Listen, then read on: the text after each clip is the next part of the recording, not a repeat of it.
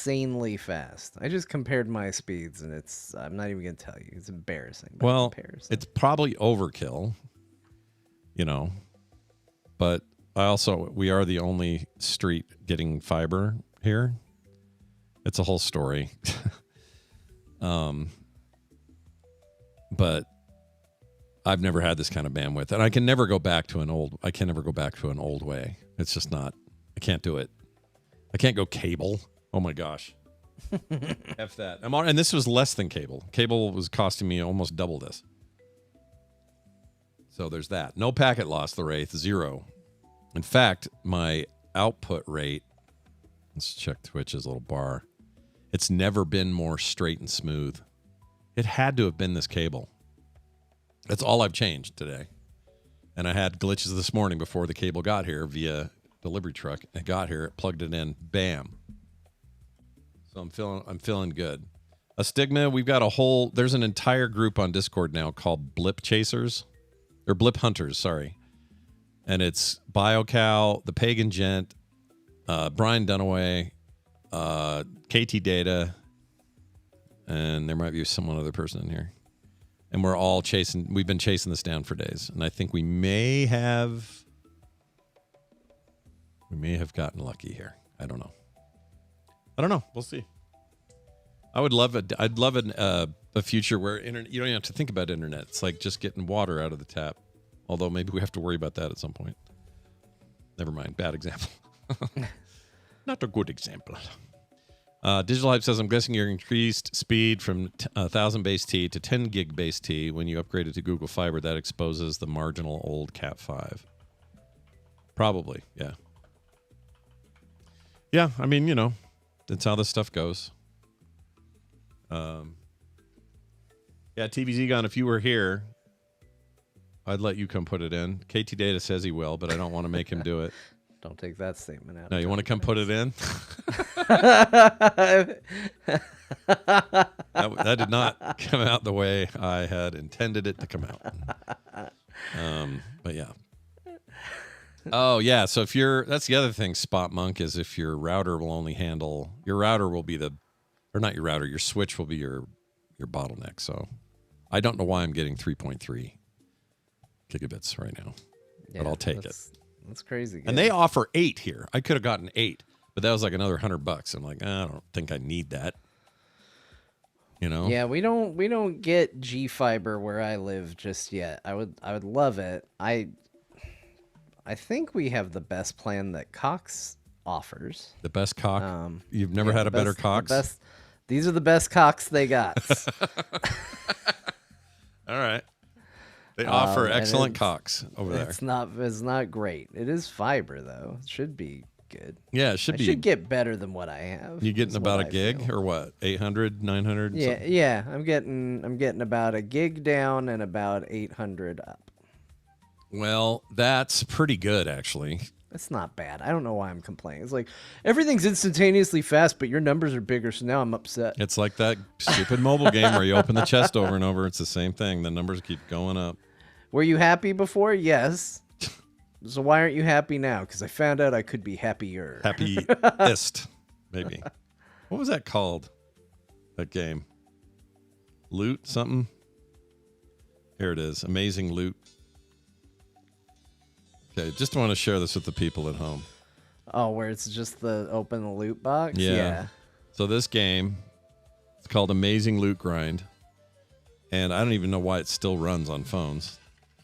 But you just open up a chest over and over and get better loot, and then equip. Yeah, you equip the gear. You equip the gear. Fun part. Whoops. None of that watch an BS. ad. It says watch an ad, but there's no ads. It's not the person has long abandoned this. But yeah, I think somebody in chat just said, Xantar said, I have this from your App Slappy episode. I think that's probably where I picked it up too. It was the old App Slappy. And you can't buy it new. So you got to keep it on your phone like I've done. I've just kept it for all these years. And say I'm just selling loot now because none of these are improvements. Although that's not a bad... I have a legendary there. Anyway, the only bummer is it used to be if you watched an ad, you would get an increased chance of uniqueness to the rare or better. And so now you gotta just roll your dice, but I'm mostly legendary. Or let's see, how's this work? Legendary. My loot level is 17,080. My strength is, I'm kind of tanky. It looks like I'm a male warrior. Yeah, you just can't do anything with it. Yeah. Oh, it's so stupid. It's so dumb, but I love it. I love it.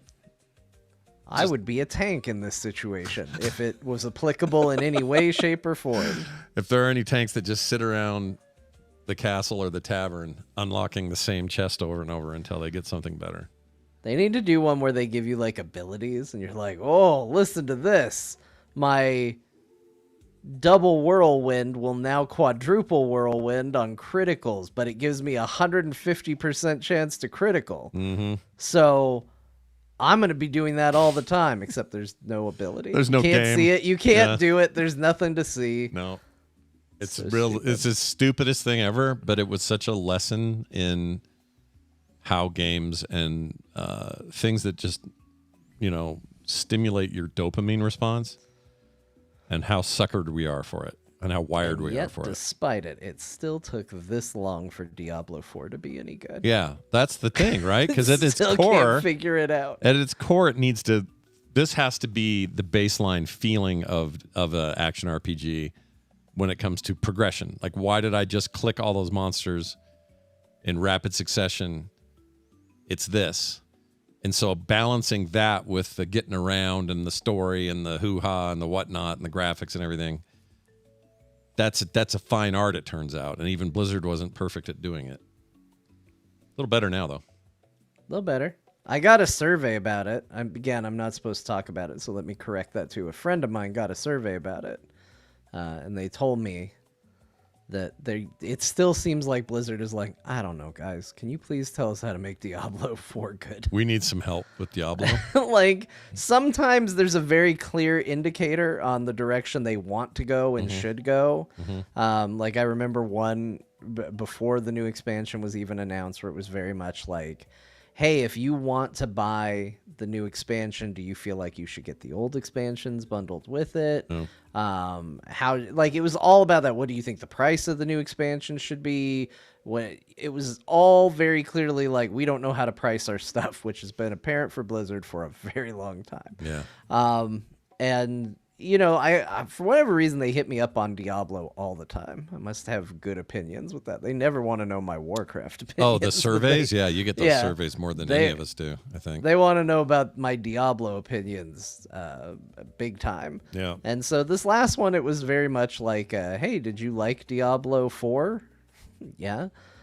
Are you going to play it again anytime soon? I don't know. Probably not. Like, why? Yeah, what is it? Why aren't you still opening the chest over and over? What's going on? So it was hard to say, but my friend left a comment that was just very much like, hey, it took you guys 2 expansions, but I think you've gotten to a really good base game now. But I'm not interested in a lot of the in-game stuff. Like, it's just not that compelling. There's interesting ideas there, but I still think, for my money, I thought the merry-go-round experience of Diablo 3 was more fun. Yeah. It was That it was loop worked pretty good. It was just like the philosophy of, here's a build, here's the rules, now go break it in amazing ways. Yeah. That did something to me. Yeah. The new way is you feel the power increase for sure, but you don't ever get... You never really break the game. I never play Diablo 4 and go, boy, am I broken now. Yeah. So I think that chasing that open world experience, playing with other people, that was the other thing. They really wanted to know my opinion on playing with other people in the game. I was like, I'm not interested in it. I don't like it. And every time I see another person in the game's a little worse for it. So I don't... Yeah, you know what? I'm with you on the whole, I don't need other people in there. If I need my friends, I'll call them. Exactly. I like when it's available, because I've Yeah. certainly had my degeneracy in Diablo with other people. I remember Hunts the Wind and I playing until the sun came up, Diablo 3, Yeah. like just randomly was like, oh, you want to play? A bunch of us were playing, and then everybody went to bed like reasonable human beings, and Hunts the Wind and I just stayed up all night playing Diablo. You guys will always have that, Yeah, I will always think of that. Like more than his DPS and WoW, I'll just be like, hey, I remember the time we just cranked sodas and played Diablo 3 till the sun came up. Yeah. It was a good time.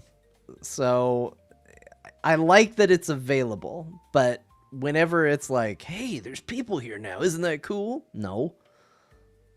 It's not cool. It's not that cool. I think some people think it's cool. I think that a lot of times I look at this stuff and think, I play it like a Metroidvania kind of, where I like being isolated. I'm the lone hero. I don't know, something about Diablo and that and me. It's a very intimate experience. Always has been since 2 on, even 1, I guess. But there was always Blizzard in the background going, no, you want to be with your friends. You want to trade stuff. You want to throw an ear on the ground and go, whoa, I can pick that ear up. And like, they really want you to do the everybody everywhere thing. But it's just never been the way I play that game. So even when the game was like forced to be online all the time, which was very controversial, no one cares now, but back then it was a big deal. All those sorts of things. It just all felt like it was trying to encroach on what I considered to be a very intimate solo experience. Yeah. I'm glad people are hearing about my intimate solo experience. Yes. Since I've been a teenager, the intimate solo experience has been a pivotal part of my life. Been a big part of my day. Yeah, I think it lends to the horror too. Diablo was supposed to be kind of like a gothic horror game, and I think by yourself is a lot scarier than, and here comes Thunder Punt, the gonna just spin to win barbarian is gonna kill that boss for you in 2 seconds. I like Thunder Punt. Great name. Well, I was thinking there's the name of a character I saw in World of Warcraft a long time ago. What was it? It was not Punt. Oh, And I bet I know what it I is. saw it and I was like, whoa! Yeah, I cannot believe you managed to get that past the name filter, but yeah. probably not for long, I'm guessing. No, I'm sure they didn't get to keep that one for a long time. Yeah, for anyone in the chat who might be confused, just swap your P's and your C's and you know what it is, I think. Yeah. Although it could be... It's an appropriate name in Europe. Yeah. Europe, they love It's it. Dropping that left and right. Here. Yeah. It's offensive here. Over here, we're just... you get in big trouble when you say that one. But not in World of Warcraft. Nope, as long as you're a Tauren shaman, it's fine. Yes, chat. DJ Monkey Mike says Thunderbunt. Yeah, Thunderbunt. Yes. That's it. He's a big baseball player. Yeah. When Or he's cake. not harnessing the power of the elements. Baking a cake. He's bunting and baking cakes. What is Chut Beaks? E4 E Rich. Chut. Oh, I get it. Butt cheeks. I get it. Yeah. Took me a sec. Yeah. So anyway, the point is, I don't think you can buy this anymore. But of all the incremental nonsense dopamine hits, this is still my favorite. And it's actually gonna go look. Let's see. Chat asked if Blizzard is curious about my Overwatch opinions. No, strangely, I don't get any of those surveys. Why do you suppose that is? I wonder. I think because I would just go to the part where you can type and be like, "Hey guys, I've pushed the payload. Can we do something else, please?" Mm-hmm. Yeah. It'd be really great to play literally anything else. It is your favorite. Okay, confirmed. You can no longer hold on to Amazing Loot Grind with all your might because no one carries it in any form. If it's on your phone, it's the last copy. It's like having the PT demo. Although based on the stuff we saw this week, was it this week? Whenever it was, they showed off a little of the new Kojima horror game thing he's doing. I forgot the name. Called OD. OD, yeah. OD. I try not to say it too fast because I just like, it's based on Garfield's Nemesis or whatever. Pretty scary stuff. Friend Nemesis. His Nemesis is what? Nermal? Nermal and Bo's Odie's here. really like a frenemy. Bodhi. Wait, who's Bodhi? Odie. Oh, Odie. I thought you said Bodhi. Odie's the dog. Why did my Bodhi is somebody else. screen just freaked out and it made you freeze? Why?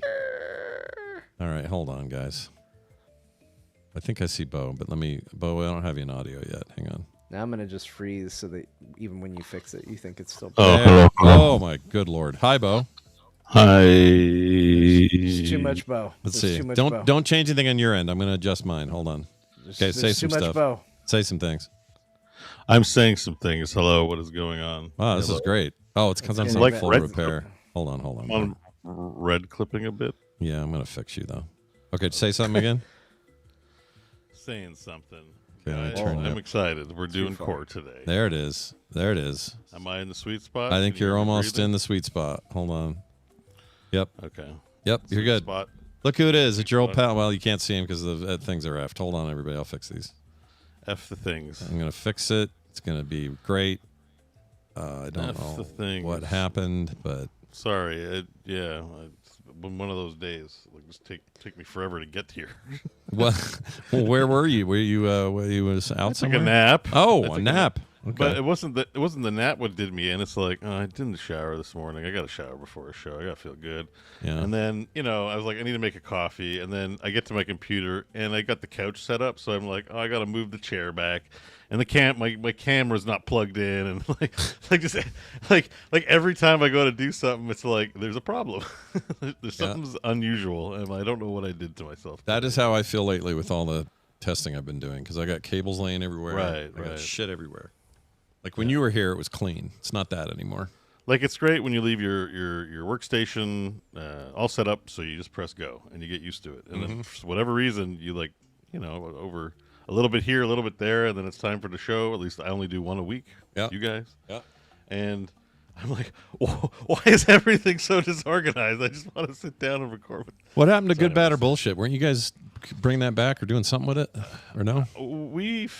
I think during the period of like my anxiety years of COVID, Yeah. I felt very overwhelmed. Yeah. And I was like cutting things out, right? So Yeah. we cut it. We took a break, and then we just decided to play video games instead. That's pretty much what happened. All right. A couple people, there were dozens of listeners, and they do miss it. Maybe one of these days I'll get back to it. Who knows? Do you ever hear from them? You get emails going, I don't have anything good, bad, or bullshit in my life? No, I just get those spam emails that are like, the SEO on Good, Bad, or Bullshit's not great. You should do that. I'm like, the show's been defunct for like 7 years now, or something like. Or not 7, but a while, like that was 6 years ago. I guess, get those all the COVID time. happened. We love what you're doing with hypothetical help. What a great podcast. yeah, but it could use more exposure. You're really screwing up on you're just like, It's like I haven't had an episode since 2018. I don't know what you're saying. what, like, do you not care about the results of your fishing? Like, And some of them like are doing a dirty trick where they will pop in an episode, or maybe the most recent episode, they'll have an AI listen to and transcribe the first chunk of it, and then their email will incorporate that and say, "Hey, we love core gaming for core gamers." And then it'll have a paragraph like, that time when John told the story about the thing and Bo said this, that was hilarious. Anyway, you want to, and then it's like, oh, okay, so you guys are you're having a computer peek into the episode to try to convince me you're like legit. F off. F right yeah. off. I think the thing is, they don't listen because they know how. I'll be like, I hate advertising. Scott will be like, I put an ad in the show. Maybe shush a little bit on that. So if you listen to the show, you kind of know we're all just like grumpy, as a baseline about all that kind of stuff. Well, yeah, it was And about we don't have agents, but like that streamer culture, that podcast culture. It's like, I got to get an agent. We got to do SEO, and we got to have Instagram shorts everywhere, and like they just. So it makes sense that you get spam like that, right? From because it could be you could be the next Mr. Beast. Yeah, you never If know. Only you had our help. Yep. Yep. I had a dream like 2 nights ago that my wife and I both went and were getting an agent. And, like a nondescript, for no particular purpose agent, and it was simply because somebody I knew was in the new Spider-Man movie. Oh, no way. And I was annoyed that somebody I knew was in the Spider-Man movie and I wasn't. How did that guy get a part? Yeah, Not that's me. basically it. Was he an That's like extra, or what was the deal? How did he get in there? Just an extra. I was Okay. like, that sucks. I want to be able to say I was in a Spider-Man movie. Yeah, it'd be cool to say that. Like Len Peralta's kid was in the Superman movie, and they were spreading that all over the internet when that happened. That would be cool. I'd like to be in a superhero movie. Yeah. Speaking of weird So, dreams, I was I had a like, dream. come on, we're going to go get an agent Let's get an agent to improve our chances of being an extra in a Spider-Man in film. a Spider-Man movie now. Sorry, Bo, go ahead. No, I had it's just that you mentioned dream, and I had a funny dream that lingered with me because it really actually legit made me feel bad. But I had a dream. Liam O'Brien invited me to play Dungeons and Dragons with him. Oh, my He Lord. was DMing and he didn't want to do it on camera, so he's like, "Oh, we're just gonna play." Oh, And then I was there not 5 minutes. I can't remember what happened, but I got kicked out. you got kicked out. I got asked to leave. And I was like, man, and I woke up and I was like, I'm bummed. Yeah. I was just like, I feel bad. I would I don't feel even bad. know what. I think like there was somebody who was like kind of like teasing me or something quietly, and then I reacted badly to him out loud. Oh, so it wasn't just you and Liam. Obviously, you're not playing There was two-man like 40 D&D. people there. It was a very unrealistic. Yeah, it was just like, oh my god, so many people are here playing D&D at Liam's. This is cool, man. And then he's like, please leave. He might hear I was this. like, He might hear this and "Oh." think this is the funniest thing he's ever heard. I don't know. It's That is just, you know, sad. dreams are weird, right? And I was like, I met him now, so he's dream He's dreamy. material, right? Yeah. You meet people and they become He's dream material. Yeah. Does a little. Well, you know what I cameo. mean? Like content, I guess. If you're that content brained when it comes to dreams. Yeah. No, Dream it's content. weird. It's weird where you pull things from people. I had a dream the other night that I was playing a game, Yeah. but it was like the dream was so visually stunning and interesting that I woke up going, graphics can get better. Like, we keep thinking we're done, but we're not. It could get better. It could look like that dream. Yeah. Because it wasn't that it was hyper realistic, because I feel like we were actually, getting pretty close to hyper realism, or at least a place where you're like, yeah, this is fine. Yeah. We don't need This to do is better fine. than this. But it was like it was a dinosaur game of some sort, like a Okay. dinosaur survival style game. Yeah. But everything looked like it was out of. Did you ever read that book Dinotopia? No. Maybe. Like- Why is that familiar? I don't know what that is. They make a movie or something? Or Yeah, no? it's like a It's a kid's Pokemon book, game. Dinotopia. It's like they're going for a realistic look too, but it's also clearly like illustrations and paintings of dinosaurs, right? Yeah. This was like that over 3D models and like vast and with like lighting and smoke effects in front of it and stuff, where it was just like it was clearly painted. There was clearly artistry behind it. Yeah. It wasn't designed to make you go like, oh, this is the real world as it would have been. But it was like so detailed and so good looking. It's just one of those books. Yeah. It's like that, but imagine instead of looking at it and going, "Oh, that's clearly a flat image." Yeah, Like it's a pop- paint. it a has pop-up all bush. the stuff. It's got all the fog, all the Why- lighting, why does everything's it say- 3D. Bo's Why got a does it say point. pop-up bush? I think it's pop-up bush. Like it's I think this maybe is a ours It's an edition. arson. It's an arson. artisan. I don't know where this came from. Here it is. This is a real one. I don't know if it's a good place to learn. You know what? This is familiar, and they did make The a series. pop-up bush. They made a series of these, like a TV thing or something. Yeah, Oh, cool, like that. cool. It's pretty rad.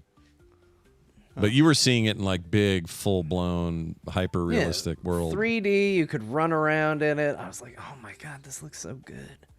Did they make a show? No, they made. Although a for game. some reason you had to collect dinosaur eggs, and the dinosaur eggs looked like circus peanuts. And I was like, really? You got a game that looks this good, and the eggs look like circus peanuts? What's up with that? Oh, here's why it's familiar. They made a bunch of games. There's Xbox games. There's do you remember yeah, these? was about I to remember say, these. That's got to be a big franchise. For I games. don't remember the games. I just I've remember never the seen- book. Yeah. I have never seen those in my life. Is there a movie? Hold on. This is taking me down a path. I mean, they had to have made a movie after Jurassic Park. They're like, oh shit, we got to cash in on dinosaurs. Dinosaur. Oh, they totally did. It's animated, and it looks like it might be on DVD. Dinotopia, Alla Sera del Rubino. What did they do with the look of it, though? They just made it a ripoff of The Land Before Time. Oh, it's heinous. I hate it. This is like Universal. they took something that's visually that has to be like off-brand, right? That's like I think Well, this maybe is they real. sold the franchise to a larger concern who, just churning out the franchise. I don't like how materials. this kid is built. He's built weird. It's just like, yeah, That was don't really don't weird. sue us legally safe versions of things from other animated films. Yeah, kind of. I wonder if I can find a clip to further go down this hole. Let's see. Dino. Whoops. Further down the hole. Dino. It wouldn't be the first euphemism. But like I the made. whole point of those books is they're so visually interesting, and then you're like, we're gonna do a show. What if we just rip off The Land Before Time? What are you doing? Adventures in Dinotopia. Oh, that's somebody's fan film. I want to I'm find sorry like we a. made you mad about the fate of this franchise. Oh, here we go. Okay, here. This shouldn't get us in trouble. Not that. The Lost Island of Exotica isn't That's gonna get not us it. in trouble. That No. sounds like that's gonna get us in a lot of trouble. That is some horse shit. What happened here? Hold on, something's frozen there. Oh, that's why. Same deal as when you guys froze. Hold on. Fix that real quick. We froze. Whoa, that isn't right. Frozen Infinite man. Oh, window. That's not it at Oh, all. man. Okay, technical issue. There it is. We have spiraled. So this is some kind of. Yeah, this is it. Oh, this is terrible. No, it's freaking horrendous. F this. I don't want this. Look at this kid, skater kid Yes. from the 90s. I don't like him. This is a crime. I feel like she's gonna turn around and tell me about Jesus. It does feel like one of these. It's like, now what have we learned? Jesus would have let dinosaurs live in peace. Run credits. They just wait. They're like, the meteor's coming. What will save us? And she turns around and she's like, there's only one option left. Have you accepted Jesus? Jesus. Teaches a bunch of dinosaurs. I don't like it. His pants are too low. It's pissing me off. All right, well, there you go. That's Dinotopia, the animated film. Bingo. Yep. Dino DNA. Good job, guys. You did there. it. Actually, I'm glad you had me look at that because my screen would have been F and I wouldn't have known it. So that was Well, that's what the pre-show's for. It's really, just ironing out tech issues. it seems like a show, but it serves a purpose. Yeah, no doubt about it. Well, let's do a show since we've been at this for about 45 minutes. Oh, no, that's not long. It's about 30. Anyway, Bo, did you have anything else you wanted to say in the pre-show before we go into the main? No, I'm good. I'm sorry I'm late, everybody. It's my bad. It's all right. You're tired. You got a schedule. I get it. Well, yeah. Been dejected from his D&D game. He was feeling down. Yeah. Yeah, that was a few days ago, though. So Okay. I'm over it. But I you're over it. legitimately have not felt bad about a dream like I did after that. I was like, man, what the hell? I don't get those very often, but the ones that make you feel bad, they're the freaking worst. Yeah, I didn't do anything in a dream, but like I just was lingering, like rejection sucks. Yeah. Blows goats. All right. Well, let's do a show, and we'll get going here. I think we got everything do the ready to show. go. The show. That's right. Do this. Open that. Close that. All right. Here we go. Counting it in 3. Whoops. Is that right? Yeah. 3, 2, 1.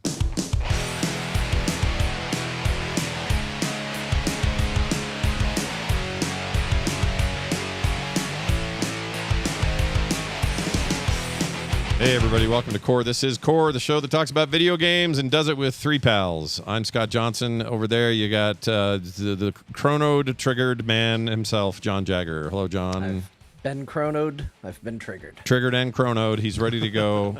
Then we also have Bo. I can't find my fishing game, Schwartz. These are really creative Yeah. intros I worked on. I mean, This feels like where I you feel like practice film sec material. But I feel like I'll stop searching. Yeah. Yeah, you think you're good now? You're not gonna Yeah. look Yeah. for any more? That's a shame. I'm gonna skip searching any further for. How do you like that meme though? That everybody thinks that Bo's the guy who's going to just go find your fishing games now, or if they find a fishing game, they're going to let you know about it, and it's going to come up here. How do you feel about that? I mean, I've done it to myself, right? So when people like a thing and they get sick of you bashing it, they're going to find ways to retaliate, right? That's true. Even if it's just in a friendly way, jokey way. So, yeah. yep, everyone, apparently it's popular with people. People like the apparently. fishing. Yeah. Apparently, I'm a big and cruel bastard for hating fishing. Did you try the fishing in Diablo when they added the fishing? Did you give that a shot? I did the fishing quest. Okay. Then technically you kind of did. Then I went, that's it, I'm done. But like, I also got to the end game in Diablo and went, I'm done. So I wouldn't read too much into that. I didn't play it long term. I enjoyed the campaign and then I was out, which is not how you play ARPGs. Not supposed to be. It's not how they want you to play. No, That's I would constitute it overall as a probably a failure. At least not a failure on the part of the development team, but a failure to interest me in their game further. I like the campaign, but those games want you to play longer, and I'm like, you know what? I've done this before. how much of this, John and I talked about it a little bit pre-show, but how much of this with Diablo or any action RPG is just fatigue on our part, having played these for so many years, this kind of game? You think that's Yeah. why the end game doesn't appeal, or is there actually something wrong with their end game?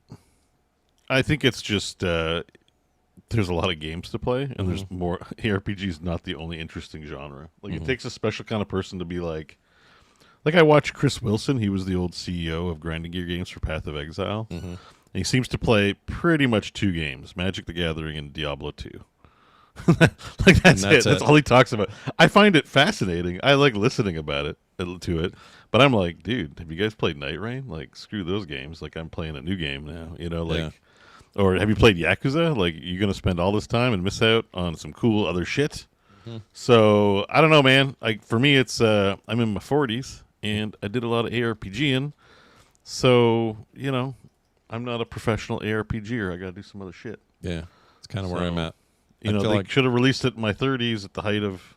I know it takes time to develop video games, but for me, they should have released it when I was super into it. they keep telling us everything's 10 years now, right? Isn't that the new deal? It's the new. Yeah, That's it's what they 5 to say. 10 years, Yeah. but it's got to be untenable. Like it can't just be it just takes 5 to 10 years to make a game. Like you got to start getting mad about like we need to find ways to make games quicker. And I think the developers of Stellar Blade Shift Up figured out how, because their game is chock full of Gen AI. So, It is, isn't it? brace yourself for the 2030s, friends. If you're anti-AI, you're going to be unhappy, I think. Well, we got I can't find it now. I wanted to find it, but we basically got a text from somebody. It was kind of long, so I didn't pull it. I think it got archived. But anyway, it was about this whole thing where they were like, how can you guys complain about Gen AI so much when you also complain about the time cycle it takes for AAA games to be made, when that could significantly cut down on the time it takes to make the latter, and basically pointing out that maybe we have a dichotomy there. Like we want the one thing. Well, no, there's a very good explanation for it, and I think forgive people for not paying that much attention to our week-to-week evolution on this topic, but it's the world's worst marketing campaign. Like these salesmen are out there going like 20 to 30% mass extinction event, and everyone's like, "Why are you building that? Like, what the fuck's wrong with you?" Like, and then they're like, and then all this IP theft and no moral compass. Like they're out there talking like they have a moral compass, but then like, no one's just saying the truth, which is like, well, it's just out there and it's gonna be out there, and we have to help make rules about it. Like they say all the right things, and they don't do anything. So, there's a lot of bad thought behind it. But I've had another prevailing thought recently, as I've been trying to learn, not from these talking heads, but from people that are trying to make their own LLMs, because as the technology gets out there, it's pretty basic stuff. Like it's not. it really The is. fundamentals aren't that complicated. And here's the other thought is, if you're interested in computers and you use computers, at one point the original vision, at least I can't remember there's a woman and a man. I was watching the history of just like computing a while back. They were trying to emulate the human brain, in the 60s, 70s, 80s. Like we're here because of computation, like trying to emulate neuronal. We've paradigm. iterated it to a point where it's starting to feel like we achieved it. So there's something a little silly in my mind about being like, oh, we actually got a step closer to what they were trying to do before. Yeah. Like we landed in this stopping point where we got these maximum convenience devices, and we're like, let's just stop it there. But like the original plan was this stuff, and I don't know if it's the best version of it. I'm not equipped to tell, but like I've been using it here and there for non-creative things, for like personal life things. It's not the best, but it remembers things and provides context. It's like LLMs; they're quite interesting. I've just been trying to use it like I'm a citizen of the jet. I'm one of the Jetsons instead of I'm not trying to make a Hollywood blockbuster or anything like that. I'm trying to like incorporate it like this, this is like a software step forward, and I can kind of imagine that there can be a new hardware paradigm. Right now they're like taking up our GPUs, but just looking at the way that it's coded, I bet you there's new architecture that could come along and complement. Oh, there always will, right? If this use case becomes like the endemic, and like I know they're polluting everything. Like there's a lot of bad stories, but uranium mines pollute things, and we have a lot of sources of pollution. I'm not saying what's one more added on. Like we have climate change to deal with, but we can't just focus on AI for the climate change conversation. We have to focus on all of our dirty industries, and I'm here for that conversation. I sort of agree. But AI itself, I don't know. I've been like trying to be fair to it. That's what I'm trying to say. Yeah, I think it's a weird stance. Like it's what we're doing generally as people more than anything right now, and it's frustrating because for some reason we have decided that everything has to be extreme A or B, and that there can be no middle ground. In fact, one of the worst things you can be called this day and age is a fence sitter. And that seems absolutely batshit backwards and insane to me. But it's one of those things where it's like, yeah, you know what? We can want games faster, and we can say, hey, AI has problems. You can absolutely believe both those things. You are not signing up for a side when you say, hey, I would like to find a way to embrace this technology in an ethical way that isn't going to destroy the world in one of myriad ways. Yeah. Also, we should try and find a way for video game development to go a little quicker. And I think that those are not mutually exclusive stances. And I think it's weird to try and force that onto people where it's like, well, you can't feel that way, because no, there's plenty of ways you can do many of these things. I am not going to sit here and try and tout a platform of anti-AI. I use it all the time. It is extremely useful for things, certain tools, like if you find a recipe and you're like, I want to make this, but for some reason they only came up with the recipe for 14 people. And it's really easy to go into AI and go, here's the recipe. I don't want to make it for 14 people. I want to make it for 3. What can you do the conversion for me and give me what I should do for a smaller scale step on that? And it's pretty good at doing that. There are great ways to use it, but like any tool, especially when it's new, there are good ways to use it. There are bad ways to use it. And I kind of regret not asking this when we had a live audience, because I feel like it illustrates the point pretty well.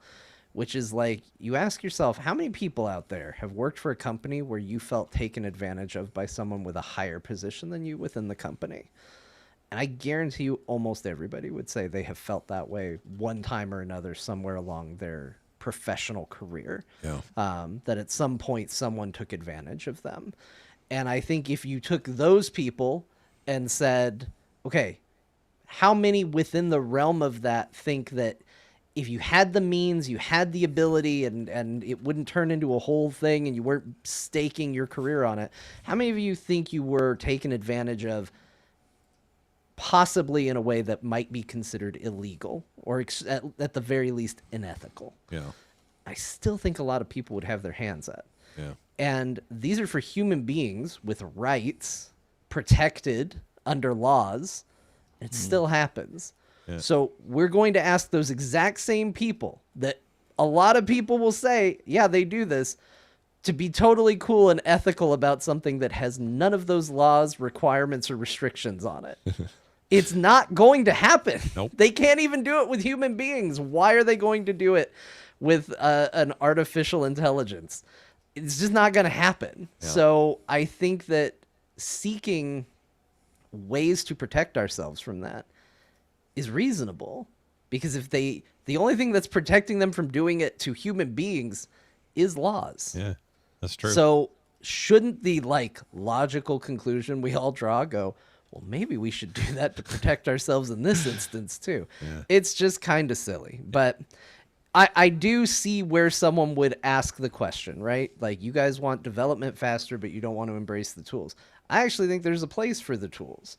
But again, it all kind of hinges on that. Can they do it ethically? And I'm a firm believer that right now, no, they cannot. All right. Well, look, see, what we did is took a throwaway comment from Bo, and then we took it to somewhere like super informational and serious. Oh yeah, we should get to our topics. And here's the good thing: we've flushed all the AI talk out of us early.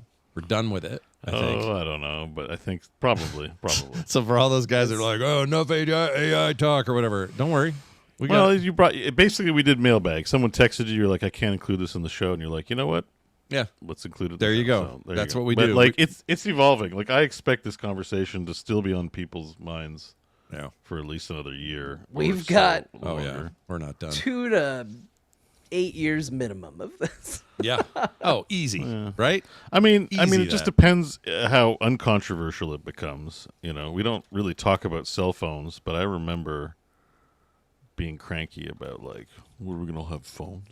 You remember? Like, you know, I remember like we're being gonna be on, stoked. we're gonna be tracked all the time, and we're gonna have like, you know, Yeah. people like just it's when I go out of the house, I don't want to be found. You know, now it's like find a person without a smartphone. You know what I mean? So it's You crazy. mentioned App Slappy earlier. I remember big conversations on that. Are the phones listening to Yeah, us? we talked about that all the time, and it was early enough where those questions were still unanswered, I suppose. And They they are, still and we're feel like, unanswered, but everybody goes, Yeah. yeah, they are. They just sort of accept it now. yeah. We just sort Yeah. of like we just kind of live with things as they are, and we move on, and that's kind of this. I mean, that's what makes people worried about climate change. It's like it's cool if we're just like, all right, I guess things are fine, but you know, yeah. Anyways, let's not get too depressing. Climate change is a tough subject. Oh no, I'm half my state's on fire, so we're thinking about that right now. Yeah, also, I played Stellar Blade, so... Oh, I just put it in my cart. It's relevant to the whole ordeal, because that's a big part of it. I just put it in my cart because it's in the Steam sale, and I had said to myself, if Stellar Blade goes on sale, I think I'm going to get it. So now it's in my cart. Did it go on sale? Yeah, $40. What? That's Pretty not good. bad. It's normally Not bad. 59. 40's pretty good cut. You could For put- Stellar you could- Blade, 40? Yeah. 40's Play it. great. I paid the full 80, 90 Canadian or whatever. You're good. You're Yeah, good. I feel all right Yeah, about play it. it. I've been looking for an excuse. I no longer have one. We'll talk about the Steam sale here in a minute. But before we do any of that, guys, July is right around the corner. We know what that means. You were almost a Jill sandwich. Time to talk about the games of July. Yeah, that's right. Whole bunch of stuff coming out as per More usual. Lost Island Exotica. Gosh dang it, it's doing it again.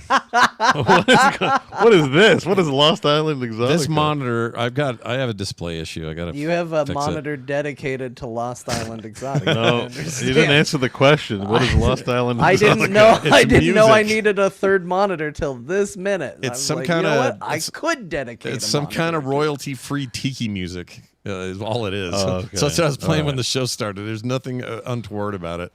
I thought it was maybe a nice, interesting visual novel you were. No, but it keeps coming up and it's annoying. But we're good now. All right, hey, I look, liked that music. I might look up some Lost Island Exotica. Go for it. It's like a I nice liked little that music as we were. tiki vibe. You know, there's Yeah. I don't know, weird island shit going on. It's that kind of thing. It's pretty good. Exotically. Exactly exotically. All right, let's talk about July games. The big one, I think, the biggest. I'll just go ahead and say it. The biggest one on here, Assassin's Creed Black Flag Resynced. I will be getting that day one. I am very excited. That comes out on the 9th. Does anyone share my excitement for this Black Flag remake besides just me? Sorta. Yeah. I mean, I loved Black Flag. I think it's my second favorite Assassin's Creed game. Hold on. Odyssey's first? Yeah. Okay. All right. Fair point, because Odyssey's damn We good. can still be friends. That's cool. Odyssey is also as close as they got back to the good ship combat, too. It's worth mentioning. Yeah. It is. And I think that was the biggest surprise. I was like, man, this is so back in the day. This looks like barely a ship I'm in, but it plays like Black Flag and it's a good time. Yeah. I really like it, and I really like a lot of the things they're saying about it. The only thing that's keeping me a little reticent is it is like It hasn't been that long. It was the first game I played on PS4.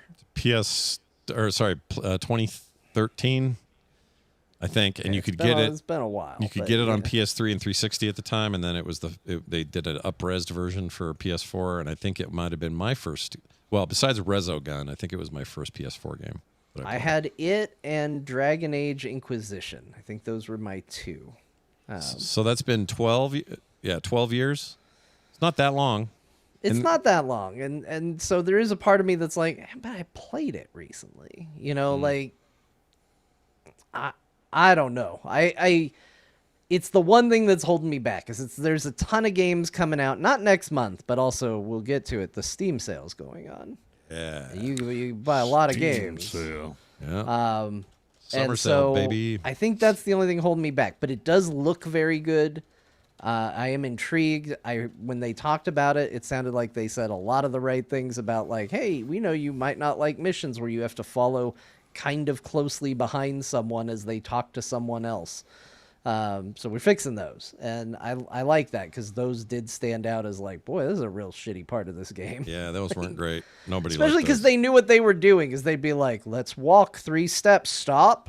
Mm-hmm. Let's talk by the bushes. Now let's run over here. And we'll talk a little bit more. And it's like, this isn't fun gameplay. This is the new version of escort missions. This is terrible.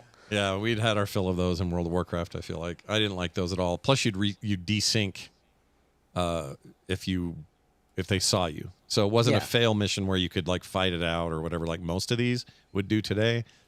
That sucks. So they're getting rid of that. I mean, I don't know. If this thing ends up coming out and they just say, yeah, it's real pretty, but they didn't do anything else fundamental to make it, I don't know, better or more modern or at least match up with some of the stuff they've been doing. I don't know. Like, I'm not expecting full RPG systems or any of that. I don't expect, them to revamp it to be more like Origins or Odyssey, but I wouldn't mind it to control like you bought it, like it came out this year and those sorts of things. So I guess it's a day one for me if the reviews aren't ridiculously bad.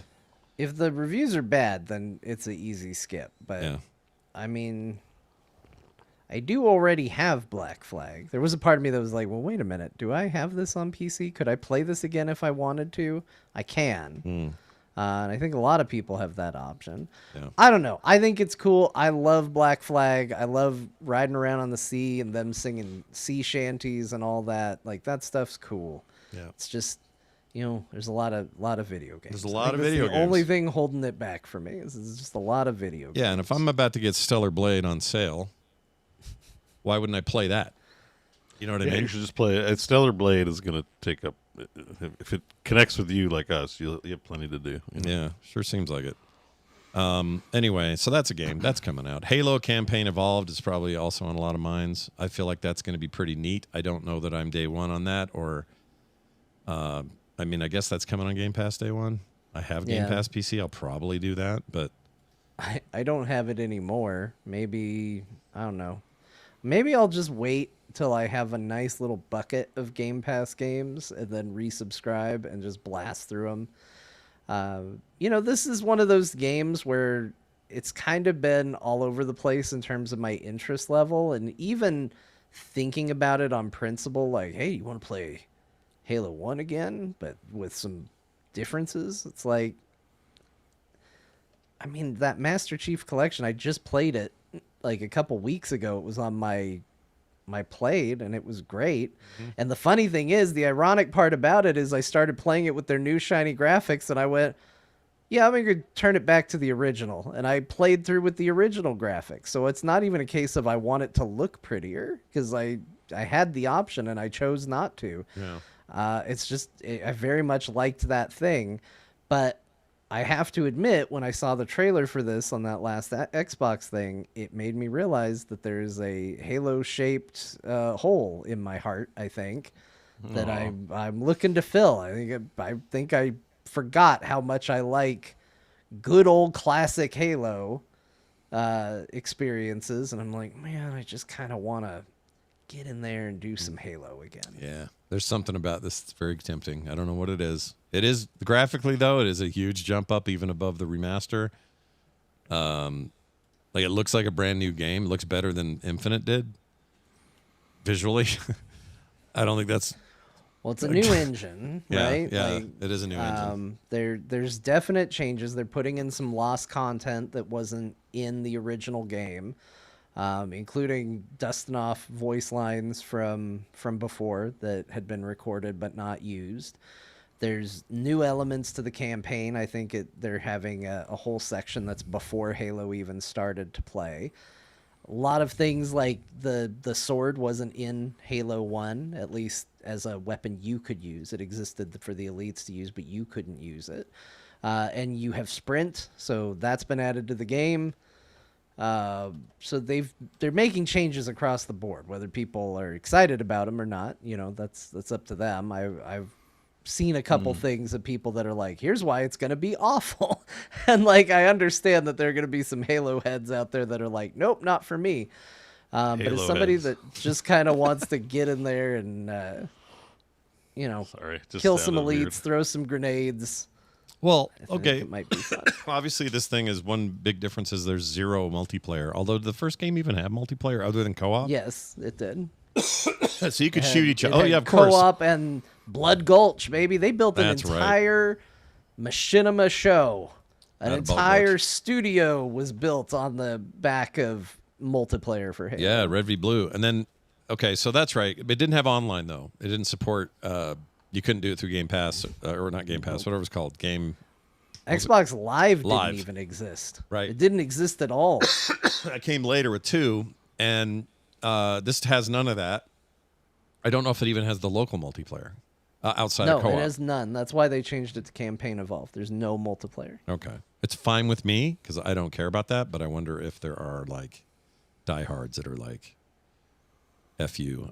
If I can't shoot you in Blood Gulch, what game is this? You know what I mean? Yeah. Possible. I don't know. Bo, you interested at all in the Halo franchise at this point? Not really. Yeah. It looked fine. Yeah. Like it looked good. This is like I'll pick it up on sale kind of game. Like I'm not, Yeah, I'm in no rush either. I've played it. I think on PC. I think I've played it on Xbox. And while it looks great, I can't say that. I just can't say I'm a fan of the Halo franchise. It's very not bloody. Yeah. It's very, and it's fine. That's fine. It's just aesthetically, it's never really done it for me. So I've never. How does that translate in a game like Overwatch, which you have enjoyed in the past, and there's zero blood in that thing? Does that ever bug you? Yeah. But Overwatch has like peak like character design. Like everything's so cool in Overwatch. I don't know. It's Like, interesting. Okay. Halo's like, here's green armor. Like the Master Chief is like the most. I mean, it's fine because he's kind of supposed to be an everyman, but there's just nothing appealing about it. You know what I mean? Like it's just an aesthetic thing. I don't have a big critique or anything. I just it never really hooked me as that interesting. It's weird to The think only- in the same 15-day or so period of time or 30-day period of time, we will be getting a brand new, fresh look at that campaign. And at the same time, all but just a couple of Destiny employees were fired. Bungie laid off a big chunk of Marathon devs. Like they're going through a major flush right now. And it just makes me sad because they don't have anything to do with this anymore. Halo doesn't belong to them, but it just bums me out. I mean, yeah, I think probably, I don't know. It smells of like, there's like failure and then there's success, which is also failure. So it's hard to know.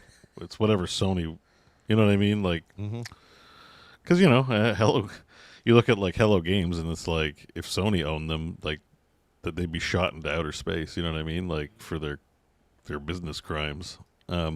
Just selling one game and not selling any more DLC or What's the monetizing it charge? anyway. You're in trouble for And- business crimes. Yeah. So I'm just like, in a world where like Hello Games is like, oh, we love our game and this is just what we're working on. We got a little side project. Destiny's not much different. It's like, oh, we got this Destiny thing and we're working on this Marathon other game. Yeah. And Sony's like, off with their heads, like just like destroy it. Now, do they overspend for the money they're generating? Maybe. I who knows? That might be a sensible, obvious choice if we were on the inside. Yeah. So I don't know, but it's just that's the world we live in, where it's like Hello Games is like small team makes Yep. a game, Yep. people love it, and then Destiny's like Sony's like doing, that's not working. So I don't know. Sony's doing The something interesting. We usually don't. We try not to talk too much about layoffs because they just keep happening. And what else are we going to say about it other than we hate it and blah blah blah? But is it a little interesting that I don't know if there's a marketing department problem when Microsoft announces layoffs within their studios lately. It's Microsoft laying people off. When Sony's things they own have layoffs, it's Bungie's layoffs, not Sony's, even though Sony owns Bungie. Well, you're subject to scapegoating. I mean, corporations are like micro monarchies, and when things don't go well, and they have to go well every quarter, so it's like also compressed time. Someone's got a price of blood has to be paid, and the gaming is so like swingy. It's so easy to point a finger at that stuff, and be like they're losing money, and taking too long. Like there's just I feel like it's just such an easy scapegoat when you're in a giant. They're not gonna fire people in TV division. It's just raw numbers. Like, but it's like they're just making this game. No new games, no exciting trailer. Like, you got so many people outside the gaming space now involved in your existence. Yeah, it's so easy to point the finger and be like, "Well, this thing sucks. Let's can it." You know what I mean? Like they don't. Yeah. That's good stuff. Any sense. No, it makes perfect sense. I feel like that it's just like scapegoating. It's like, great, they bought all these companies, it's going to be so good. And I'm like, just wait till you're on the chopping block. Yeah. It's not even going to matter if you're successful. I at least used to think it would matter if you were successful, right? Like Blizzard and Activision Blizzard King, like they're always making money. No way Microsoft's going to mess with it. They're just going to be like, there's a disturbing lack of AI in your company. So we're cutting your World of Warcraft money or something like that, There's a disturbing lack of AI at your company. Feels like a thing that's happening a lot of right now. Yeah. And then what happens is there's a disturbing lack of regular people here. What do we do? And then there's a scramble to try to fix it, but not drop prices, and then still make money. Yeah. It's all going great. The problem is like gaming communities are communities, and I don't think big corporations are used to like really dealing with the community, like in the way that it's actually meant to be, right? Like they'll obviously use that as a term in their marketing and whatever bullshit. But like a community is like people that know each other and like care about their reputations within that community, and corporations don't give a shit about that stuff. So like I think that's the disconnect where it's like these are fun tents that we come to convene to enjoy these games, and they don't treat they talk about them like IPs to be juiced and milked, and they're never at the table. Like when they're going to cut, they're like, Destiny has a community. How's the community of gamers going to be impacted by these layoffs? Like that doesn't happen. They'll be like, they'll be fine. They can play some other shit. Like what? Like it's they have no value for any of that business, and that's why we get mad. And that's why the corporations are like, why do people like Valve? Why do people like Hello Games? Why do people like Blizzard? How is this possible? It's like, well, because they give a shit. They're like the rare examples that actually give a shit about the impact of the people they've invited to spend the time, the limited time they have in their life within their worlds or with their service. You know what I mean? Yeah. No, I know what you mean. Yeah. So we're on the other side of it. It's a bit of an old man lecture. Sorry, I liked it. No, it's good. We're bringing you the paper later and your pipe, and couldn't think of any other dad. I've never seen paper. You never seen paper? Oh, look at it. Sorry, there's a chance to hold out the Kim Coates. We always take that chance. Let's see. Avatar Legends, the fighting game.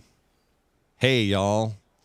Have you ever thought you should fight in the Avatar world? And I don't mean the Jim Cameron one. I mean the other one. Jim, your good buddy. Me and my pal Jim Cameron. Jim Cameron. Here Jim it is. says to me the other day, "You're not gonna believe how blue these people are." They're so blue. I think we should change it up. Make a purple one. No, don't do it. Keep them blue. This is like a head-to-head anime-looking fighting game in the Avatar universe, Last Airbender stuff. I think this could be okay. The fans seem excited.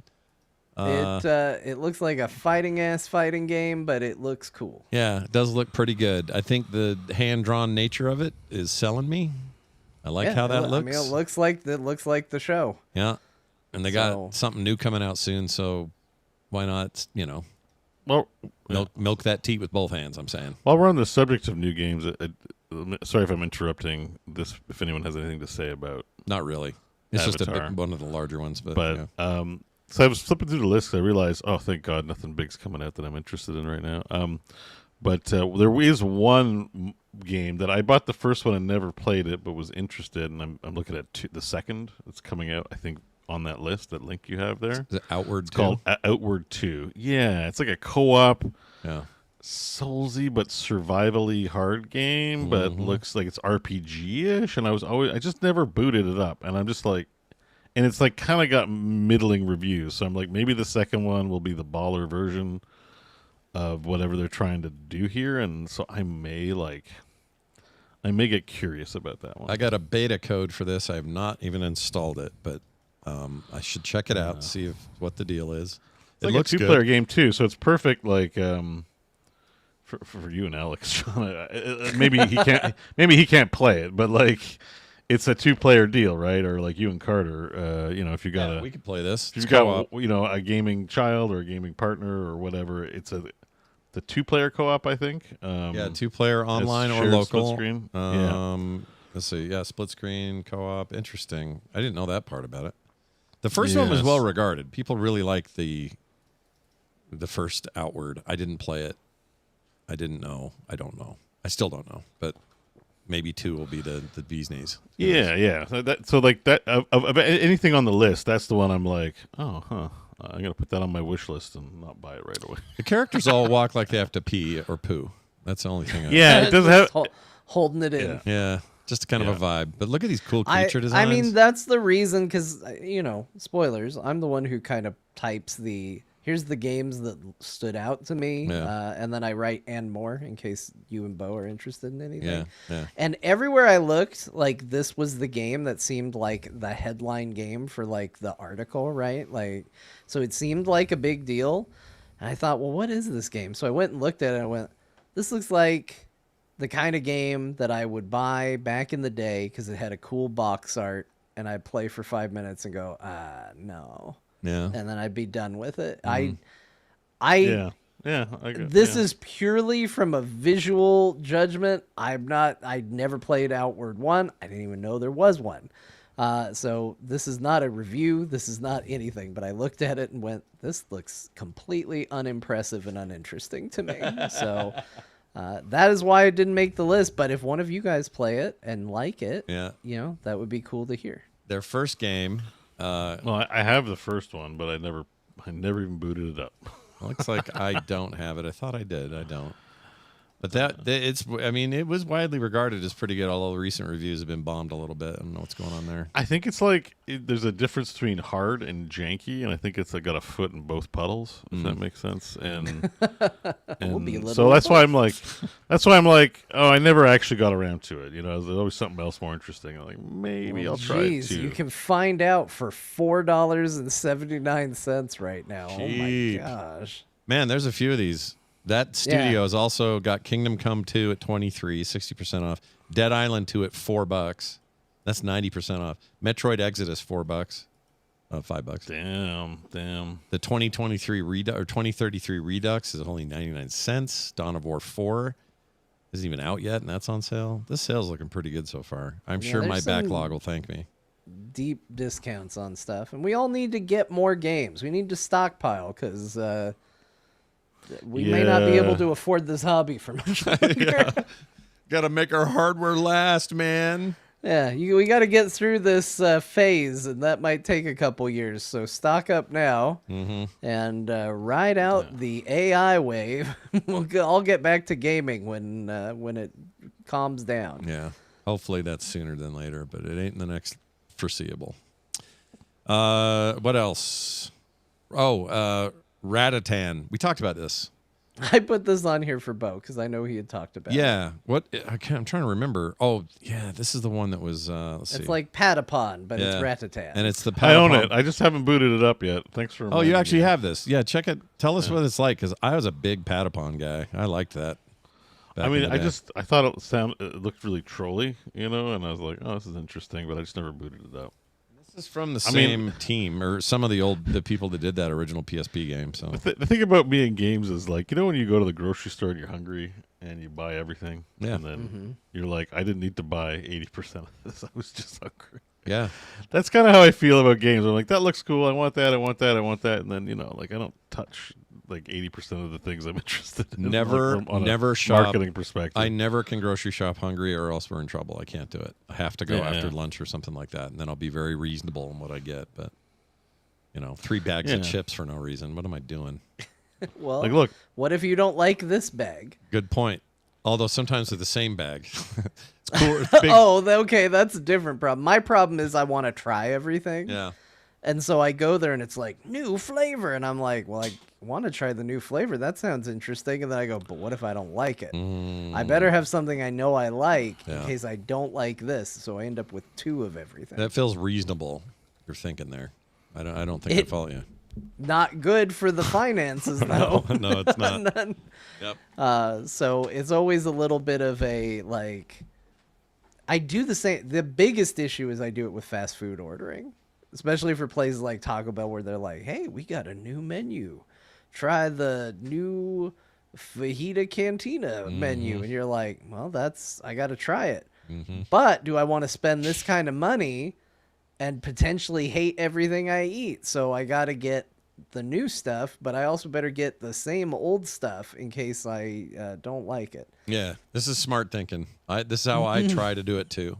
This is why I need to work out more. And it's also this thing about Taco Bell in particular, where this isn't anything new. Most everybody knows this, but you look at that menu, and if you just they say things like, "Oh, here's the new fajita cantina menu." I like that name. It's a great fake name. I think it's pretty close to what's Is it? actually There might there actually right be a now. thing. Hold Okay. on. I'm gonna look at But whatever that is, you look at it and you go, "Oh, I see. It's the same 7 ingredients, just rearranged again. It's the same." So really, you're pretty safe. You can try the new Gorgonzola Mondo Bajado and then find out later it's a gordita slightly altered. Do you know what I mean? Like they're not introducing like wildly new products at Taco Bell, I'm afraid. So you're probably safe. But Well, they don't call it a menu, but they are doing fajita stuff. all right, fajita focused menu Yeah, ideas. they're fajita forward company. Well, we turn to Bo for a comment. He is pooping from all the fajita talk. We now turn to Bo. What are your thoughts on Taco Bell? Hey, Bo, thoughts? Pooping? Appropriate.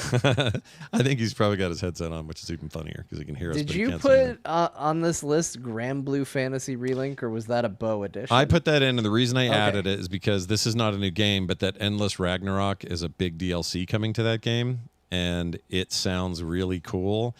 And I own this on PlayStation, but I don't want to play it there.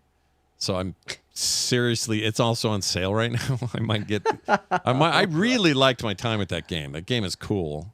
Really fun action JRPG kind of thing that I thought just like, Oh shoot, I have this game. oh, you own this game? I've apparently never. Oh, you know what? I did play a little bit of. I played enough of it to go, wow, it's really pretty. And then I think you got it, Yeah. and you were like, yeah, wow, it's something. And I never went back to it. That happens on here sometimes. This happened with Sea of Stars for me, which I played this week. We'll get to that, but I'd get around to it. I do think, though, right now, it's your fault, you and Bo's fault that I want to play the one that it's on Stellar sale, Blade. Stellar Blade. It's your fault. It's not even new. It's old. You guys have played it recently again, but Yeah, Bo, but you can gear up for the new one when it comes out in a couple years. couple or years. whatever. Yeah, it might take me that long anyway. So it's fine. Hi, Bo. You're back. Welcome Hi, I'm back. Sorry. Sorry. No, you're fine. It's all good. What else? Finally, around us. Oh yeah, we mentioned it. Grand Blue Fantasy Relink, Endless Ragnarok. The DLC looks interesting. Backyard Baseball. Now I pulled this one out because I am a ridiculous levels of fan over the GBA games, the backyard games that came out. They were sports games, and they looked like this. Although this is kind of 3D-ified, but the originals were like 2D. Simple on the face of it, design and everything for baseball. There's a basketball one. It's all like, oh, you're playing this in the back alley with your friend's house in his club here. You're up there in his tree house, and it's all like kind of like that. But underneath the hood is like a really legit arcade baseball game, and they're making a new one that is all sort of made modern, but trying to keep the vibes of the original. This kind of 90s ass art style and everything. I am unreasonably excited about backyard baseball. I'm all for it. Yeah. I grew up on the Ken Griffey Jr. video game, so this sort of stuff, it's exciting to me. Because it feels like all the sports games used to be cool, and then they all went sim, and I was like, well, that's not what I wanted. Yeah, keep them fun. Why don't you make video games for me anymore, world? Jerks. Anyway, great series. If you haven't already played it, there's a version of a port of the original already on Steam, but this one looks like an interesting new take. So we'll see how it goes. And that are your games of July. Not quite as flashy as most months, but there might be more, but that's what interests us. Yeah, at least. There are probably a few others on here, like this one called, where is it? It is called Den Shat Attack. Shat Attack. That's what Bo was doing a second ago. Shat Attack. Sorry, Dench Attack. Right? Dench Attack. Okay, Dench Attack. I don't know what this is yet, but it's giving me what's the Sega series? That's when Dame Judi Dench gets sneezes. It's like, got I had a Dench Attack. Judi Dench Attack. I don't know what to make of this game, except I just like the art style. So whatever it is.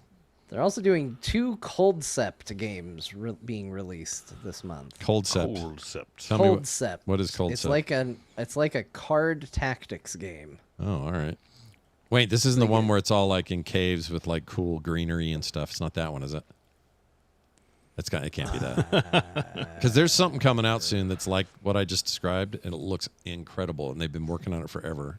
That's a Devolver game in So- caves. Yeah. Oh. It looks like they're doing a re-release of like the original. I guess this was a Saturn game. Okay. Coldceps? Coldcept. Culdcept. That's a really weird name. Series And of so turn-based they're- strategy video games developed by Only Soft. Revolves around virtual board game. Blah, blah, blah. All right. Yeah. I'm in. It looks like, I like cards and I like tactics, but it also looks like they're doing a new one. Okay. I have no idea if it's going to be any good, but you had my attention with cards and tactics. You do like those two things, and when they're together, boy, howdy. Oh, you're okay. Sorry to Coldcept. Sorry to let me know. I looked up that game you were talking about, and I'm like, oh my god. What, the weird one? The Shroom and Gloom is what it's called. Oh, yeah, Shroom and Gloom. That's the one. I'm so excited for Oh Shroom my and God. Gloom. Look at I that instantly game. Wishlisted it. Oh my god. I know. I think there's a... No, they didn't make the demo, or did they? Hold on. There's a demo. There's a demo. Was it Gloom and Doom? No. Shroom and Gloom. Shroom and Gloom. Yeah. And Gloom. I want to It's see... like Dungeons and Dragons, but LSD, I guess.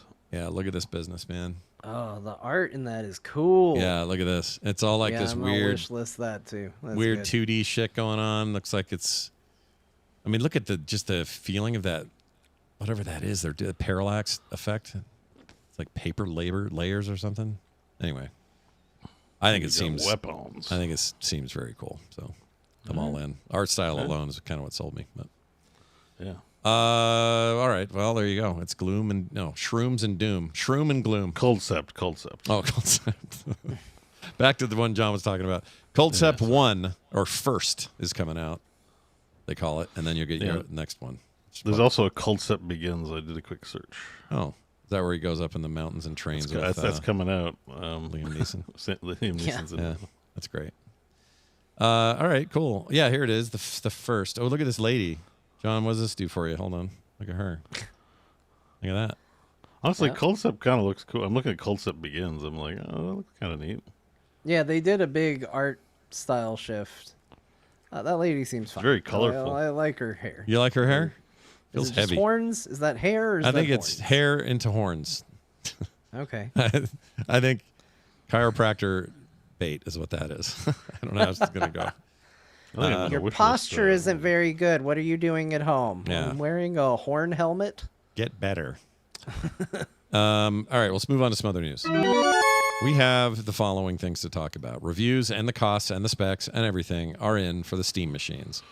And Oh, it's boy. kind of what you'd expect in terms of being a little more expensive than you'd hoped. We called the price, I think. Pretty close. I mean, I think I I think still might have thought said I still 1,500. thought base unit would be under like US under 1,000. I thought we'd get there. I think but I overshot it. I think I shot for the moon. I was like, it's gonna be $2,000. I also thought it was gonna be more powerful than it is, but I think I was in the 2K range. yeah, let me pull this Well, up. you were in the right range because, well, hang on. Well, all right. I'll let you guys talk first because the Canadian perspective on this is a little different. All right, so here it is, the Steam Machine. It comes in 4 flavors: 512 gigabyte, $1,049. I thought that would hit around $999 was my guess, and that was still high in my opinion. 512 with controller, 1,126 or 28. 2 terabyte model with no controller, $1,349, and the 2 terabyte with controller, add another $100 or so, a little less than that. It is specs wise not amazing. It is what they said, which is it's as powerful or more powerful than 6 Stream Decks or 12, whatever they said. It's something like There that. have been some various YouTube creators that have done DIY comparisons to try and rebuild the Steam machine with like a just a desktop. Mm-hmm. And the premium's about they said it was like $70 to $90. More. So what you're getting is like the only thing I would say is that they didn't talk about is when you buy parts, sometimes you wait for deals to put those things together. Mm-hmm. So maybe your potential savings is higher, but like at retail prices, it's to build a similar thing, you're probably spending the same amount. Yeah, So. I think they're cutting real light on the margins. I don't think they're going to be loss leaders because they've already said as much. They're like, we're not doing that. We're not going to subsidize the hardware, but they're also not making a big wad on these. And I'm not saying that means it'll drop if the RAM stuff chills and we get back to normal production. I don't know. Maybe they will. Maybe Valve will surprise everybody and go, and we're cutting them by $50 or $100 because that's what we are now saving on RAM. Or I don't know if they're going to do any of that. No. I'd like to hope that they would. I think it'd be folly to like count on that. But yeah, if you think this is expensive, like Bo said, it's about what you're going to do for a similar spec. The one saving grace in all of this is Valve also said, and we're going to make Steam OS installable for anyone by anyone. So you can make your own Steam machines as well. You can put them on your existing PCs. You can do all that stuff, which really does excite me from the angle of what's happening with Bazite and some of these other distros. I think it would be really cool if Steam OS was ready for prime time on any desktop. So that's good, right? And that's free. That's an open source deal. No, that is good. Giving people the option to make their own is good because I think, when this was announced, when Steam Machines came out, I think we all kind of got together, and I think the general consensus between us was this is going to be a specialized product for a select group of people, and really the only thing in question is how narrow of a band is that select group of people going to be. Yeah. I don't think at any point we reasonably thought, especially once we started going through all the RAM shortages and all of that this was ever going to be a mass market hit that like everybody was going to buy and get in on. And this is the future of gaming. This is going to go head to head with the PlayStation 5 and all of that. I don't think we ever really thought that, but it was a case of, okay, we're talking about a subset of the gaming audience, and how narrow are we going to get that band? And so I feel like you look at the price, that's going to narrow it down by quite a lot because it is expensive.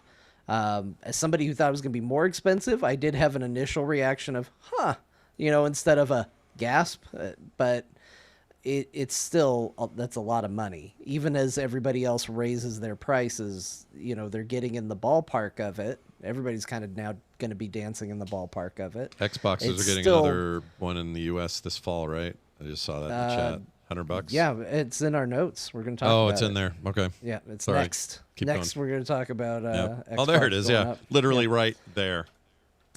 So, I mean, everybody's raising their prices. Everything's getting more expensive. So you narrow your audience down with the cost, obviously, right away. I think that if you are in the Steam ecosystem, this starts to make a lot more sense. If you already have a big library that you can bring to it, and it's like, well, yeah, but I'm going to buy this box, and now I've got 100 games more, for Scott, me, a couple other people, Yep. like maybe an embarrassing amount of games you can bring to it. Yep. You know, that's going to be one thing.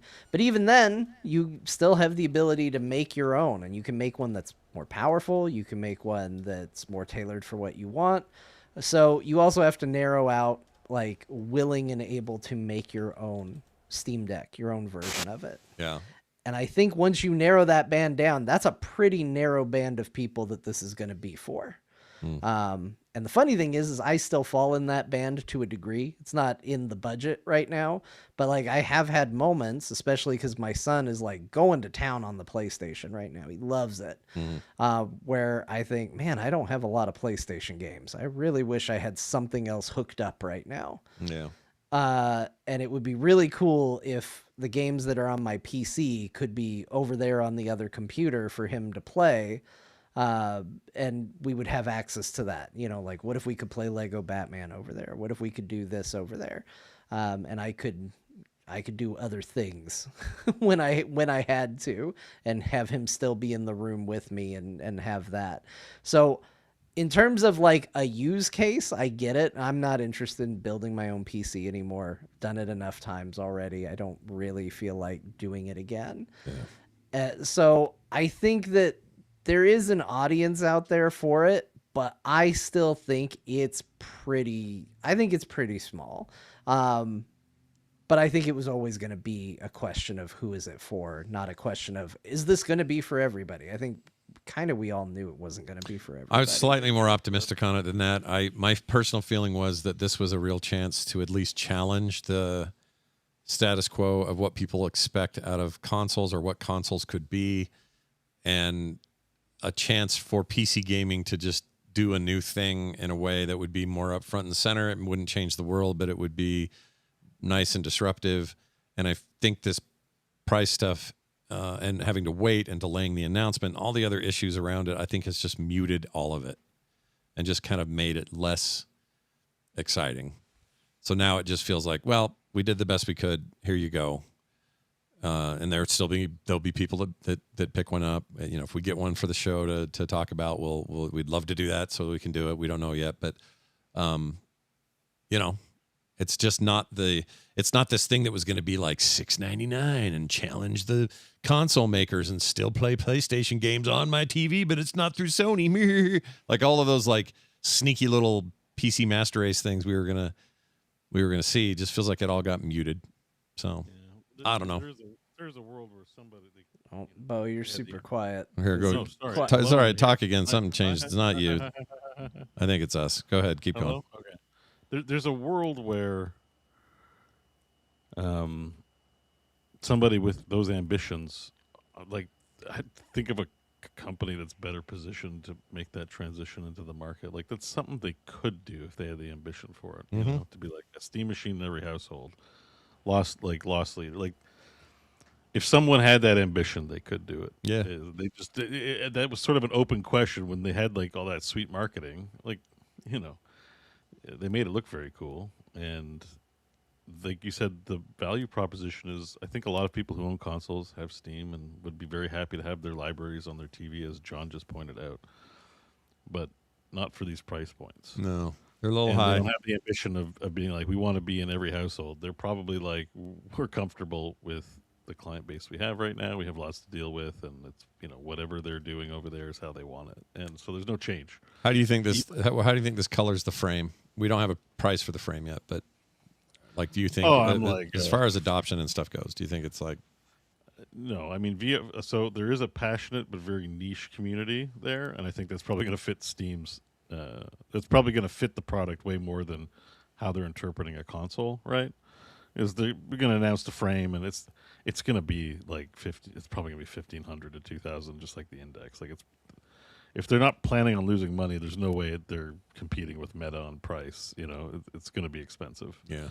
I bet 12. One only hopes it's less expensive, because I know the Index had like room, like nodes you'd have to hang around, and now headsets these days just do it straight from the headset for like detection. So that might decrease manufacturing overhead to make those pieces and all that. So hopefully the price comes down. Yeah. And I just don't know what kind of gangster hardware they're working with on the device. My senses frame might be more oriented to PCVR than as a standalone, even though it does have standalone capability.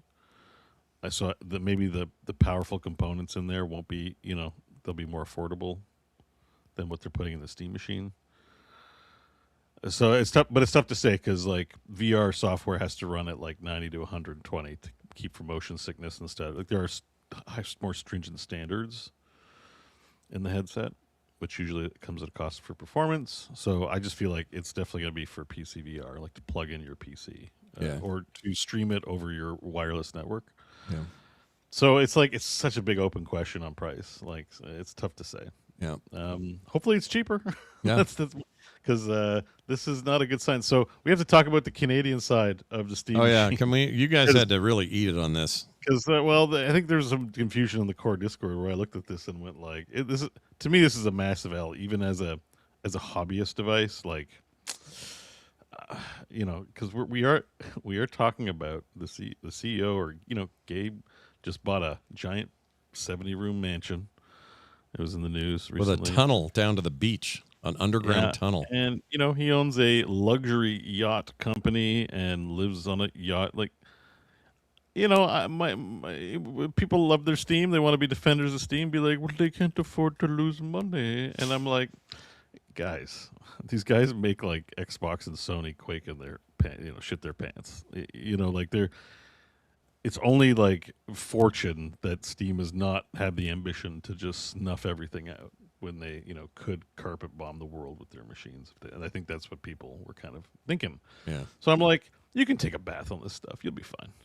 Like, why would I stick up and defend the profit margins of a company? Like, I like the company. They do some stupid stuff. They're not perfect. There's stuff I don't like about what they do. Mm-hmm. And I think the pricing's a big mistake. Let's talk about the Canadian prices, all right, and see how it hits you. Base model, no controller, terrible SSD storage, $1,500. Canada, also 16% tax. So you're looking at $1,750.44 for the base model. Want to get a top-end model with a controller and some storage? $2,364.08.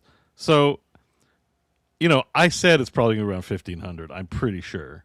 And when I said it, I was just kind of doing that because I'm like, brace yourselves. But now that I actually see the price tag and feel it as a real possibility, it's a joke. Like, this makes me, I'm just like, yeah, no. Like, there's nobody this is for except a diehard Valve fan with disposable income. Like, this is a garbage product as far as a Canadian's concerned for these prices. Like, I'm literally going to buy like a 5090 or just save up for a Titan or buy a second PC. Like, what is the point of this thing for us? So, so that two terabyte with a controller, 2,038 plus whatever tax you mentioned.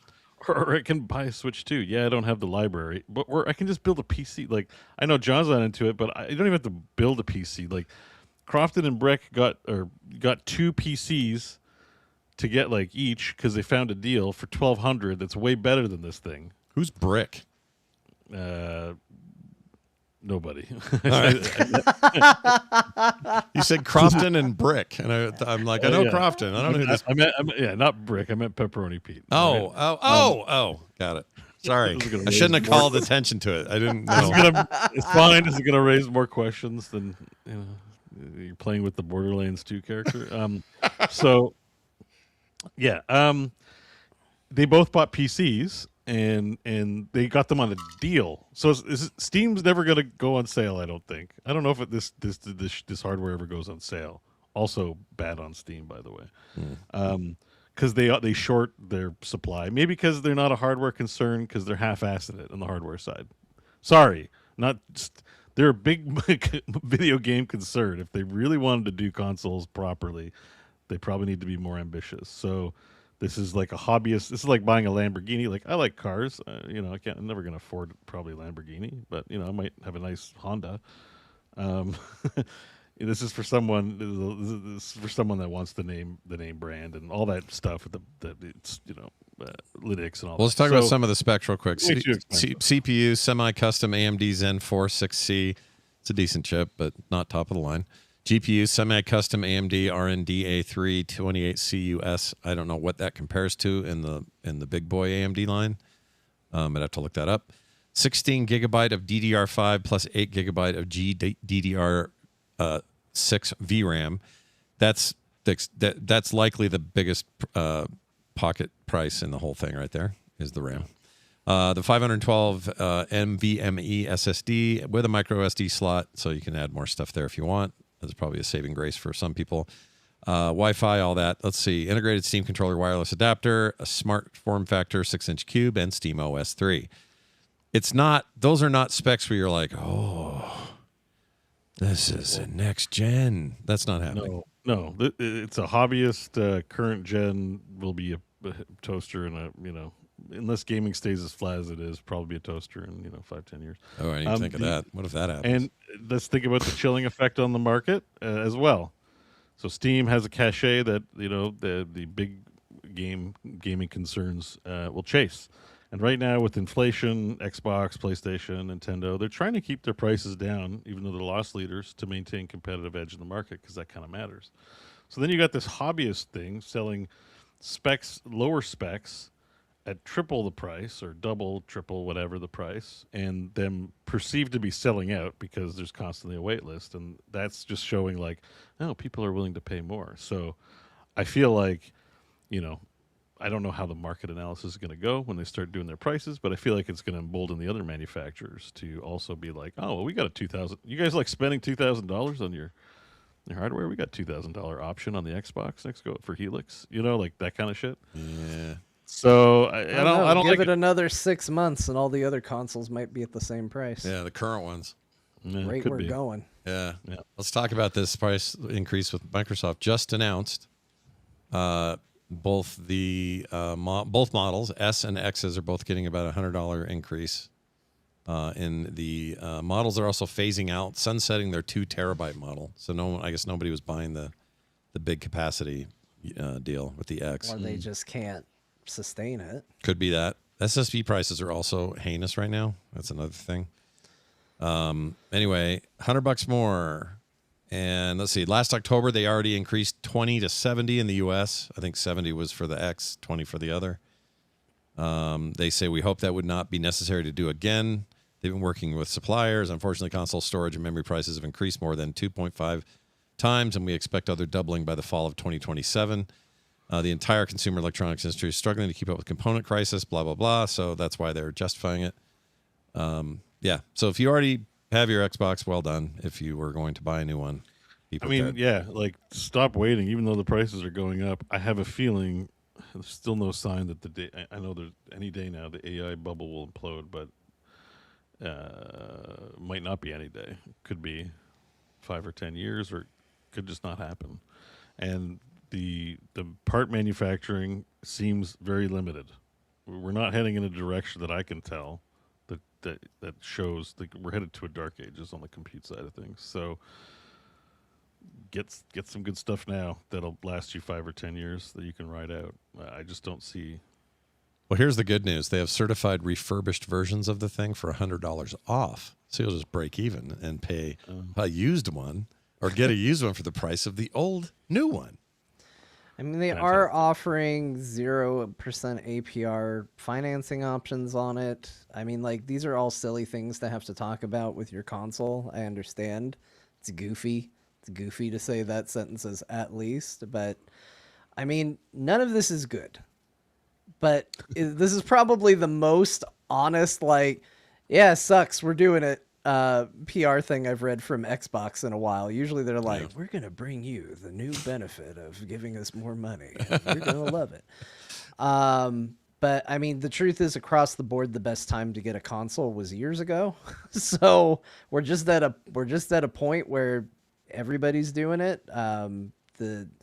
The Switch 2 has already been announced that the price is going up. That's going up. PlayStation, same thing. They've announced it. A month after this Xbox increase.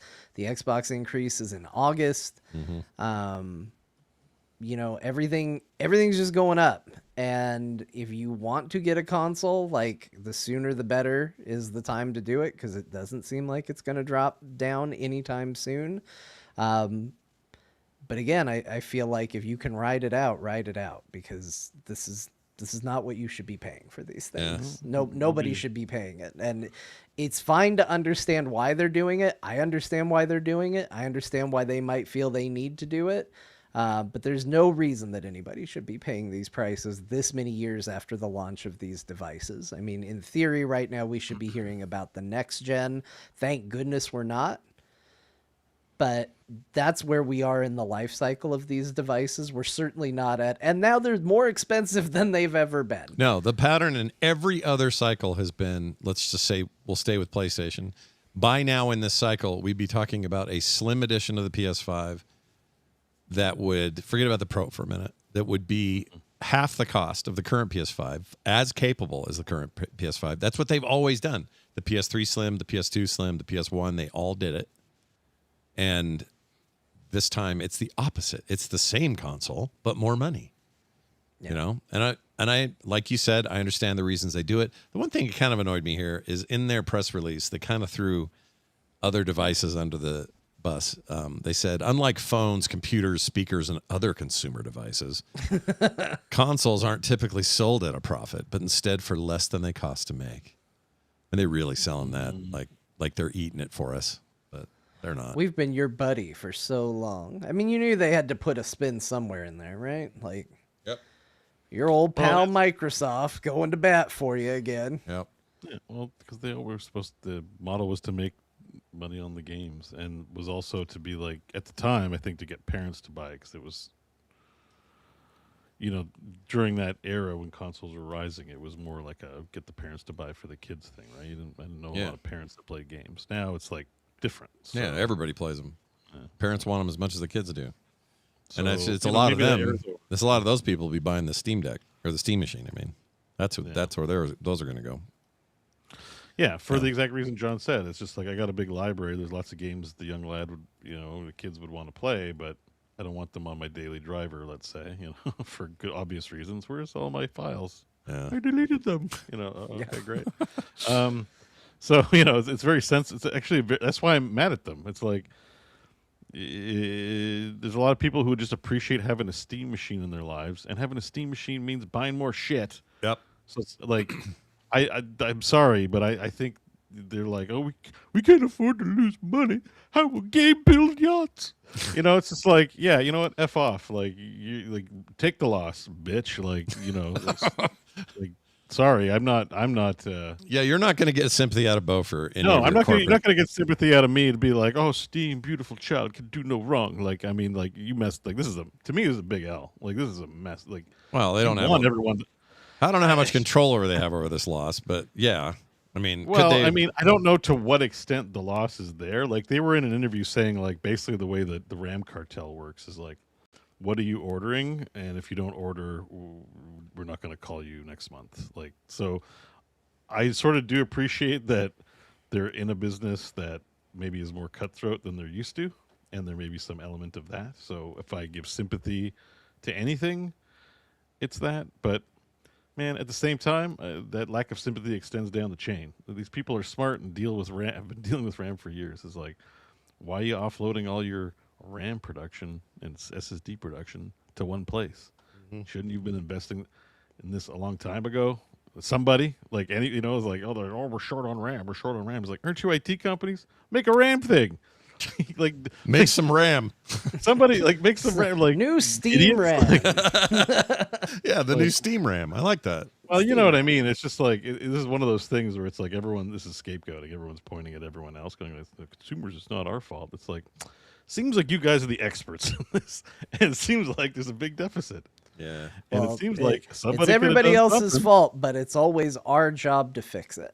Well, all right. If people look at it this way, if people get mad at Gabe, maybe he'll break down and reply to my email about the interview, and I'll finally get the interview because nobody big will want to talk to him anymore.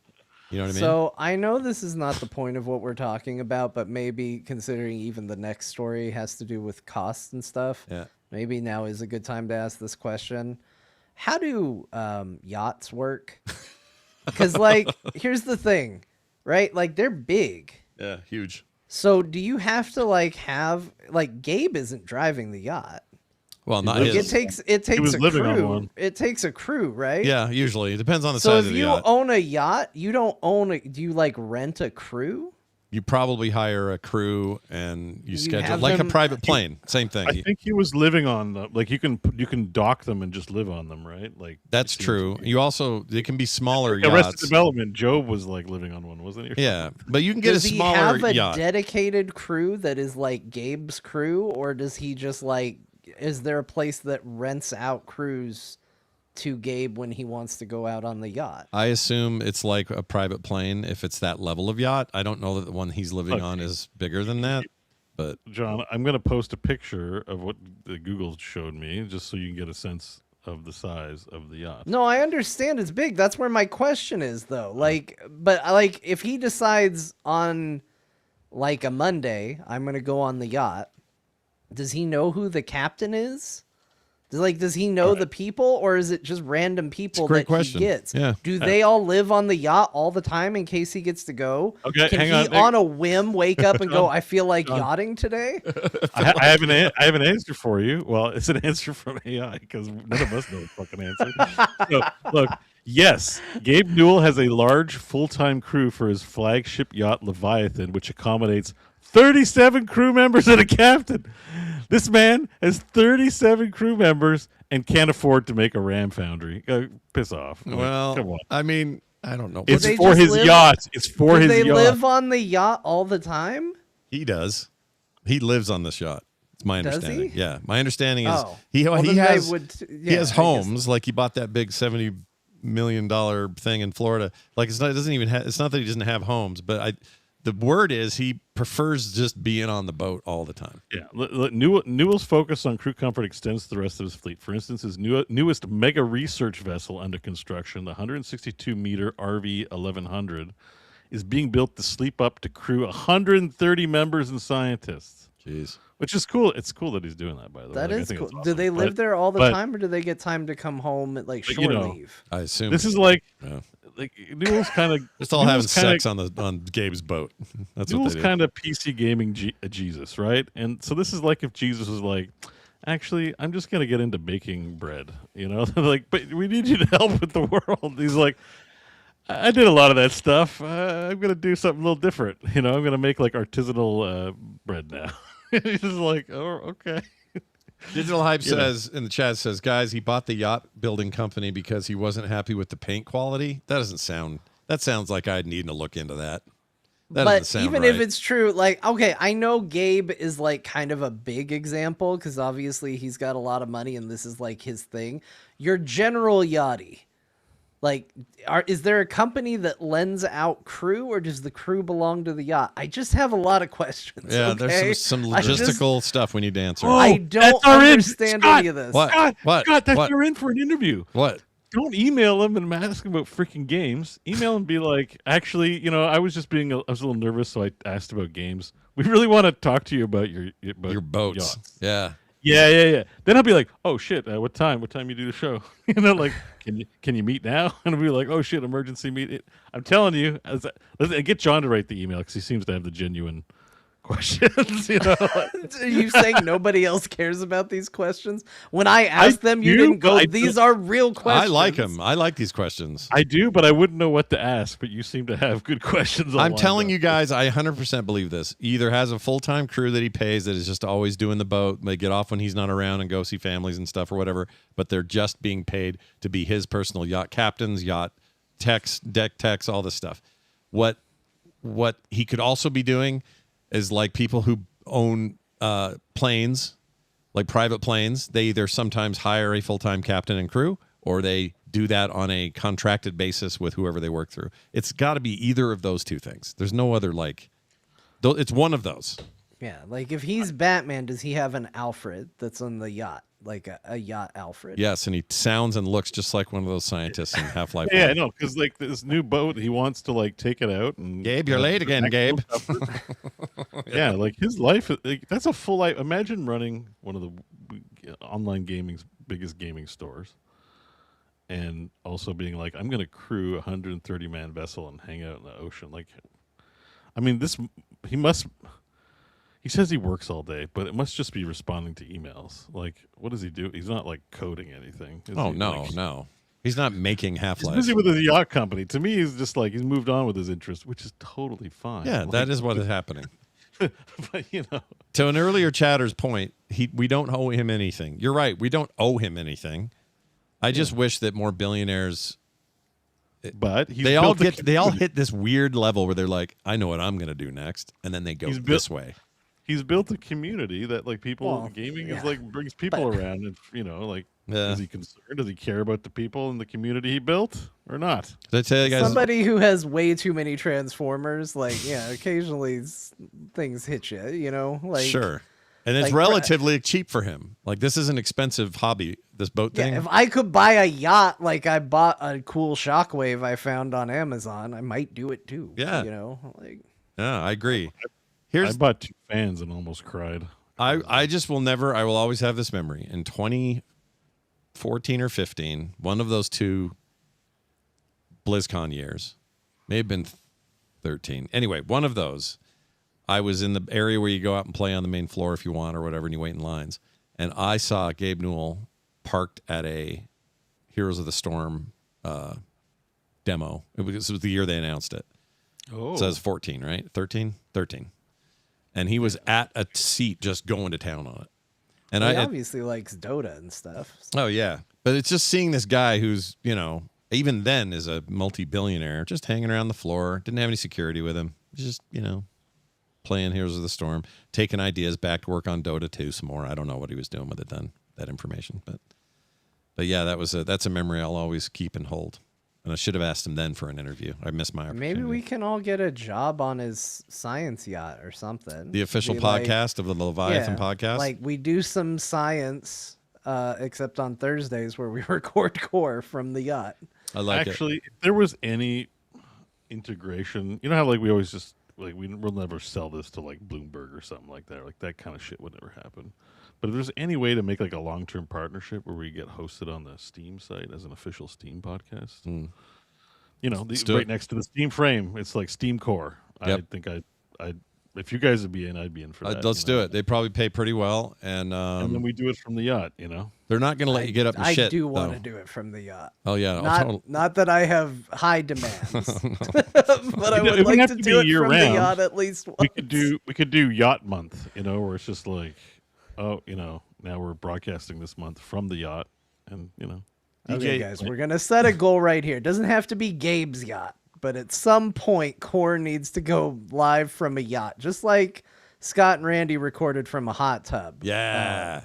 We need to up that and do a show from a yacht. He also apparently has a massive knife collection. The chat just posted this link. Oh yeah, that's well known. He's I got did never even heard of this. It's crazy. I didn't appreciate that jump scare. It looks like there's a spider on the top, but it's like a spider with knife legs or something. Yeah, what is that about? Ooh, I don't I like mean, it. look, what's more threatening than a knife? A spider with knife legs. It's pretty hardcore. Yeah. Look at that. That's actually kind of rad. That's It cool. looks kind of like adorable, but it was just like, ooh, what's going on there? Man, you want to go to his house? It's knives out at his house. His boat now, I guess. this is what happens when you're rich. You're just like, do you want this? You're like, He's sure. been collecting knives forever, and now I'm a little sad because I've made a lot of jokes about Gabe pulling out knives. And Yeah, and you now didn't I even understand know. why maybe you didn't know. I had no idea. This is news Yeah, to me. He collects Anyway. them. He has a huge collection of them. Well, here's another I price don't we know. feel Oh, sorry go for ahead. that company and their troubles with this Steam shit. All right, you don't. I mean, They look, could have done better. They could have done better. they're gonna sell like crazy, whether we like I know. it or not. Like They are. this is They're gonna. fall on deaf ears. They're gonna be like, yeah, everything was great, but like, I think they could have done better. Oh my gosh, yeah. digital hype. You're right. If we had our own yacht, it could be called the Lake Runner. Oh my gosh, that's so Yes! good. Oh shit! I mean, it'd be in the ocean, presumably Scott. not a lake. You know, but they put like a lady on the side sometimes. It'll be neat with my the pants big on. bow squatting on the bow. Yep. Hey, somebody get. I know nobody photoshops anything anymore, and they just go straight to AI. But somebody work on a yacht with Bo's art on the side. Just like hanging from the front Yeah. with his butt down at the I think water. I have a sub, so I got. Yeah, you could make images. You could burn some water. By the way, I won't get into it. I told everybody I wasn't going to talk about more AI stuff, but I learned something this week. I'll share it next week. We're moving on to this price. We have another price to deal with. Confirmation of Grand Theft Auto 6's price. In-game store exclusives, you get the $100 edition. They did announce later, or they announced at the time, that this did not include a physical disc, a code for download. They are going to be putting disc-based versions of the game in stores in the fall, though. That is happening. They came out and got all over that today because everybody was freaking out. If you buy the game, really? if you buy the game digitally, just the basic ass one, $79.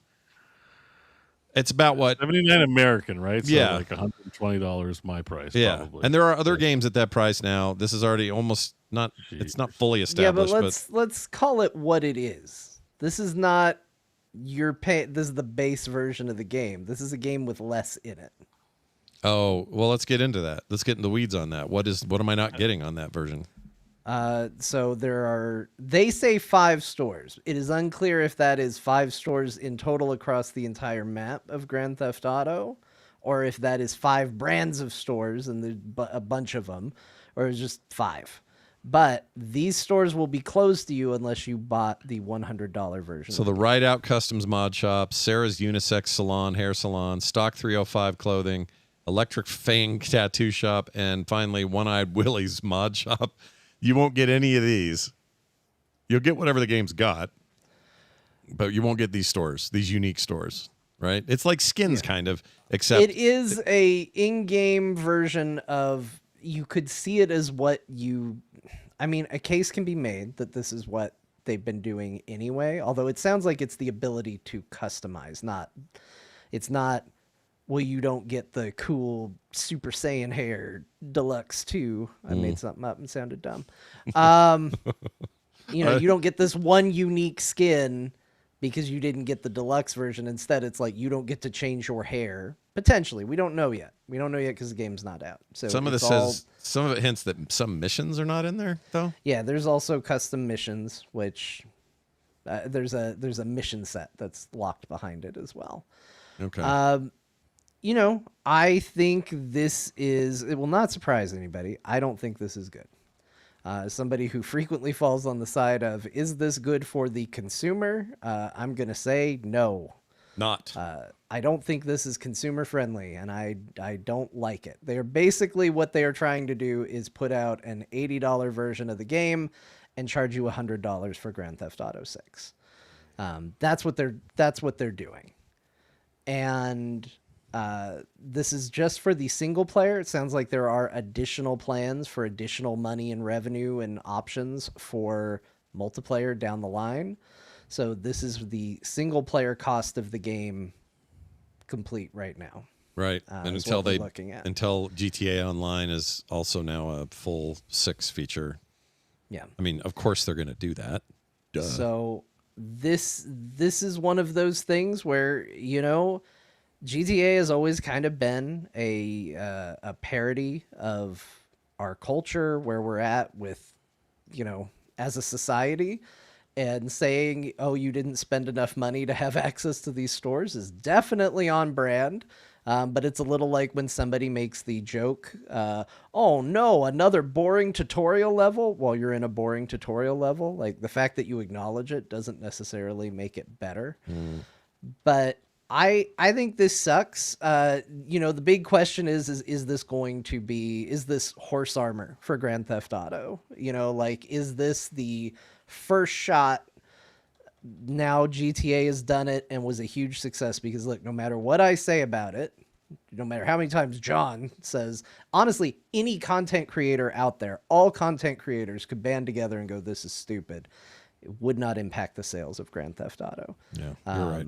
Nothing Like, will. I don't think. Mouthpieces can certainly hurt games, but this is too big of a juggernaut. There's a reason game companies are changing release dates around this video game.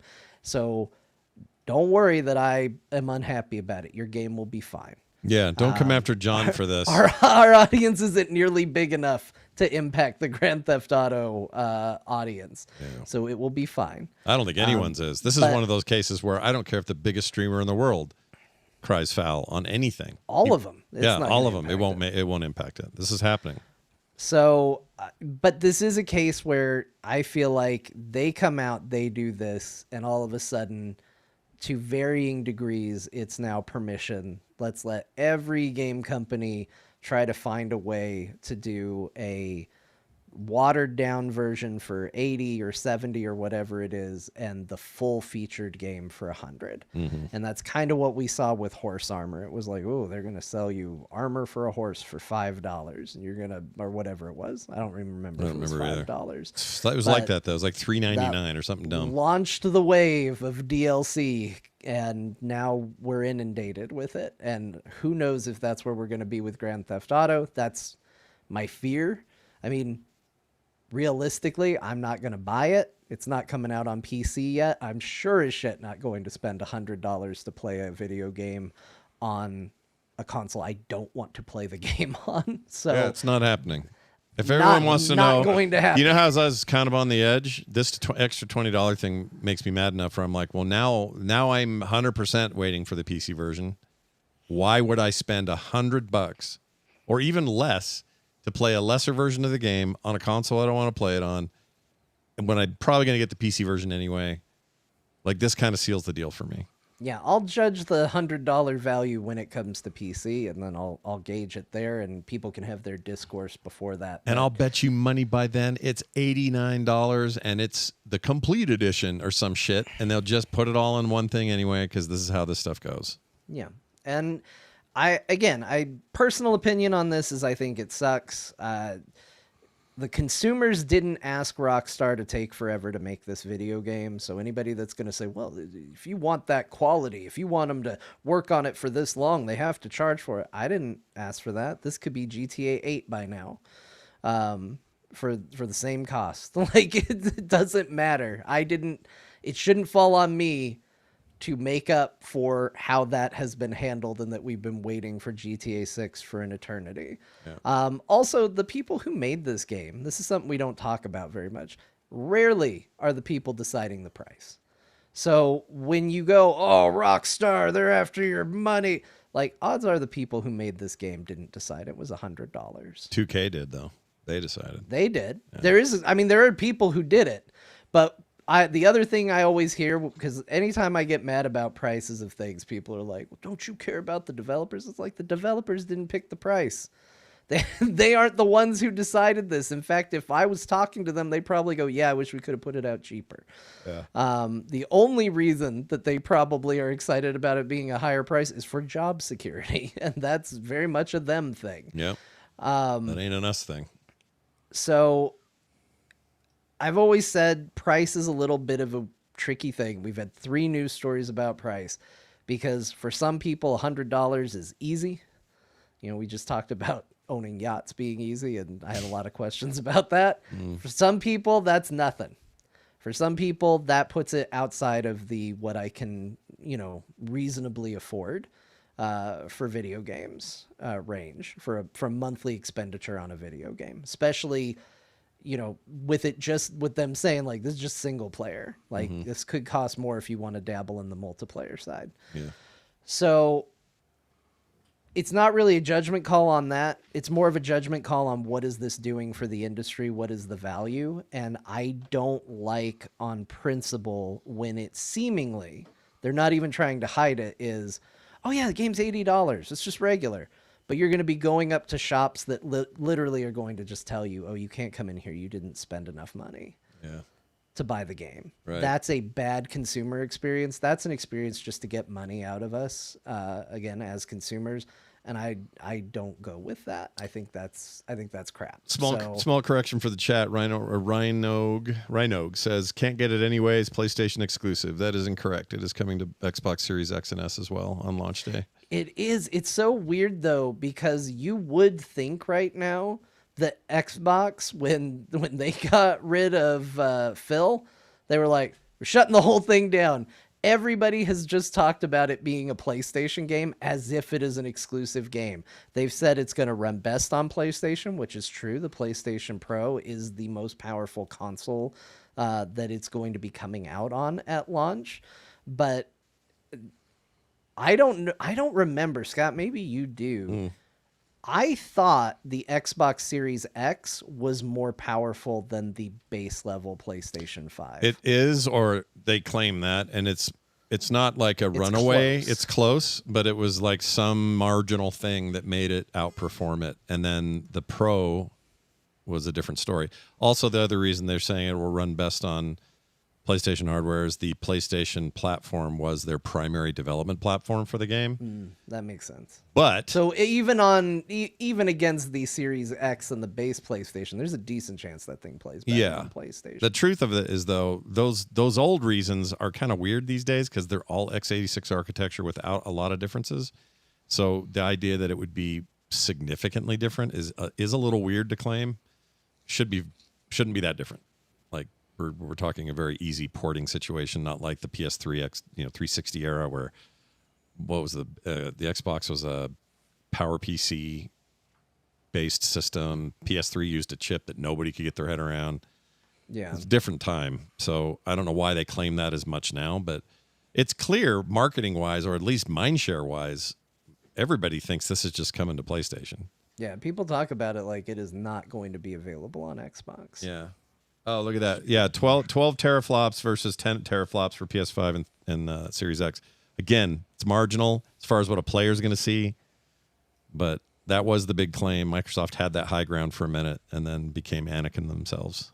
So there you go. Got their legs and arm cut off. Yeah. Don't tell me I don't like to reference the prequels once in a while, everybody. I'll do it. Hell yeah. I'll get in there. By the way, I threw the yacht in the chat in the Discord. Oh, you gotta let's see. Yeah, if you want to take a look. Yeah, I do want to see it. Is this the one with you on it? Oh, okay, you guys.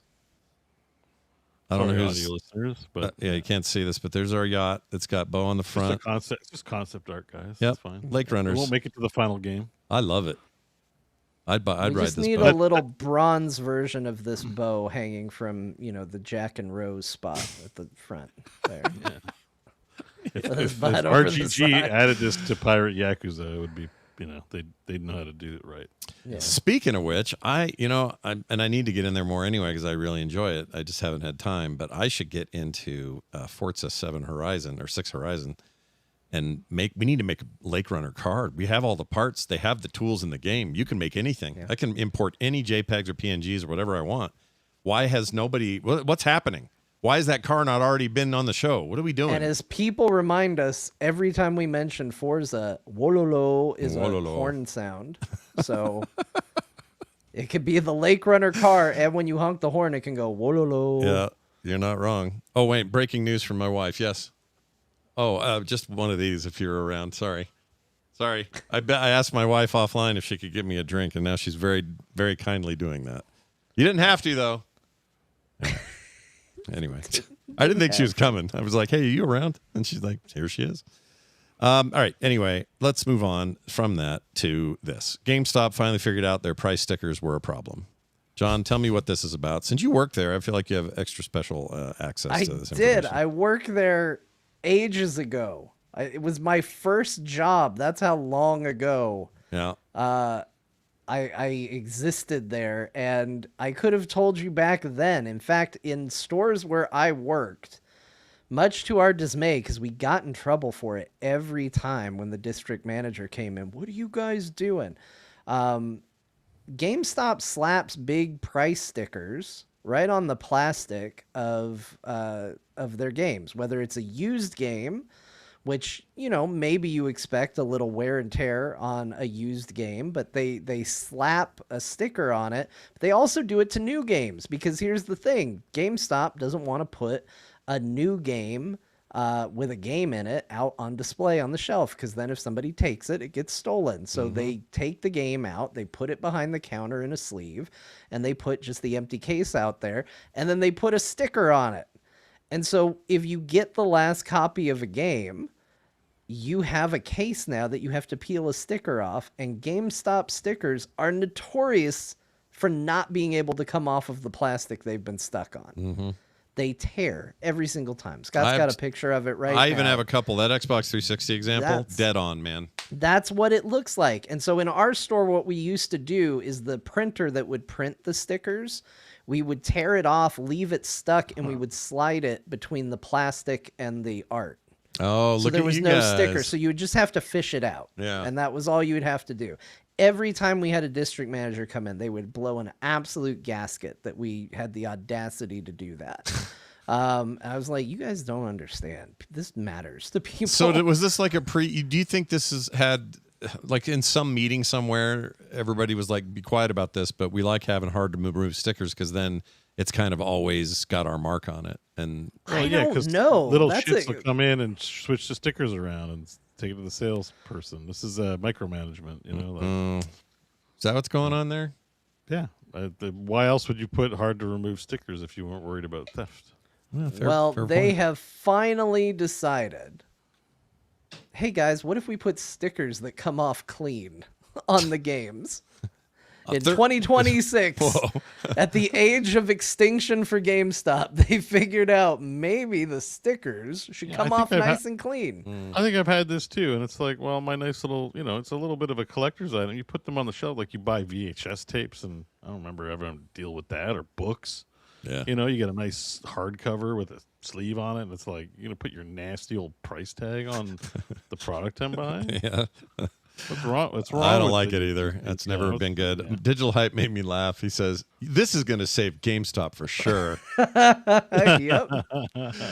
Yeah, I mean, it's a small thing, but I'm glad it happened. I Gamers, we appreciate heard they're you. doing it. I just can't believe I was working at GameStop in like 2003. Mm-hmm. It's been a long time before they were like, what if we did this? 23 years, man, or so. 24 years? 3? Like that? 2? Whatever. I don't know. I don't even know if it was 2003. I just threw out a number. Well, it sounded good to me. I don't know. How old was I in 2003? You were you were in high school, right? You were 5 years old. That sounds right. I was 19. Okay, so it's probably actually before then. Oh, okay. 'cause- Yeah, it's probably significantly before then. Wild time. I How does it don't- work? Somewhere. I don't get it. I had a 3-year-old then. You know what he is now? He's 26. And just think about it. It took them that long to figure out the stickers were a problem. Jeez, the entire Apparently- lifetime of my son. My boy. Apparently, my mom was watching because I just got a boy. text from her, and she said people will do ticket switching. That's why. Oh, is that the deal? Well, I still Yeah, think there's which is better what ways. I said, but it's probably delayed. There's probably some delay on what she's watching because I said that. But Oh, yeah, you actually said it. yeah. Yeah. It's just funny. Okay, thanks, Mom. Thanks, Bye. Mom. I didn't know your mom listened. Well, I think because she's upstairs and she doesn't want to disturb us while we do it, so Oh. she checks in on us to be like, "You guys done yet?" And I'm like, "We got still 2 more hours. I'm sure to go. We're not. The show's long. If you need to eat something, come on down. Don't be shy. Just Well, like, if she's grab listening now, I want her to know how much I appreciate that the syrup that she had you go get and put in your baggage and that got Yeah. stuck in And Denver. that went to That's it went to right. Denver. Yeah, I love it. Mine's autographed. Bo signed my I syrup. don't know Actually- why I didn't do that. I would have what- loved you to know have what? you sign it, dude. I would have The loved best it. reaction about that was that everyone was like, "Wait, you can put maple syrup in cans?" I guess, Yeah, we don't have it here.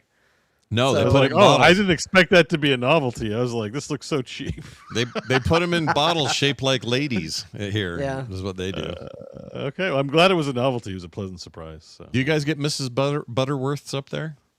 Do you know what that is? Didn't they remove? Does she still look like a lady? She thought does. They I got thought rid of that. they got rid of the lady on the Land O'Lakes butter, but and that was a Native American. This one is. Hold on. Now I don't know. Mrs. Butterworth, This is Butterworth. I don't think so. No. because she used to do these I mean, commercials, maybe. these CG versions and claymation Yeah, versions. she'd of it. come alive. Apparently- It was a nightmare. Yeah. She'd be like, "Brr, brr, brr, "You got to No, we put have some it. syrup on that." Well, I they can go to Walmart kinda and get changed it. It's here. Oh, they got rid of Aunt Jemima. That's who they. That's got rid what it was. Because Aunt Jemima was racially troubling. This right here is they've really dulled her down though. Look at that face. It's very non-face That's now. more terrifying. I agree. That's out of a horror That's movie. way worse. If that came alive, I would be a ton more scared than Yep. the original. But when they were glass and it was the old times. Let's see if I can find one. The old times. The olden times. She was way more. Well, yeah. See, Bo, this commercial's blurry, but this is what she would do. She'd her arms would move around and she'd talk to you about how great her pancake butter was. The arm syrup is the best syrup. It's the but only you gotta kind. get to it. You suck it from my broken fingers. Anyway, there's that. Hey, what else? Capcom. So Yeah. Aunt Jemima is no longer a thing now. Oh, okay. No, they still make them. They just aren't as. Oh, Aunt Jemima. No, she is gone. You're right. Butterworth Lady was less controversial than Aunt Jemima. Rest in peace, Aunt Jemima. And rip Aunt Jemima, everybody. Pour one out. Hey, GameStop, move over. Capcom's turn. They will not be escaping the accusations as they seem to be rebranding the RE engine to REX, which means it's still the RE engine. It's the 10th game. I know. I thought this was so funny. So there are rumors. It's still rumors right now. So we've talked about it before that the RE engine is supposed to be for reach the moon engine. Yeah, which makes zero sense. That's the idea, but everybody calls it the Resident Evil engine because it debuted with Resident Evil 7. Yeah. Well, they are rebranding the RE engine to the next RE engine, and they're putting the X at the end for some reason.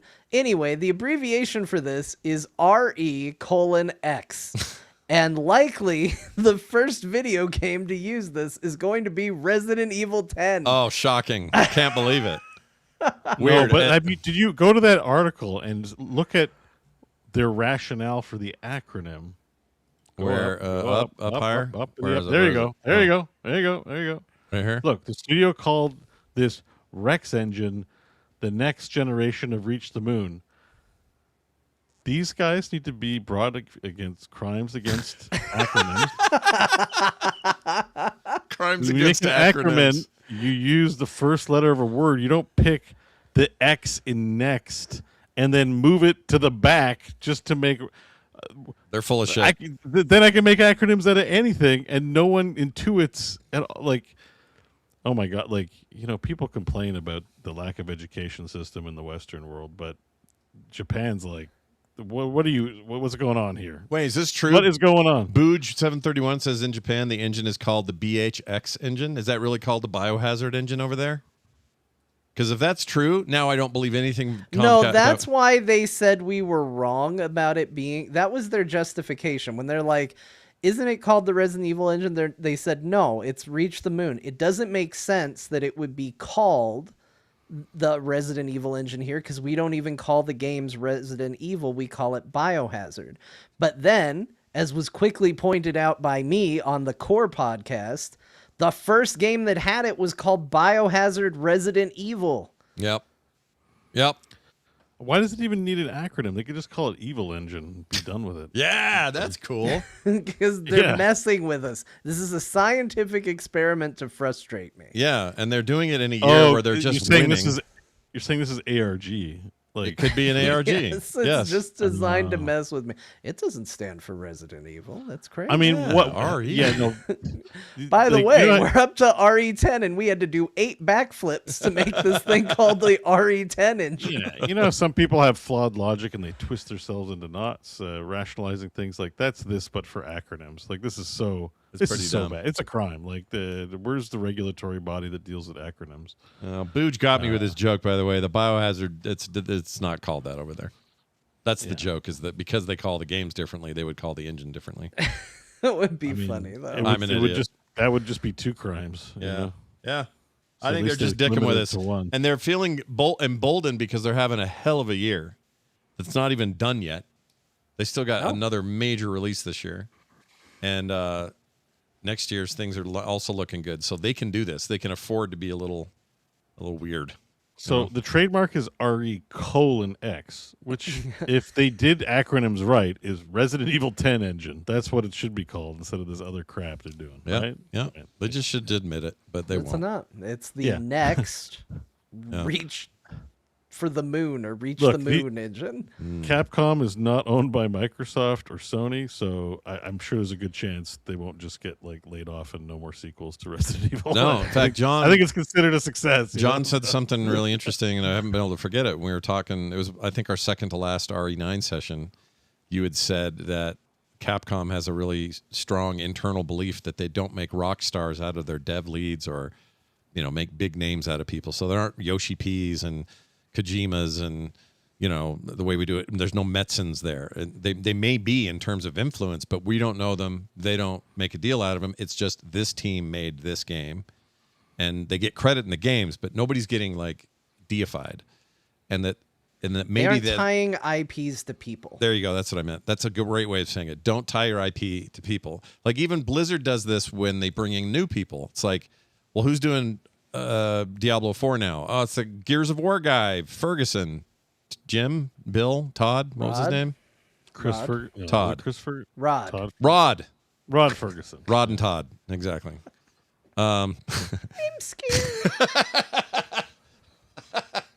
Yeah, so he comes in and it's like, oh, well, all right then, but I don't think that's good because it doesn't really actually mean anything. It means someone from some industry experience. It means that they're capable people are on staff, but there's no reason to do this like front-facing thing. It's just ever since John told me that story, I've not been able to forget it.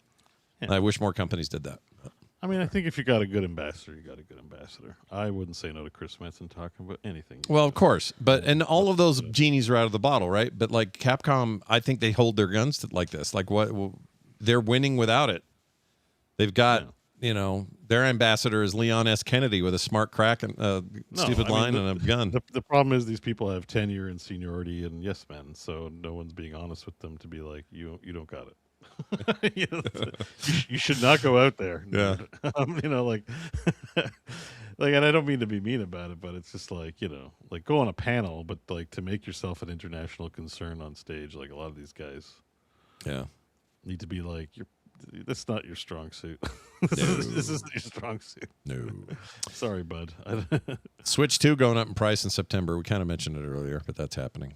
Yeah, that's already been announced, but we are coming up on the date that it's going to happen. So it will still, I think, be the cheapest. Yeah. At the time, though. Default. I really don't like the Overton window of pricing right now. It's like this with politics, but it's like, oh, well, look, it's still the best deal.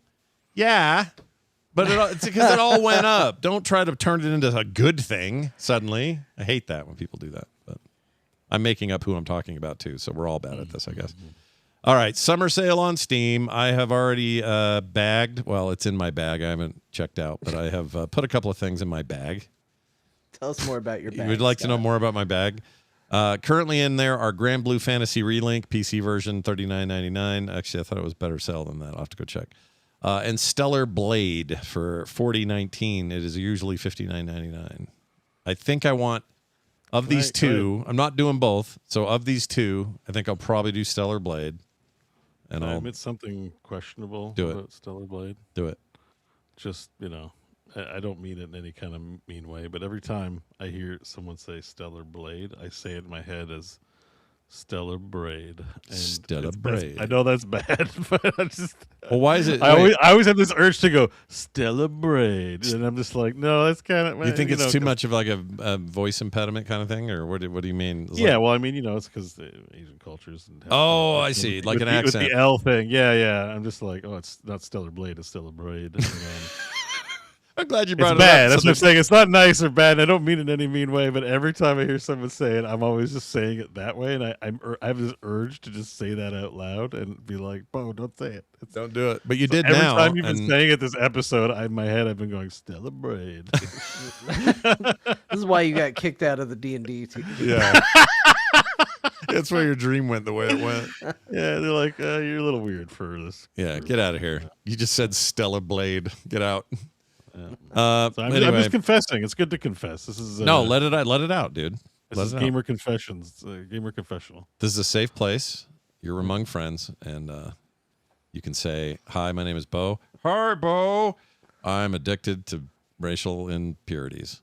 No, just with the one word. not like. I think it may have made it worse. That's not what I never meant. underestimate Core's ability to keep digging. Oops. Anyway, Steam sale. Anything jumping out at anybody? What are you gonna add to your backlog I've been here, shopping for VR stuff. I've gotten a little I'm like, what's going on in VR? Stuff coming up. and there's some sales. I think I'm gonna pick up some VR games. There's a cool little game called Iron Rebellion, Yeah. which has got good reviews, and you're in a mech, so it's basically Mech Warrior but VR, and you flip a lot of switches. I'm really looking forward to trying flipping that. switches is cool. I like that. Yeah, like it's a proper VR. Also, there's this VR game. It looks kind of misty or adventure puzzly called Ghost Town. It's overwhelmingly positive. It was released in 2025. It's on sale for $20. Gonna grab that. I think Ghost Town. yeah, Ghost Town. Alien Incursion VR is down to $12. I might pick that up. Hubris, which was a big release, is down to $7. Jeez. So I'm gonna go scoop up some VR shit. Even Midnight Walk's down to $20, and I might. Ooh, Midnight I Walk might is drop cool. a wad on some VR shit and go spend some time in there. So I played and streamed that, not in VR, but in 2D mode because of John's recommendation. That game's cool. and I hear good things about RoboQuest VR, even though it's pretty expensive. But I think I like might pick that one RoboQuest. too, so yeah, but a VR version of it, like It's not the same game. They didn't just have VR support, or is it a? It's the same game, but with VR controls by the developer, not a mod. It just that's it. So I already own it, is what I'm saying. When I think about no, you have to buy a separate, it's a Oh. standalone All right. executable. But more of my groaning is just like high action games are like, oh boy, hope my knees are ready, like, or hope my back is ready, or whatever it is that's going to happen when I do this. Ghostwire Tokyo is only $4 or $5. Chat says. Yeah, they have a section now, and I really like that Steam does this. They do an area that you can click on right from the front screen that's deep discounts. And it's basically the stuff that's like super discounted, like high percentages, including, I already have it, so this isn't one for me, but you can get The Witcher 3 for $4. Jeez. Far Cry let's 4 go. for 3. That's good. Far Cry. $4 for The Witcher 3, 10 if you want all the DLC and all of that, which is still a crazy good deal. I want to say that's not That- the first time I've seen it that steep, but that's why everyone's played it. It's often like now's the time to buy. If you But, just I buy mean, it. you can get never stuff played Witcher, like you buy it. Wreckfest for $3. The Dead Space remake is $6. Jeez. That's Far cheap. Cry 4 for $3. Like the deep discounts is where I tend to go. It's also where I tend to find out that I already owned a lot of these video games because I'm like, oh sweet, that's a great. I was like, Watch Dogs 2, maybe I can finally play it. Oh, I already have it, so I don't need to spend $2.50 to try. Black Desert's only $1. Yeah, but how pretty expensive good. are the panties? Oh, the panties. That's where they get you. Watch Dogs 2 is a great game, by the way. $2.49. That series peaked with 2, in my opinion. Modern Warfare 2 is only $9. Not that I really care, but isn't that a recenty game? Or It's a something? recenty remake. Yeah. I like that. Oh, mostly negative. What happened there? Holy shit. It's Activision a Blizzard remake game. of They all Modern do. Warfare. Like it's. Let's see what the reviews say. Campaign settings do not work. I can't tell because of how serious bug in the campaign. Okay, so some kind of bug. They're getting bombed. Anyway, where's the one where it's future stuff and the disgraced actor? What's his name? Kevin. What's his name's in it? Kevin Spacey. Spacey. Yeah. What was that called? Modern? No, that was Future Warfare. What was that called? Yeah, something like that. That was my favorite Call of Duty. I'm just saying it now, and I don't care who hates it. I love that game. Yeah, I don't It was great. really blame you. Like it and you was know what? different. It was doing different stuff. And it was in space, John, and it had guns that aren't real yet. And like, No, that wasn't that. That was the one with Jon Snow in it. oh, There was a quasi future one with Kevin Spacey. That was like we're wearing like we can lift 100-pound like frames on our body. That sort of future. But then there was one with Jon Snow where it was, and this is in space and stuff. is that Advanced Warfare? I That's don't it. know. They all have the same goddamn name.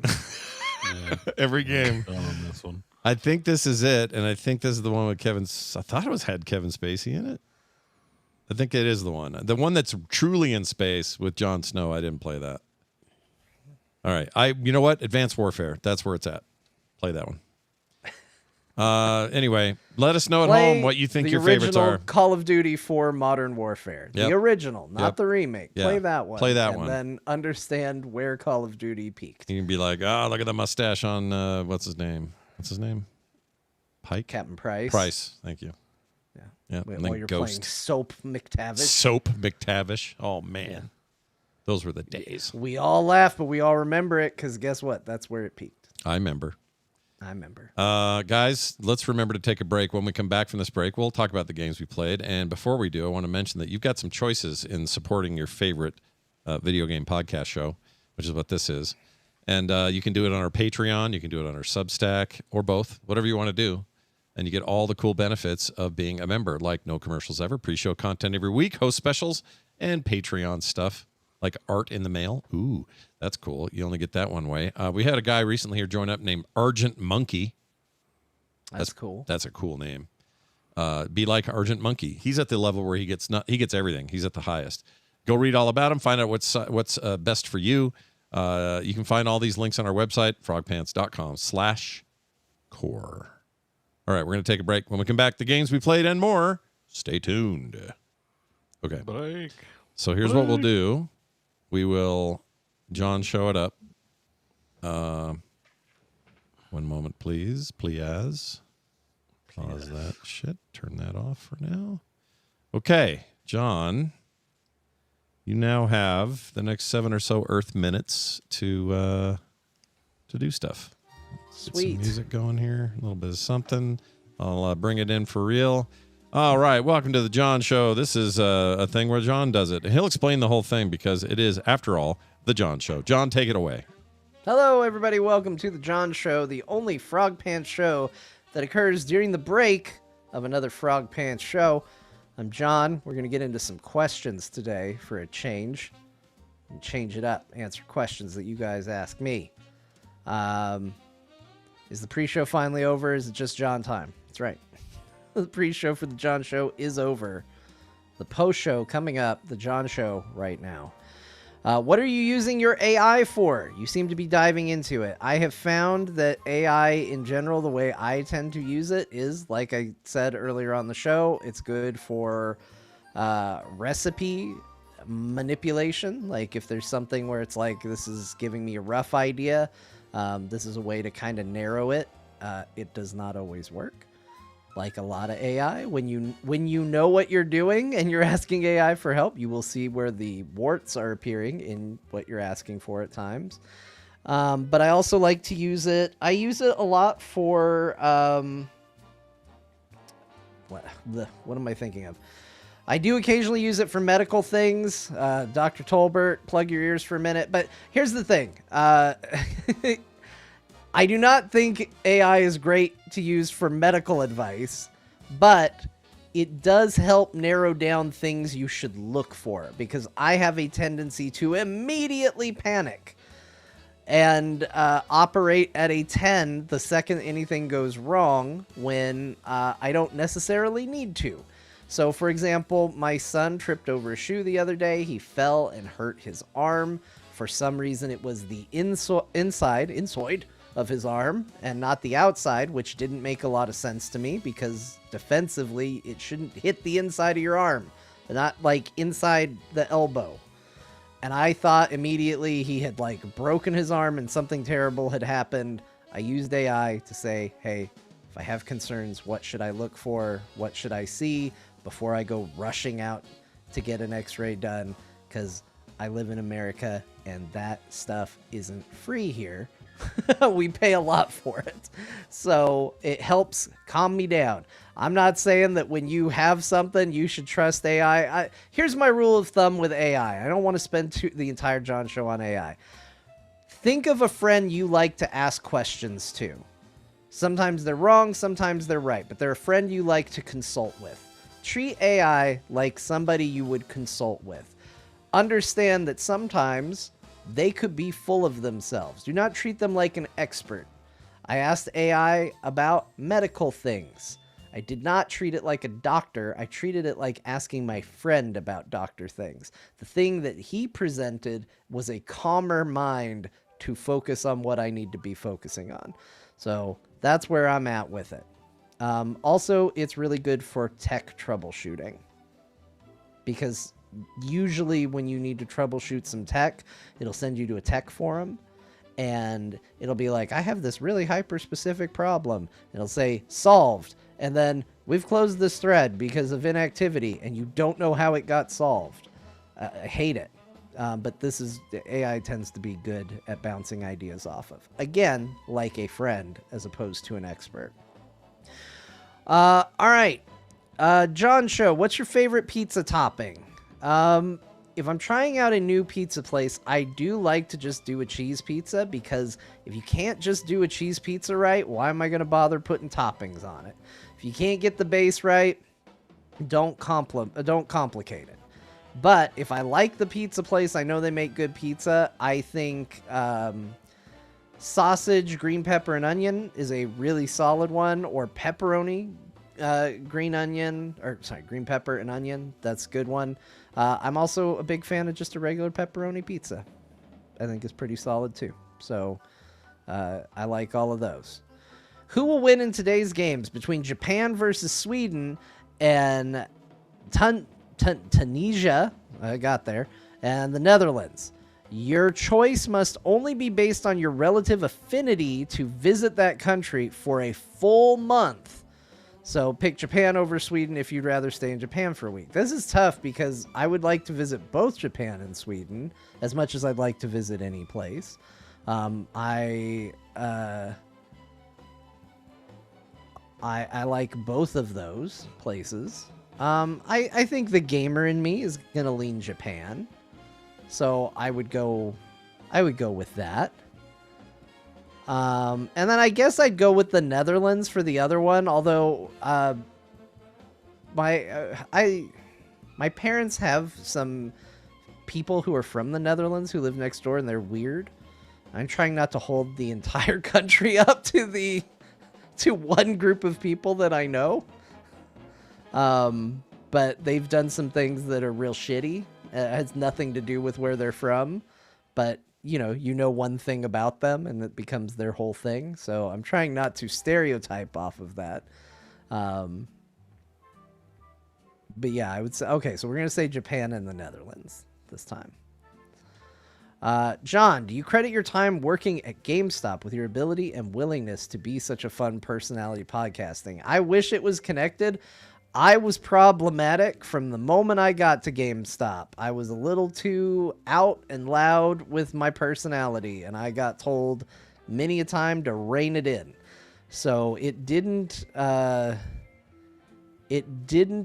really do much to build that. It kind of already was built.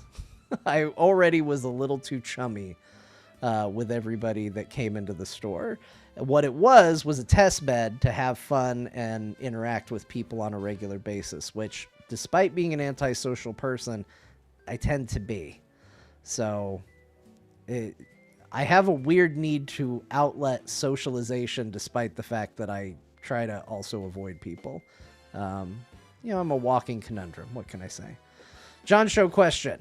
If there was a Baldur's Gate 3 style game in a different D&D setting, Eberron, Ravenloft, etc., which would you like to see? What was the one that we did? What was the one we did in There Will Be Dungeons, where we went to all the different planes? I don't know why I can't think of it right now. That one. The one with spaceships and stuff. That one.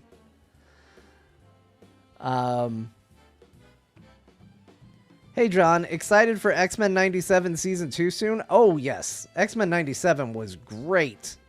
Cannot wait for it. Well, I can. It's not that far away. I'm very excited for it. Lots of cool storylines, apocalypse stuff, time travel stuff, all the X-Men stuff you can possibly enjoy.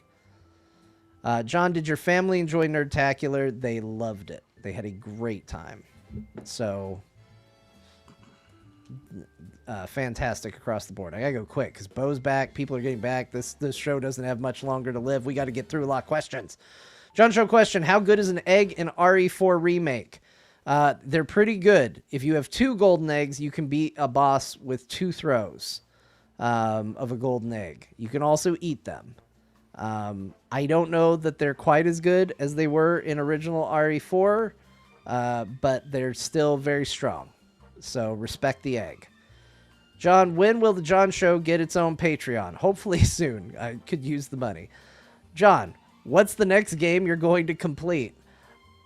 I don't know. I go with the safe bet and say I'm going to finish Stellar Blade for what will be a third time, but I'm kind of hitting my limit with interest in continuing to play it, so it's also kind of a bad guess at the same time.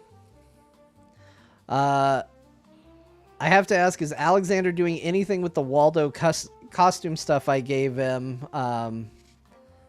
It's okay if he isn't. No, he the hat was on the other day.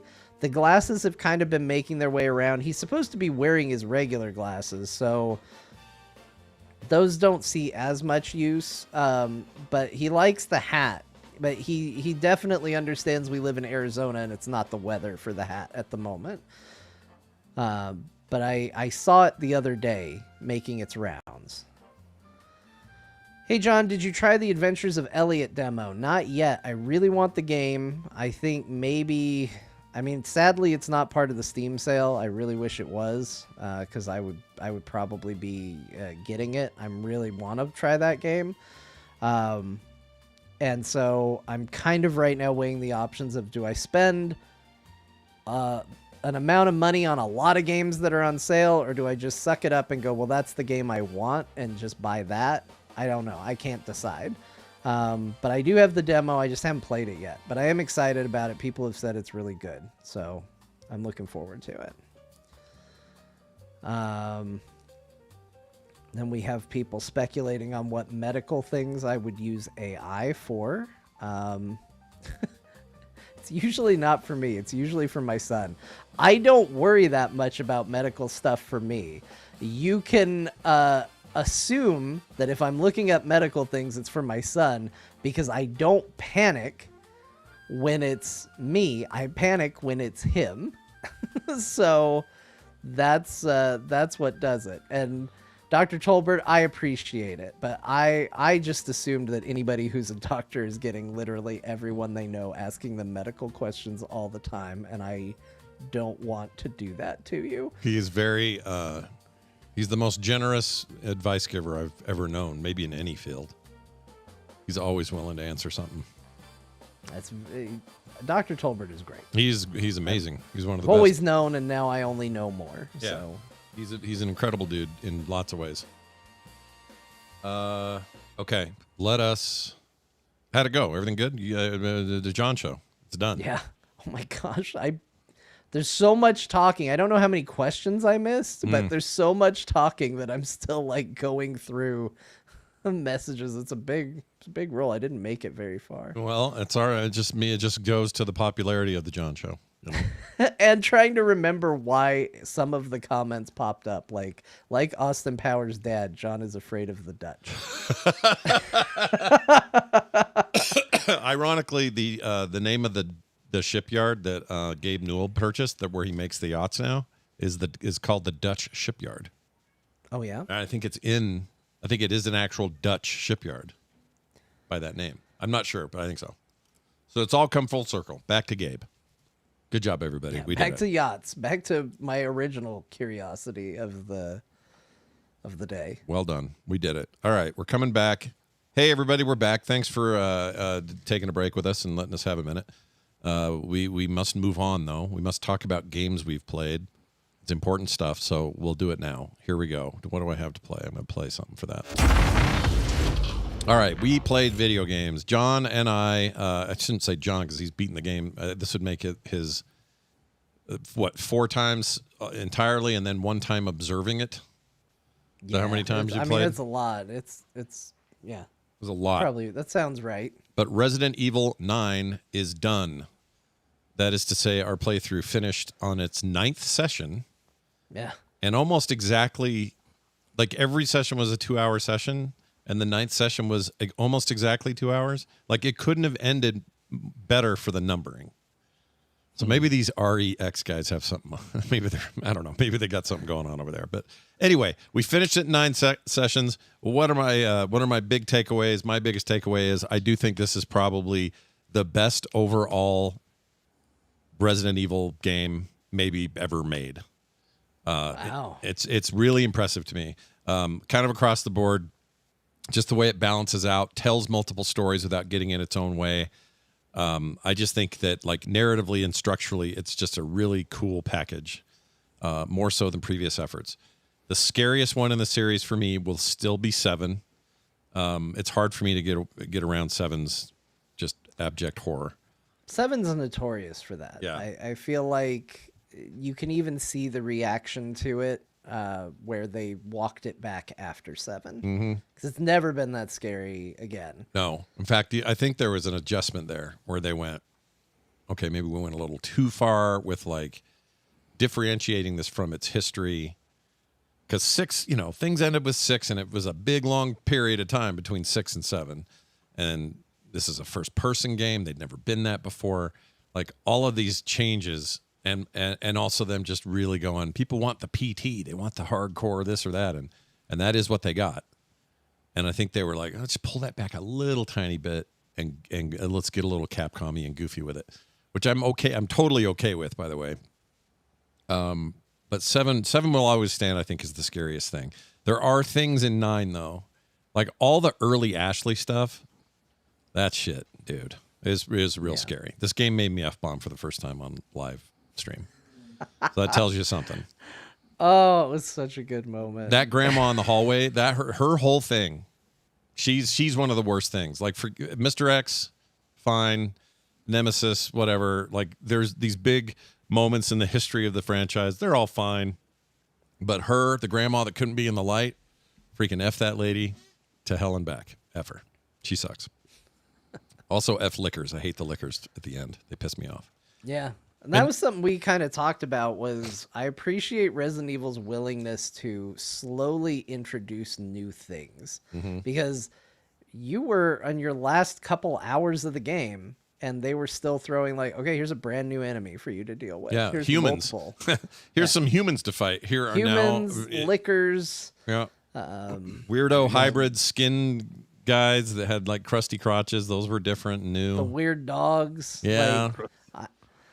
So many games are like, let's throw one of everything in the first couple hours of the game, and then let's just change the color of the outfit and call it a different enemy later on, and maybe it does a couple other attacks. Yeah.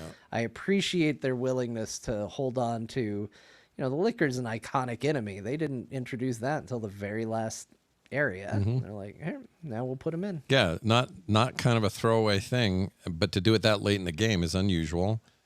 I loved the anime parts of the story as much as I liked the more grounded, serious parts.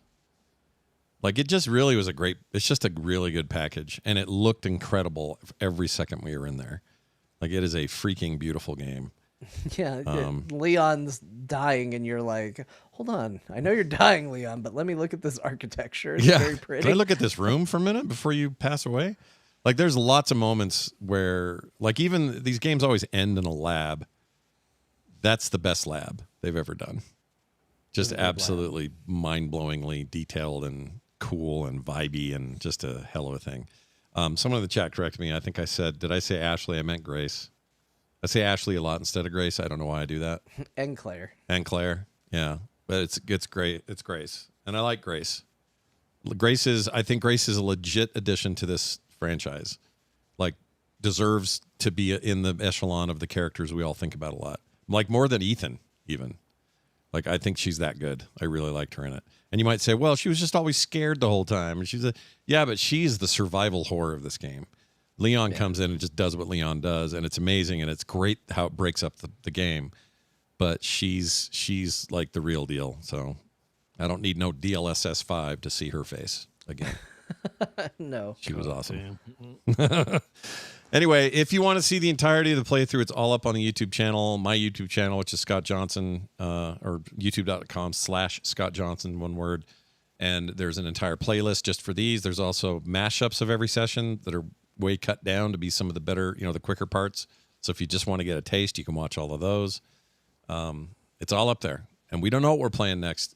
If the next horror game could be ill, it could be... And I don't mean like I'm saying it's ill. I'm saying the game called ill. Sick. Sick, man. That game is ill. Or what was the other one? The Pinhead one's looking kind of promising. Oh, Hellraiser. Yeah. That movie messed up in the. I know, dude. That movie screwed me up as a kid. Really did. Like bad. Like I kind of still not quite over the first movie. So that game might be one. We don't know. It depends on what someone donates the code for. That's all. I don't play them otherwise. Anyway, there's that. I also played a bunch. We talked about it a couple of weeks ago because John, I think, picked it up on sale. But Sea of Thieves put out their final patch before they start in earnest on their next game, or before they announce the next game. Thieves. Not Sea of Thieves. Sea of Stars. Shit. The names today. I was like, what did we talk about? Sea I of don't Stars. remember talking about that. They call it Sea of Stars Sunset Edition, but it's really just the last patch. It includes all the content that they've added over time. And it is, for those wondering, if you don't know what it is, it's kind of a top-down isometric JRPG in the vein of Chrono Trigger. The combat is extremely, reminiscent of that. The soundtrack is partially with a dude from the Chrono Trigger soundtrack. So a lot of that music rings familiar. It also will remind you of, it's got elements like Clair Obscur to a degree, where it's got like press buttons at certain times for effects. Yeah. It's not as simple as just pick from the menu and do a thing. There are also like, hey, hit this in this window to get a more powerful attack and make the move more effective, stuff like that. Yeah, suck in these XP orbs that get dropped when you damage enemies, and then you have more power. So you have a lot of strategy, a lot of thinking ahead, a lot of like, oh, I could do this in this boss fight, and it's full of cool stuff like that. Clair Obscur had a lot of that. Also reminds me a lot of like Super Mario Super Paper Mario, and the Mario RPG kind of had some of those timing mechanics. Yeah. So do more damage if you hit the timer right. Do less, or take less damage if you block at the right time. Not really parry so much. But yeah, this is not a take no damage if you can, get good. This is definitely just, enhance your attacks and whatnot. But yeah, mitigate. it does have a timing mechanic, a actual action element to the turn-based combat. And it's got a crazy good, I think. I played it enough to I think I can judge it. In every bar or tavern and some buildings, there's a table in there, and you can go play a game. I forget what they call the game. Anyway, it's basically like a steampunky animatronic card deck builder game, mini game. So, think the stuff you do in The Witcher or any other game where they have like a little side card game. It's like that, and it's actually really fun. It's like all animated. I think that came out later. That was like a later edition of the game, or in a patch or something. Those are really cool. Graphically, I'm in love with it. I love how it looks. I got way further in. It's one of these games where I slept on it after I got it, because that was also Baldur's Gate 3 year and a bunch of other games. It was just hard to compete, and it got kind of put on the backlog, and I'm like, I'll get back to it. And I just finally am, and I'm having a ball in there. So Did you start fresh, or were you continuing a save? I continue to save, but I came within microns of starting over because of the reasons you always say. Because I had that feeling of like, do I even know where I've been, what I did? It can't be that much time. I tried picking it back up, and I was in a very combat intensive spot, and I could not remember how combat worked. I was like, oh no, Yeah. I don't know what I'm doing anymore. I had a little of that, I'll admit it, but I got over it because it kind of all came back. The hardest part about that is if you are just starting where you left off in a story or whatever. This isn't a game with like a map marker and go do the thing over there. It's pay attention to what people have told you, and then go do what they told you to do. That's the kind of quest. That's the kind of quest managing it is. Very old school that way. I wouldn't say it's a bad thing. I think it works fine. If you're paying attention, it's fine. You just know where to go next.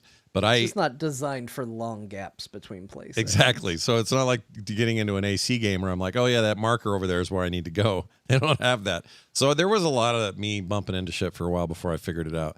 Once I got back into the flow, got my head around the story again, I went, oh, okay, I know where I'm at. What's going on? This new companion, blah, blah, blah. And I've gotten through two major world biomes. One of them was like this haunted biome, and I loved it. It ended up being so cool. It's not even my I think vibe. that's where I am right now because I just got not long ago. I think I got the girl that's kind of like a rogue. Yeah, she does the You know what jumping I through the mean? portals. Yeah. She's awesome. That stuff. Yeah, she's really cool. Oh, there's that game here. Hold on. So this right here, this is a tabletop. You got these little animatronic wizards and archers and tanks and stuff. And this isn't video, so you can't really see it. But basically, you're kind of rolling dice. It's like Yahtzee a little bit. It's kind of hard to explain. But you have hit points and shields, and you're just trying to take it down the other guy's totals. And I found this to be super fun. Could almost be its own game. But anyway, it's cool. Sea of Stars is rad. I'm going to finish it. I'm committed. Tsushima still burns. Uh-oh. I'm committed. Scott just committed to it. Why? I don't know. Yeah. This is how we got Tsushima fires. You're right. but- You're right. But I don't know. I'm having that much fun with it. It's super compelling. Once you're in the flow, it just feels good. It feels old and new at the same time. It circumvents a lot of the problems those old games had with like not enough XP or random battles aren't happening at the rate they need to, or all those old problems. They don't exist here so much. And you're getting loot on the regular, and it just feels good upgrading your dudes all the time. And the story's really fun and charming, and there's pirates, and I don't know. I'm into it. It's really good. We've heard this before. No, look, I'm not telling anyone to believe me. I'm just saying to you people at home, if I finish Sea of Stars Sunset Edition, you're all gonna feel like dummies then. That's what'll happen. No, we won't. You'll just feel skeptical, and We will still ask you how Tsushima's doing. well, that's true. That's never going away, right? That meme's forever. I mean, you think we're gonna forget what Bo shits in a lake today? That's not gonna happen. No. These memes last Yeah, forever. but you have a way to erase it. That's true. I could beat Tsushima. You know what I mean? If you Yeah. beat the game, we can no longer ask that question. And yeah, the next time you go, I'm beating this game for sure. We're going to go, well, remember how Tsushima went? Mm-hmm. But then you get to say, I finished it. Bo doesn't get to wipe the lake run clean. Like poop in a lake. It's on him. It's on him forever. I think like maybe the way to clean it would be to go and do some community service. Oh, You okay. know, go and clean some shit out of a pool or something and be like, listen, I've atoned. Do you think, like, could you go to this lake? I assume it's publicly managed, this lake, right? It's like a... No, it's a lake in the middle of nowhere. Like, Okay, it's so- outside the city in the wilderness. There's no hospitals. Oh, there's then no all health, bets are there's off no then. money. Yeah. It's like way in the bush. It's not near any real civilization. That's why I didn't feel bad about it's not like I went to a beach, you know, with 100,000 people there and shit there, you know. It's Shat in somebody's... it's just us and the fishes. Like it's people's camps in like remote cottages and stuff. It's not. Having been out of Salt Lake, it's like I don't know if you guys have like boreal forests in the same way where you go and it's just woodland for. Oh, we miles definitely have around. that. Yeah. You get lost and there's no help and like people die out there. And We have never get woods. found. We have woods They like walk that. up. We have mountains like that, and we have wooded mountains like that, and then we have deserts like that. I just didn't see any of it because it's not. Yeah, you I was were in in the city. town, so it didn't work. But yes, but like it was in a place like that, like an hour's drive from civilization, if that, maybe more, you know. Okay, so nobody. You can't go really do your. And we were on an amends. island in the lake, so there's no vehicle access. Like we had to get there by boat, and we were camping. So I feel like my impact, at least on other humans, was fairly low. Can't speak for the fish, but They're all right.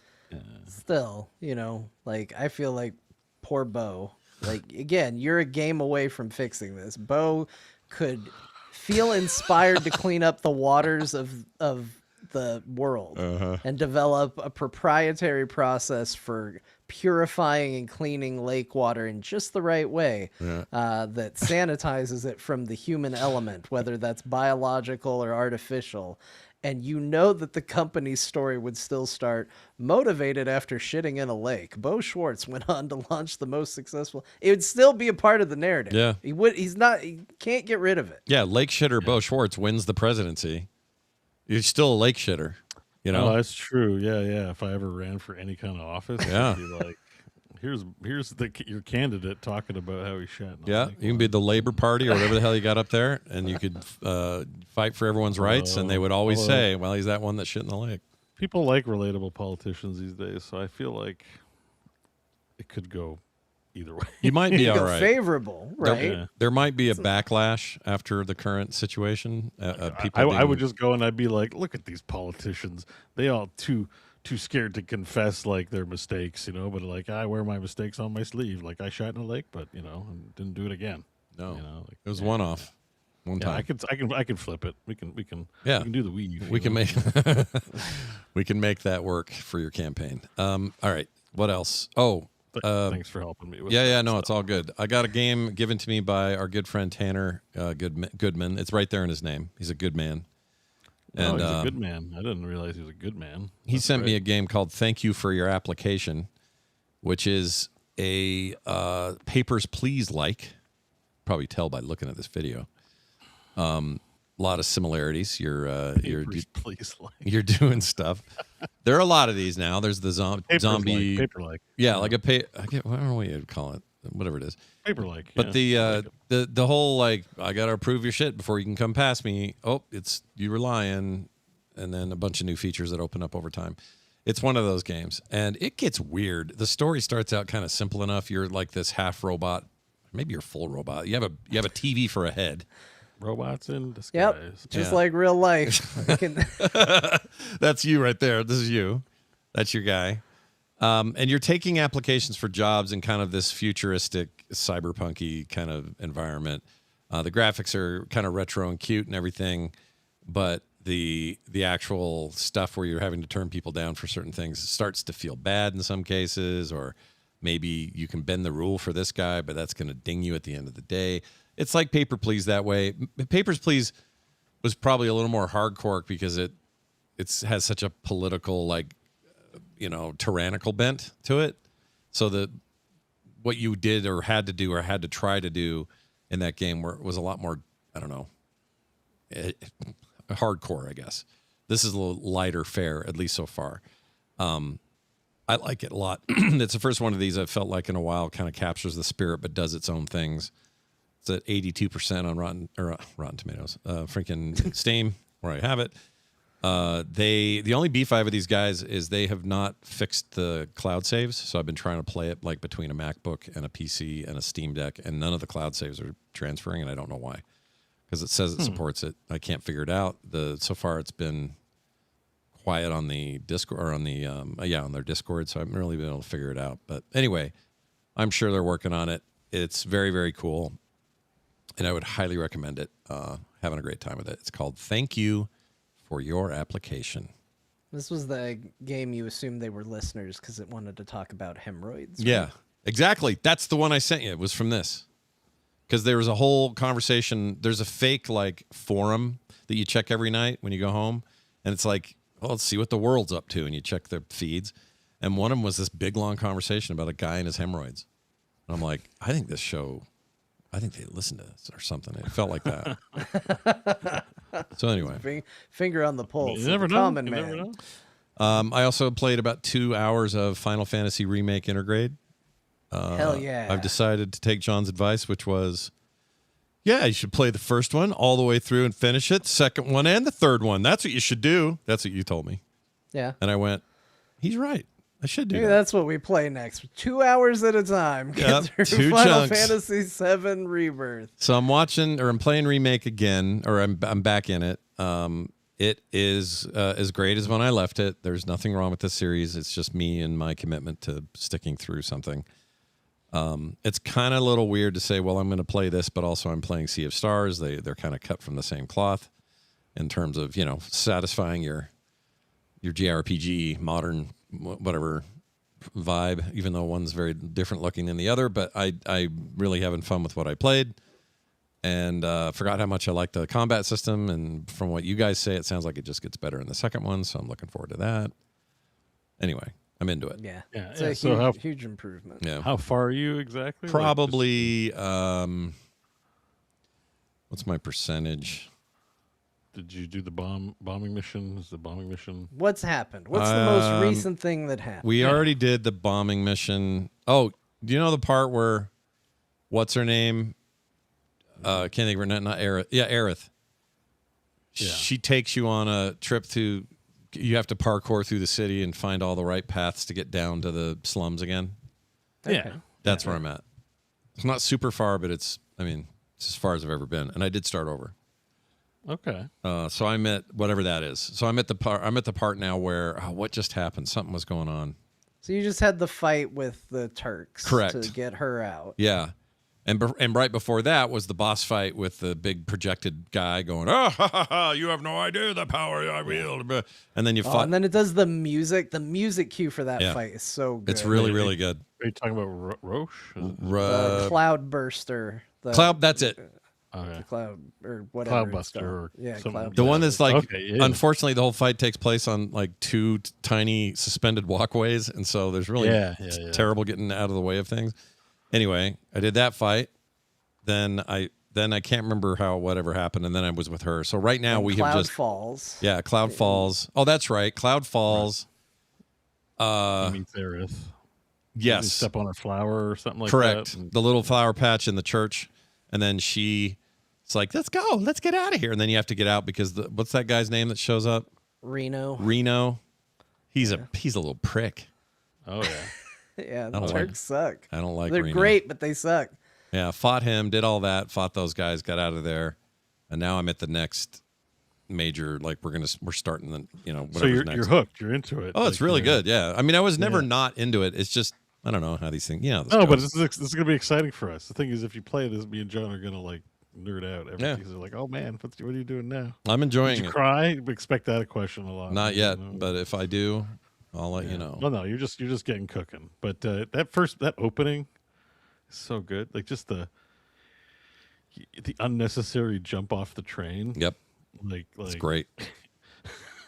It's great to have it realized in a modern way that makes it actually seem cool and not like these bobble-headed dork characters. And what do you think of Badger? I mean Wedge. I like Badger, although I haven't seen him in a while. What happened to him? I've He seen. got his I butt think- bit by a dog. Yeah, is he back? He's probably back at the bar or whatever, or hanging out somewhere. Well, yeah, so their mission ends, so they're probably going back to Tifa's bar to reunite with the other members of Seventh Avalanche. Heaven is what it's And called. Right. Now you're making your way back there after because you got separated from them. Right, because I fell through the thing. So I'm on my way. I guess that's where we're at. Then I'm on my way to meet up with them. But I think he is actually one of my favorite choices for the voice acting. Because it just matches. I don't know. Just matches. It's that really character. good. Yeah. Even though I hear Badger so clearly, I think it's a good fit for Wedge. Yeah. They should have put Skinny Pete in there somewhere. He's in the pit That'd though. have been great. Could've So been they got Biggs. They got Charlie Sheen to play. It's not his voice, but it sure looks like It looks It just sure like him. looks like him. I'm just like it's Charlie Sheen. It looks like young Charlie Sheen. It's weird. Yeah. Anyway, No, I'm having fun. I'm not. I mean, it's obviously stuff nobody here. I'm not seeing anything you guys haven't already seen, but I'm enjoying the process and I'm having a good time. Yeah, well, I look forward to hearing more. Keep playing. Also, doesn't hurt Or that play game. Stellar Blade. That game is Play that. excellent on Steam Deck too. By the way, plays great Yeah. on there. Yeah, I heard that. Also, by the way, for yeah. listeners who haven't played Final Fantasy, it's on Super Sale. It's one of the games on Super Sale. It's like $10, I think. Oh, really? Cheap. Yeah, go get it. Wish I could go back and pay that. And whatever, it's worth the full price I Just paid. saying, if you haven't spooted Have it you up- haven't spooped? if you haven't spooted it yet, it's a good time to go spoot. Get over Oh, there you and can spook. get both. You can get remake and rebirth for $31.99. Wow, that's pretty good. Wow, that'll be the best $30 in gaming you've spent. Yeah, in a do while, I'm that, sure. guys. Get in there. Then I played a little, not a lot, but a little Pragmata. And I did this Hell because yeah. I was testing my internet and I wanted something kind of big and bombastic on screen. Akuma Pragmata means no robots. That's right. Means no more robots for the rest of your days. There you go. I remember that song. Anyway, that's cool. And I played that until I think I got to what's the hub called? It's like maybe it's just the hub. Yeah, it's just the hub, like where your little safe house. Yeah, your little suit up and get pets, perks and whatever stuff. I can tell, though, immediately that I'm going to like this game. I really like how it feels. And I think that hacking and shooting stuff is actually really interesting. And I've only done the tutorial versions of that, so I know it'll get more complex or whatever. I was happy to finally fire it up, so I'm going to keep it It's that. a good twist on third-person shooting. Yeah. You know? Yeah, it's cool. And I know because at the time when it first came out, I know a lot of the reviews, they're very positive, but they were like, this is a throwback to the mid-aughts shooters, third-person shooters that we played on 360 and PS3 era kind of time. And I can see what they mean. Like, it's immediately familiar in all those ways. And I think that's actually really to its benefit. The world and the story it's telling is new and different. And I just think it's great. Capcom's doing cool shit with new ideas, you know, and it's a hit. It did really well for them. So happy about that. I did want to mention, and I did play, meant to tell this to John. This is just a side note. I played one round of Leon Must Die or whatever. Oh, yeah. I tried it. It's cool. It's exactly what you think it is. It's a roguelike where you run around and shoot zombies and they drop stuff and you find chests and you get random items, weapons, upgrades, and you work your way as far in as you can and beat as much as you can. And if you die, well, then you go and you do another run. It's actually a really cool application of that, I guess. Nice. I like it. So I got to give it a try. They released it like right after I was like, well, I'm not going to play this for a while. I beat it however many times. I'll uninstall it. And they were like, free update. Yep. Ah, crap. yeah.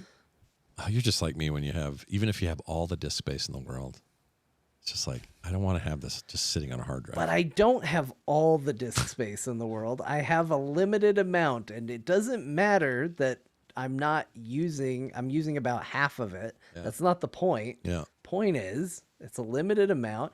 I beat the game 4 times. How long am I supposed to let that sit on my hard drive? Yeah, plus you got fiber at home. You're downloading fast. Everything's fine. It's all Yeah. good. I'm with you. Yeah. I do the same thing though. I get weird about it. Also, I can't let a trash can on a Mac or a PC or any computer sit full.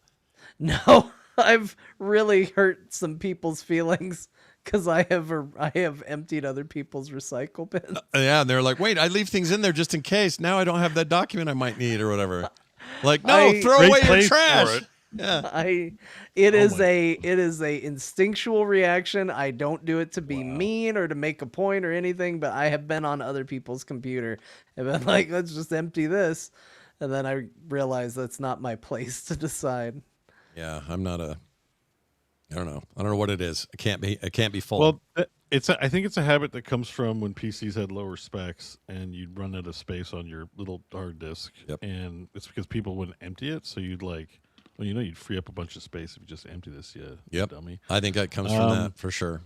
Now, my habit is more I leave stuff in there only because I want to visually review it in case I do delete That's a good idea. That's actually a good idea, but I don't think to do this because of those old misclicks habits. are a thing, right? Yeah. So yeah, It's like we grew up in the depression era of computers.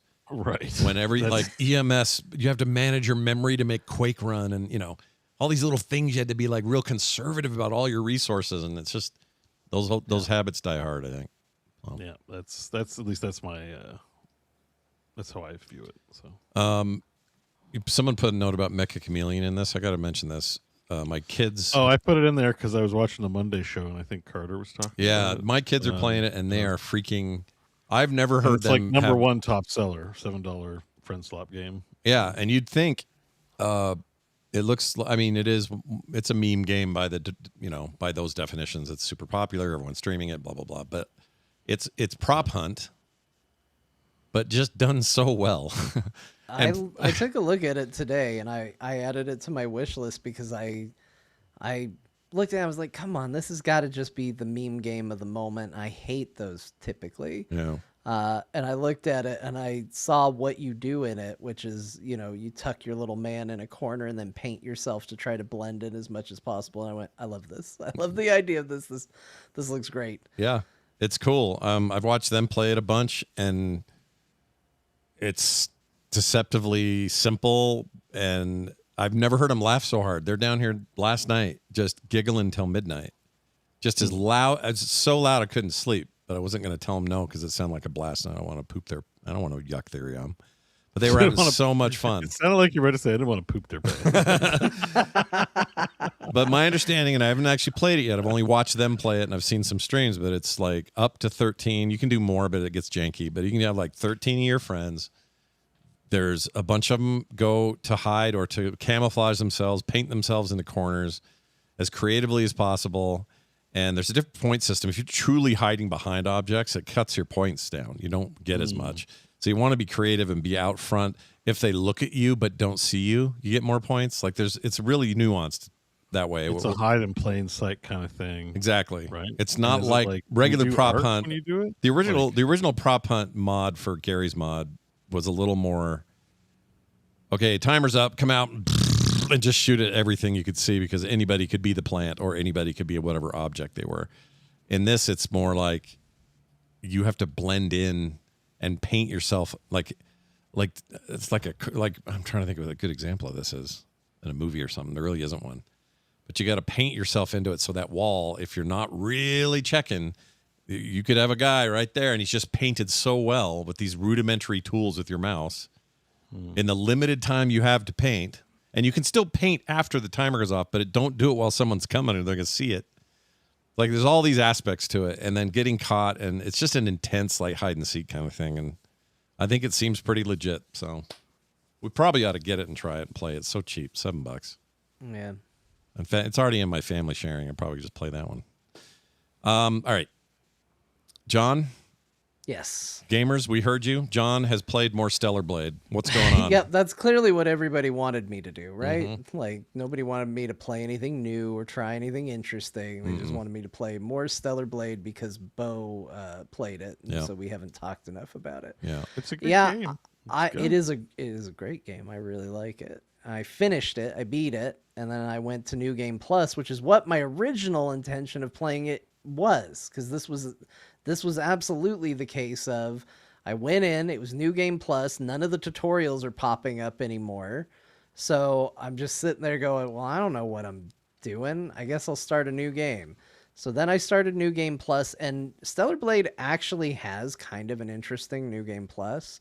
So once you start New Game Plus, every outfit that you unlocked in the game through like boxes and things like that has a second version, like a color variation of it. So all that collectible stuff is back. They add, I think, 8 new abilities to your skill tree. Actually, it's more than that. It's considerably more than that. They add additional abilities to your skill tree to unlock and progress towards things that were capped out. So like you can increase the damage of your weapon as you play through the game. They uncap it, so there is a new cap, but they uncap it so you can continue to progress that. And they basically let you play through the game again with more ways to continue to grow and make your character better. And it makes that New Game Plus experience that much better. I think the only problem I'm having with it is Stellar Blade has a pacing issue. If you are either not interested in the story, or if you've maybe, say, heard the story twice and you kind of just want to get through it, there are a lot of cutscenes that you can skip, although ironically, usually the ones that you can skip are the more action-y ones you would kind of want to watch. But there's a lot of scenes like what you're showing on the screen right now where it's just somebody talking to you about the world and the environment, and is not the most interesting stuff in the world. And you can can't skip that? Oh. You could press A to advance the dialogue a little faster, but it's not even like a fast forward. It's just like a but you have to hear a couple seconds before it'll let you jump. And so it's just line by line jumping, listening a couple seconds at a time. And it can get a little tedious. And so I've already fought all the bosses, already heard all the dialogue, characters already as strong as they're going to be in this moment. And I have started now to hit a fatigue level. That said, I made it into New Game Plus to basically where I could start the last mission if I wanted to. Oh my gosh. And launch that. Is this So game only an hour long? Like the way you guys make it sound like you just rip through it and beat it No, like 8 times there's a just night. a lot of side content. Yeah, Yeah, if you can once skip. you've played through it once and you know where to go, Hmm. you can just get to the. I wonder what the speed run record is. Look that up. It's probably. I would think it's pretty fast. I always Yeah, like 'cause, looking at these. They're fun to see. Stellar Blade. Let's see. like it's not. I wouldn't call it open world, but like the two main overworld zones are Mhm. like fairly extensive, and you don't have to do everything. Like there's a lot of side quests and stuff. Mind you, it is good to do side missions if you want the good ending because. The game, and the reason I'm saying is because the game doesn't explain it to you. It just there's the lily meter. That's the short-haired friend. Mm-hmm. If you do things, you make her meter higher. Mm. So you want to get that to 100%, but it doesn't explain to you. It's kind of like slightly hidden, I guess, just to be a little cagey about getting the secret good ending instead of a bad ending. Mm. You know, if that thing if it matters, you don't have to do every side mission. You just have to get up to 100%. Main stuff will help buff it too, but before you do, like, it'll tell you when you're at the point of no return. Before you do that, if you want access to the best ending, you do have to get her lily meter. You'll just see her like an avatar of her head, like some art, some icon art, and a percentage meter, and it won't explain what it is. Like at all. It doesn't even say lily meter, nothing. There's nothing in the help menus or anything. Yeah, There's it just lots of help pops up menus. every now and then, and Tons they of don't even support. they don't Yeah. even tell you what's filling it up. It's just like, oh, I read a poster and that filled some of the meter, I guess. Yeah. Cool. And, oh, I did that side quest, that filled some yeah. of the meter. You'll want to do some of the side content while you, if that matters to you. And I think, I don't know, I liked. I mean, the bad ending was very sad, actually. So I would recommend. So I'd try to fill that up if you want a nice little ending. And I mean, the game was fun. I did everything like the first playthrough just because I wanted to. Yeah, you want to go through the whole thing. To answer the question about speedruns, the current leader, first place leader, is a guy in the U.S. named Big Sid 119. And he did this in 2 hours and 39 minutes, 51 Jeez. seconds. Yeah. There has to be some glitches in there. This one because claims I thi- glitchless on the rules. It Really? claims it, Because yeah. I feel like even if you're pressing A through dialogue, you've got an hour of what dialogue to difficulty? listen to. Difficulty It's matters. that's on story. Let's see what normal is. Normal, the record is 2 hours 52. Big Sid again. Hard. Let's try hard. Halfway titty biss. He did it in 3 hours 35 on hard. If you do new game plus hard, it's around 246. It's I wanna watch one of these runs. I want to see what they do. I'm curious about it. I And enjoy granted, those. I have a hard time ignoring the side stuff. That's the biggest issue. Yeah, Is I'm like, yeah. well, I got to go do that side stuff. No, I mean, I don't want to spoil things for Scott, but like, I can see how it would be that long. Like, if you know where the missions are, you just go straight. Is to the side stuff like open games. worldy questy stuff, or what does it play It's out like it's a halfway point. Like you get this open world area, but it's not like a world is like overstating it, right? It's like a zone, you know. So Okay. think of like a World of Warcraft zone, basically. Like just so it's like there's stuff to do, things to fight, side quests to take care of, but and it's big enough that you'll spend lots of time in it if you're into it. But you're not like, whoa, this giant world. Like you won't feel that way necessarily. Okay. Yeah, I think WoW zones is a really good way to describe it. Well, I like Especially those. because enemies respawn when you rest, so like you've kind of even got respawning enemies to a Oh. degree. That's the one Souls-like thing that's there is if you hit a save point, the enemies will respawn. if Okay. you rest But- at it. Yeah, Oh, Or- I see. yeah.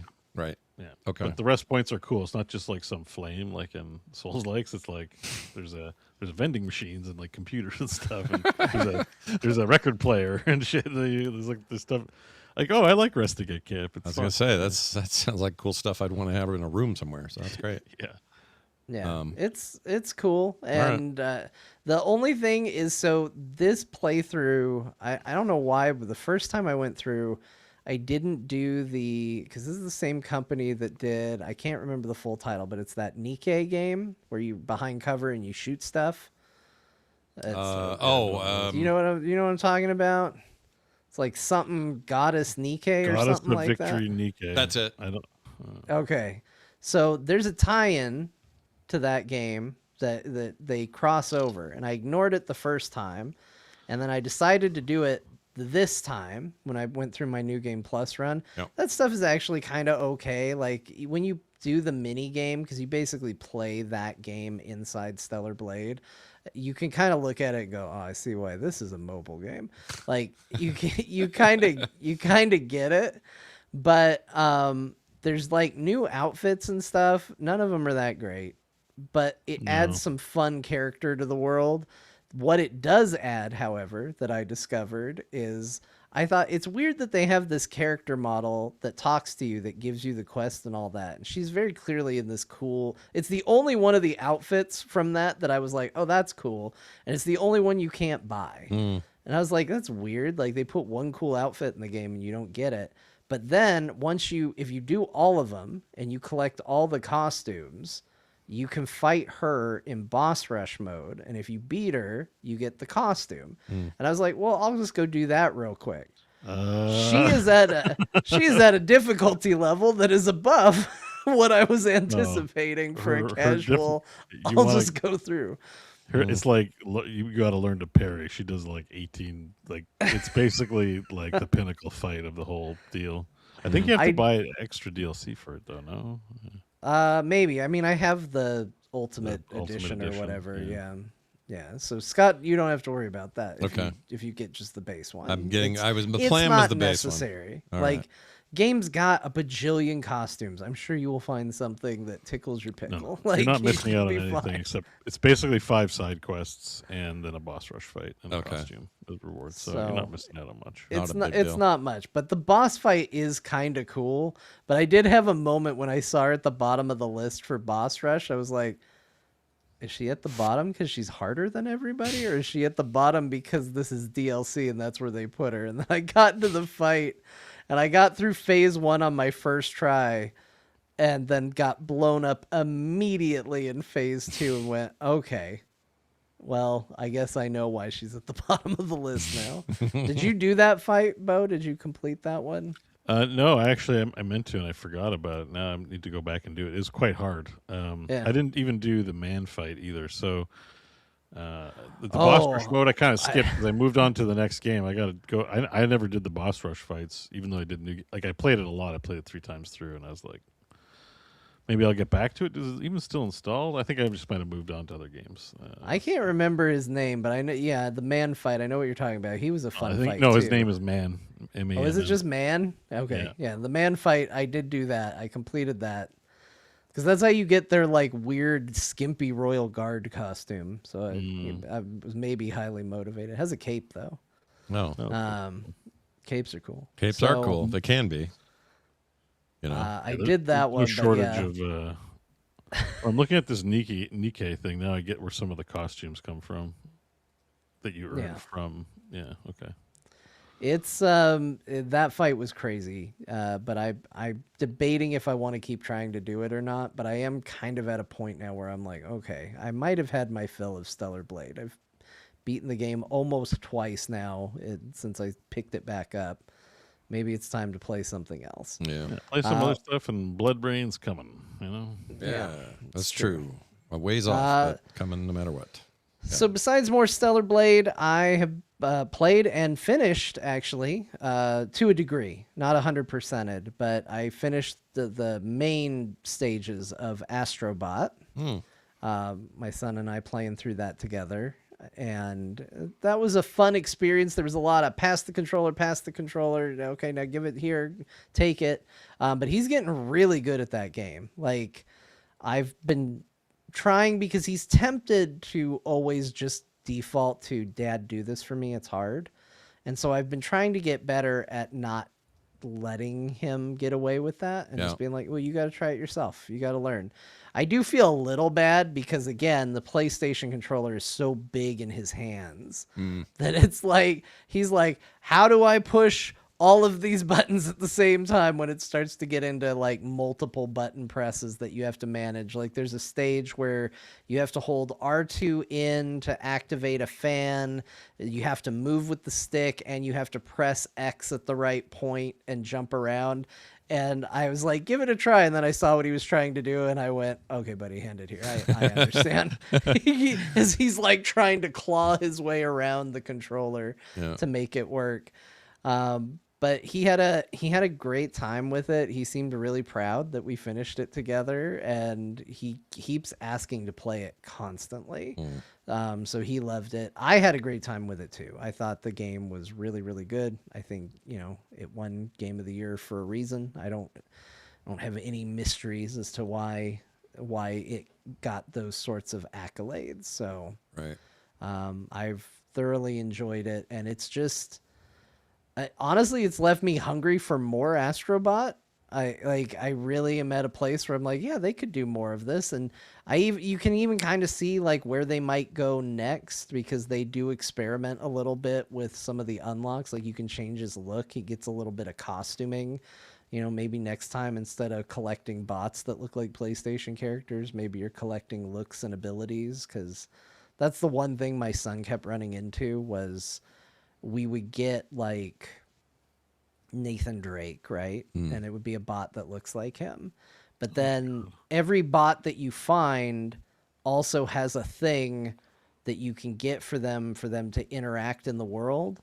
And he would see like Nathan Drake's gun. And in his mind, now we have that gun. And he's like, do we have that gun, Dad? And I'm like, no, that's for the bot that's going to hang around. He's like, why didn't we get the gun? Yeah. Like, why does he get the gun? And thankfully they put in a level where you do get the gun, and that's his favorite level. He just runs around and shoots little balls at everything. But he every time it was like, we get a sword. Oh, do we get a sword? No. Oh, do we get a spaceship? No. And so I think that's maybe one thing if they do another game with the kids in mind, of course. It would be fun to let you experiment with some of the props and stuff that they give the characters. Well, it looks like a pretty fun platformer, Yeah, and I understand now why everybody, it seems like everybody I talk to who plays this game is like, this was the first game I felt motivated to 100%, or, you're going to want 100% it, stuff like that. I totally get it, because you don't have to do everything to get to the end of the game. I think I only have like 245 bots rescued or something like that out of 320 something. There are a bunch of challenge stages that come up later, which that was a fun, valuable lesson of, Dad, maybe we can just give up. Your dad doesn't give up. We keep trying. We keep going. We're motivated. There ain't no giving up here, boy. Try and show him that we progress. Although for some reason he goes real antagonistic. He's like, I'm rooting for the bad guy. And I was like, okay, well, you can root for the bad guy, but I'm going to show you what persistence will get you, because I'm going to win in the end. But that's been a lot of fun, the challenge maps, because they don't give you any checkpoints. So it's a lot of complicated platforming and ability use without the checkpoints to kind of pull your butt out of the fire. And it's a little like, they've even said that Mario Odyssey was a massive inspiration when that team accepted their award. But it feels like that. It's like, you can get through this. You can do all the things. You can have a great time. You can run credits. But if you really want to go nuts and 100% it, there's so much more to do. Yeah. I love that about these games. This game seems rad. Yeah, after the credits, they add a bunch of galaxies, and he came running because I had walked out of the room while credits were going, and he goes, Dad, there's more galaxies. They made a bunch of new galaxies. And I was like, yeah, that's all right. We'll get into them. That's great. He's so excited. So that's been a ton of fun.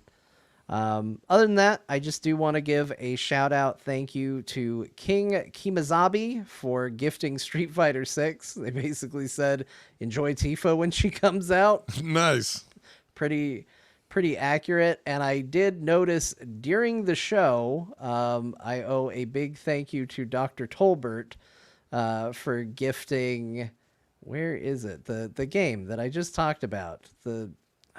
Why can't I remember it? Because it's got such a common name. What is it called? The Adventures of Elliot. Oh, that one. Yeah. Yes. So a huge thank you to Dr. Tolbert. That might be the next thing I play now that I know that. I'm so curious about that one. You're gonna have to fill us in next week. Tell if it's any good. So yeah, I'm curious about it too. So I think that might be on my next up list because I was trying to figure out what comes after Stellar Blade, and I think that's gonna be it. That sounds like fun. Just can't remember the name Elliot for some reason. I mean, it's it's a hard one to remember. I get it. All right. What else you get up to? Anything else? No, that's it. All right. Busy, fun times for John this week. Hey, Bo. Hi. You're all in on Night Rain again. Yeah, so How's that going? Stellar Blade. I played some Elden Ring and Stellar Blade, and I was like, I never actually played the Hollows, the what something Hollows, because there was an expansion, right? That got released. Oh, right. I think it was gifted to me, but I don't remember who gifted it. I'm sorry. But yeah, so there's like 2 new heroes to play, and 2 new like end bosses, like levels, and a bunch of stuff added for like the content in there. So I kind of got in, and I kind of just got hooked again. Like I've been playing all week. Like, and whenever I don't have like work or something to do, it's like I'm booting up Night Rain and just playing. Each of the characters have like these remembrances, which are just stories that also put you out into the world, and there's sort of these individual missions, and I didn't do them all, so I also went hard and finished all the remembrances for the now 10 characters that are in the game. And then I've been working on getting all the like relics and items that you can get from the shops from doing stuff. And now the Everdarks, which are hard versions of the bosses with like extra mechanics and cool stuff, they now have a rotation where there's 3 of them weekly rather than 1. So there's like lots of options for stuff to do. So I've been like working on, I didn't finish all the Everdark versions of all the release bosses.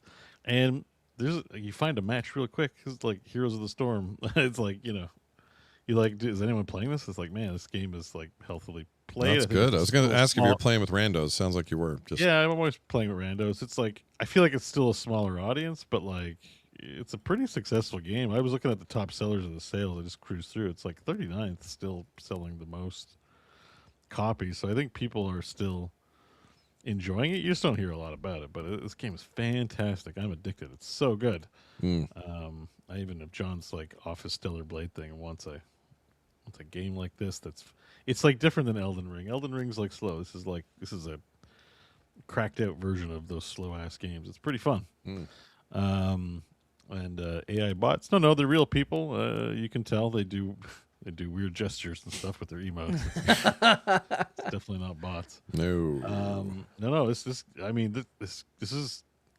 me, this game is one of the all-time greats of games. Like, I think one of my favorites of all time. It's like it's climbing up there with Heroes and PlanetSide and World of Warcraft and stuff like that. Damn. It's All right. It's one of the best games ever. So I played a lot of that. I don't know if anyone has questions about it, but it's great. I have one question, and that is, you're playing Overwatch again too. Why? Yeah, so I got an email saying there's a new hero, and so That sounded ruder than I meant it. I didn't mean it like that. I know, it's like you like Overwatch. I do like but Overwatch. It sounded so judgmental. You're playing Overwatch. Why? Why? Explain yourself, Bo. No, Yeah, I also don't know if like you got Overwatch. the email. There's a new hero, and 2 things. If you have the email, because they're always spamming these new heroes in the emails. Yeah, they do it all the time. Yeah, but like so the new hero's name is Shion, and all I could think of when I think of like saying Shion is Scott saying she on me. She on me. She on me. Yeah. So, and also she's a Omnic. She's not she's a robot. Oh. But like the Omnics usually look like, robot-y, like Zenyatta and Ramatra and stuff like that. But she's like it's a geisha Japanese Omnic that went rogue and is now a criminal underworld person. And she's got a motorcycle. That's cool. So one of her abilities is like to just drive on a motorcycle, and then you can launch it at the enemies. And she's kind of fun as hell. I mean, she plays probably the most like Tracer, like as like a flanker. Get in there. She has a little dash and stuff. Yeah, it feels a little tracery just by watching this. Yeah, but she's kind of got. See, you got and you can jump the motorcycle in the air, stop midair, boost it up, and then fire it. She's cool. really cool. And then Yeah. she can make her gun shoot an X. And what's her ultimate? Her ultimate? Oh, this is the best. So for a period of time, you can just dash midair, and then you have 3 charges of this thing where you do like a cartwheel, and then just shoot bullets everywhere. Just go dash, dash. Wow. She's like super badass. And I really like her design and stuff like that. She's so cool. Nice. But she's very weak, and it's a flanker. Like, it's hard to shoot at range. And you just fire the motorcycle off.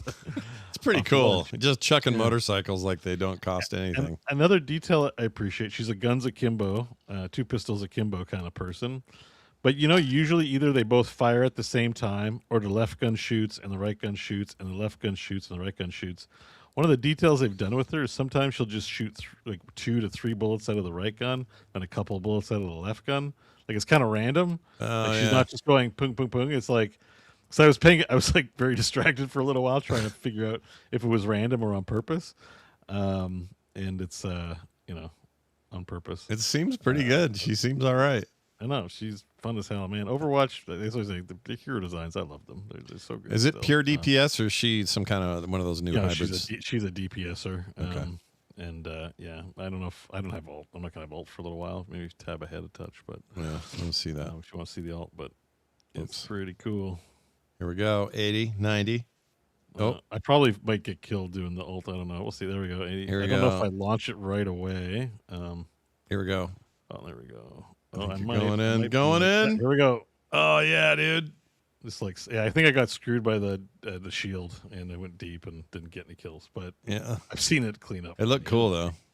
Yeah. Yeah, so All right. it's awesome. Nice. Yeah, More yeah. Overwatch. Game. Yeah. Yep. And so unexciting week for new novelty content for me. So I played some Heroes of the Storm. That's about it. Sweet. I respect it. Yeah. I got asked. I'd be like, Bo, listen, there's dozens of us. People flew to our meetup and was like, Bo, talk about Heroes of the Storm. still play Heroes, Love you talk about Heroes of the Storm. Yeah. So like, shout out to all the Heroes players. I played some this week in honor of them. Still got a bunch of those out there. I don't have much to say except it's the queues are still fast. There you go. That's what you want. That's a good question. Let's get to an email. This is a text, actually, from Brian Wheatley, like the little ball from Wheatley. Portal 2 ball. I remember him. Yeah. Wheatley was great. He's not dead. Right. Was he? Did he die in that? No. No, he's in space. That's right. He's up on the moon or whatever. Spoiler. All right, here we go. Brian Wheatley wrote in. True. He says, "Hey, Core, this is for John. After watching a few of Scott's RE playthroughs, I'm wanting to jump in myself. I know almost nothing about the story, so wondering what would be the optimum order to play these games in. Thanks for the great content every week. Thanks, Brian." Great question. I don't know that John's ever laid out the lore, like the best order, remake or original, like that whole thing. Have you ever done that Yeah. officially? I've had a couple people ask about it, so I've given it some thought. All right. I think, if you're going to ask what order should I play, I'm assuming that you don't necessarily know that you're all in, because I feel like if it's just I want to immerse myself in the story and I just want to know the story, you can either watch videos or start at Resident Evil 1 and make your way through the series, and that's fine. But if you just want like a solid gameplay experience and narrative to go along with it, I would say play Resident Evil 2 Remake, play Resident Evil 4 Remake, and play Resident Evil 9 Requiem. Those are your 3 baseline games to play. All right. You will get a complete story in the form of Leon's arc from first day on the job to, where he's at in Requiem. And, old man Leon. Yeah. And it tells, it kind of goes full circle. So it's 3 games. It's not like it's an insane amount of games that you have to play, considering how many games there are in Resident Evil. You'll get a little bit of the horror in Resident Evil 2. You'll get the action in Resident Evil 4, and you'll get the balance in Requiem. So 1, 2, 3. Except those aren't the numbers. 2, 4, 9. If you like what you played and you want more of it, add Resident Evil 3 Remake to that list. Okay. This is one of the most hated games Yeah. in the series. Yeah. But it's not hated because it's a bad game. It's hated because people know what should be in the game that isn't in the game. If you play it not knowing, it's a phenomenal experience. Scott, you played it, and you have not played the original Resident Evil 3. What'd you think of Resident Evil 3 remake? I thought 3 was. I knew about all the we don't like. That's a bad one in the series kind of attitude.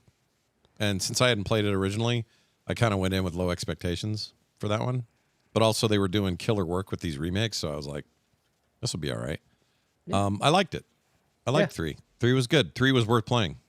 If you don't know, you don't know. If you have original Resident Evil 3 to compare to, yeah, it's like, oh my god, they cut all the good content from the video game. Yeah.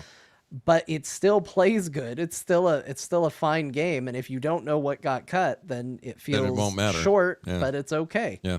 I agree with that. I don't think it made any difference to me. I mean, I enjoyed it as much as I did the 2 remake. And by all accounts, everyone thinks 2 is the greatest thing in the history of the world. So I didn't feel like 3 was a drop off. You know what I mean? Yeah. And maybe if I'd have played the originals, I'd have been weird about it, but I didn't feel that way.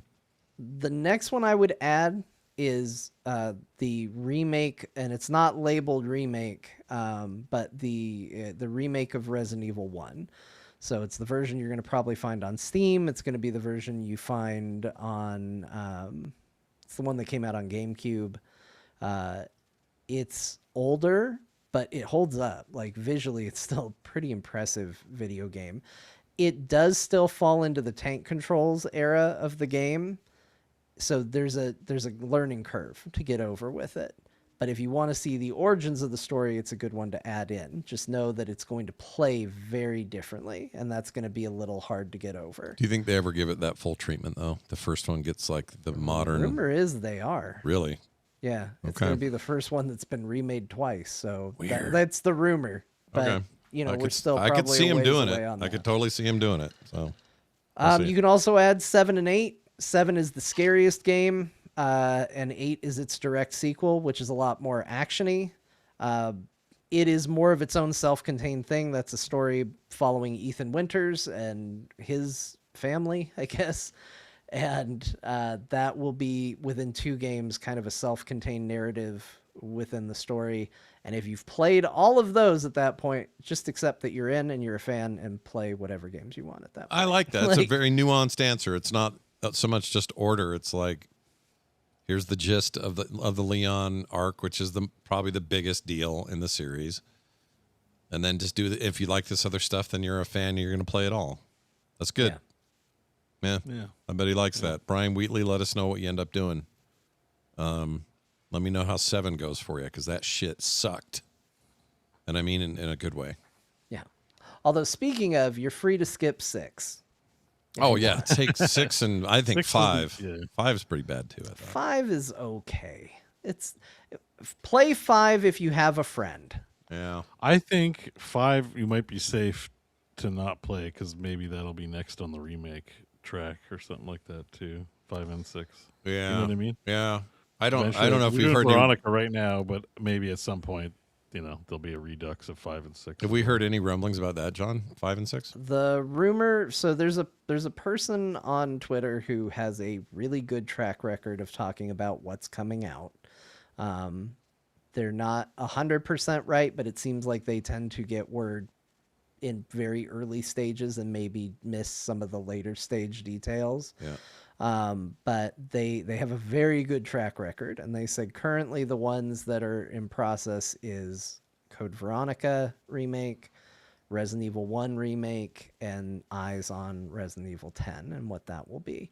Yeah. So as of right now, they have said that there isn't a lot of interest in remaking 5, but they said that Code Veronica came from asking fans what they would like to see, and almost by a crazy high margin, Code Veronica was on the list. So the interest was not there for 5, and they don't seem to have it there internally. I can only, it wasn't, neither do fans. So it's not like this a big shock. It's a big chapter for a lot of characters. It's a big chapter if you like Chris. It's where Wesker perishes. Spoilers for 5. But he's as close to a consistent villain as Resident Evil gets. He appears in many, many games. Sometimes he calls himself Xeno for some reason. Yeah, I don't know what's going on there. Weird. But that's where kind of the culmination of him and Chris's story is. So it's a shame that chapter isn't as fondly thought of. It also has Sheva, which I think it was, speaking of like good character additions, Sheva is one of the best character additions that it had. I think the problem was, one, it was going after Resident Evil 4, which was a game that changed action games forever. It really dropped the ball on being scary. It went full action, and the co-op, like, people who played that game co-op love it and swear by it. But if you were playing by yourself, it was a more frustrating experience by yourself. So that's the problem that Resident Evil 5 has. But I played it with a friend, and I had a wonderful time playing it with a friend. Nice. But I got done with it and went, yeah, that's not Resident Evil. What if 10 is Ethan, Old Man Leon, Chris? Ethan's dead, Scott. Oh, wait, when? How? What? He died in 8? He died in 8. He blew himself up. Oh, but you're who'd he leave? It's a girl. There's a lady now. Chat's like, well, spoilers, but let me put a big but on here. Rose? There is some debate as to whether or not he could still be around. Okay, because they could retcon that business. Who knows? Here's my thing though. Okay, forget about Ethan. Comes back in Resident Evil. Wesker, I just said, was dead, and now he's around too. Everybody's alive and everybody's dead. I have a better idea. Leon, Mr. X, but he's feeling nice now. He's working with him. He's their buddy. One of them, yeah. And that tofu thing you showed me. Those three are on a space station where the T virus has survived. They eradicated it down here, but no, there's one up in space, and that station's full of all those little bald girls. There's your game. That's it. We can call it Tofu X. Yep. He gets put in a reconstitution chamber and comes out as metal tofu. Yeah. That's it. We just did it. We just designed 10. Capcom, send us your checks directly. Yeah. All right. I apologize for spoilers, but honestly, with Resident Evil, there's really not a lot of spoilers. Like, every character is kind of dead. Every character is kind of living. It's not... Nothing set in stone. Very rarely means much of anything. Yeah. But speaking of which, we forgot to do this on the stream, and we're not going to do it here because this does just devolve into spoilers, but we didn't talk about the bad ending that you avoided. I avoided the bad. So the ending I got, you said, is the good ending. Yeah, you got the good ending. I saw the wedding ring moment. I saw... What else was significant about that ending?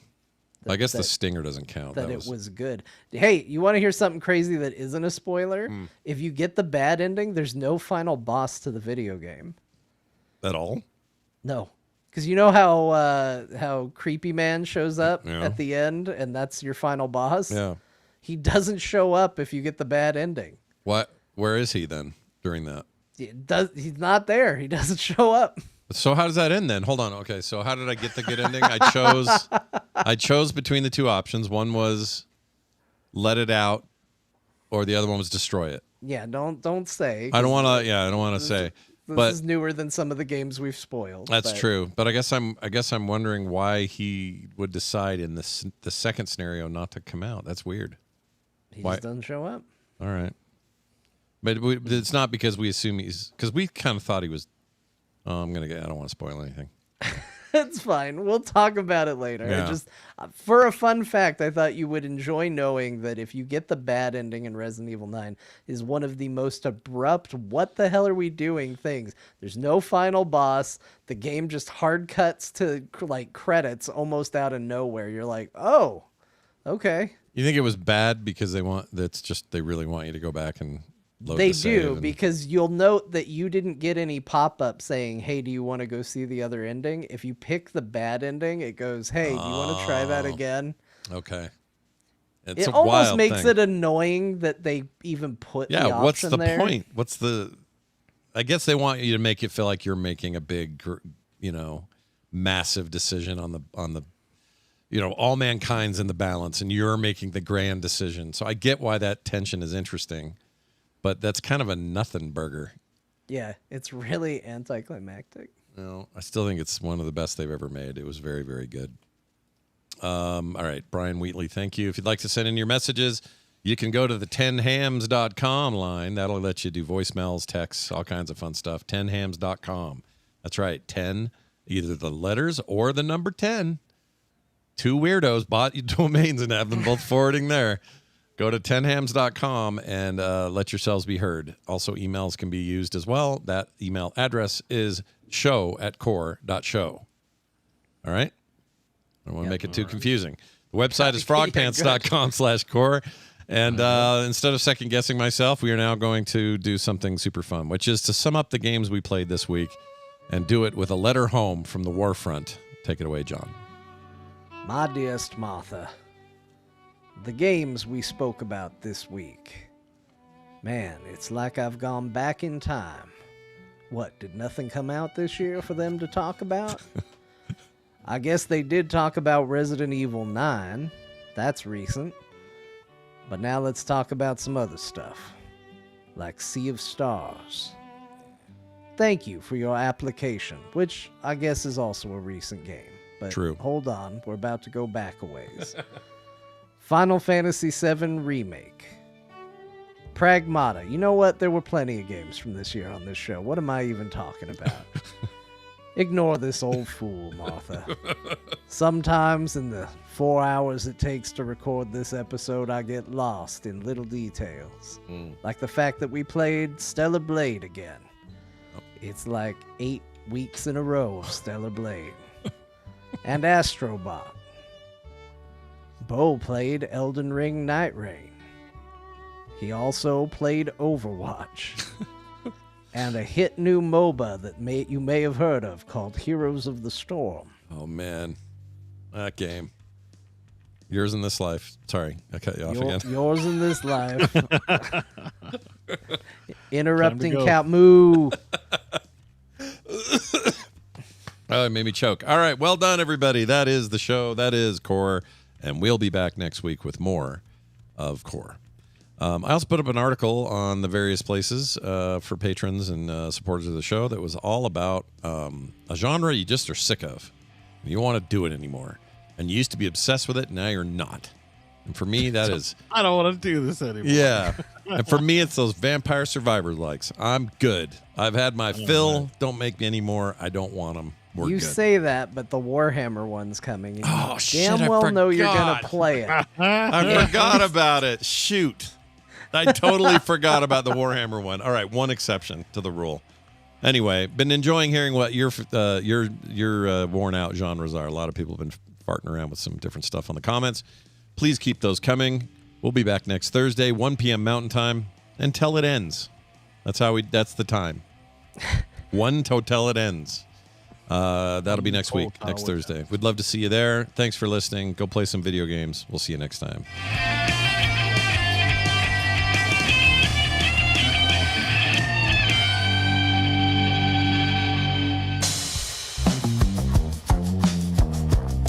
This has been a Frog Pants production. Find all our shows at frogpants.com. Hi, Scabololo. There he is. Never get tired of that. He's going to be so happy when I'm done with the show. I'll bet. He complains every time. Gets his dad back after 4 hours. He's like, are you done with your show? Yeah. Yay! And then I get a big hug. Oh, that's awesome. I love it. Yeah, I think we're good. I was going to say, if anyone ends up getting that weird, what's it called again? We wrote it down here. Where is it? Mecha Chameleon. If anyone picks that up, let me know and we'll stream some silliness. Oh, yeah, maybe we should play some, eh? Yeah. We're not big on the meme games, but this one has some sauce. Well, if you're free this Seems like a good one where we could invite listeners to as well. Yep. And it does up to, like I said, 13 people or something. So you get a good group in there. So we could cycle like 10 people. And we're just there every time. Mm-hmm. I'd be down. Yeah. So we'll talk. We'll see what we can do. We'd love to. Ping on Discord. Maybe we'll get some games in this week. Yeah, we'll get a little ping going. A little ping. Tell me about your ping. Tell me about your ping, yo. Right. Thanks, both of you. Have a fantastic night. We'll see you soon. And everybody else. Oh, weird. Everyone else, that's it. You can come back tomorrow for more. There will be a play date tomorrow morning, a film sack this weekend, other fun things here and there. You just never know until you get there, kind of deal. You know what I mean? You know what I'm saying? Love to have you there, though. So come on back now. You hear? Oh, Raid Dunaway? Yeah, we can raid Dunaway. There you go.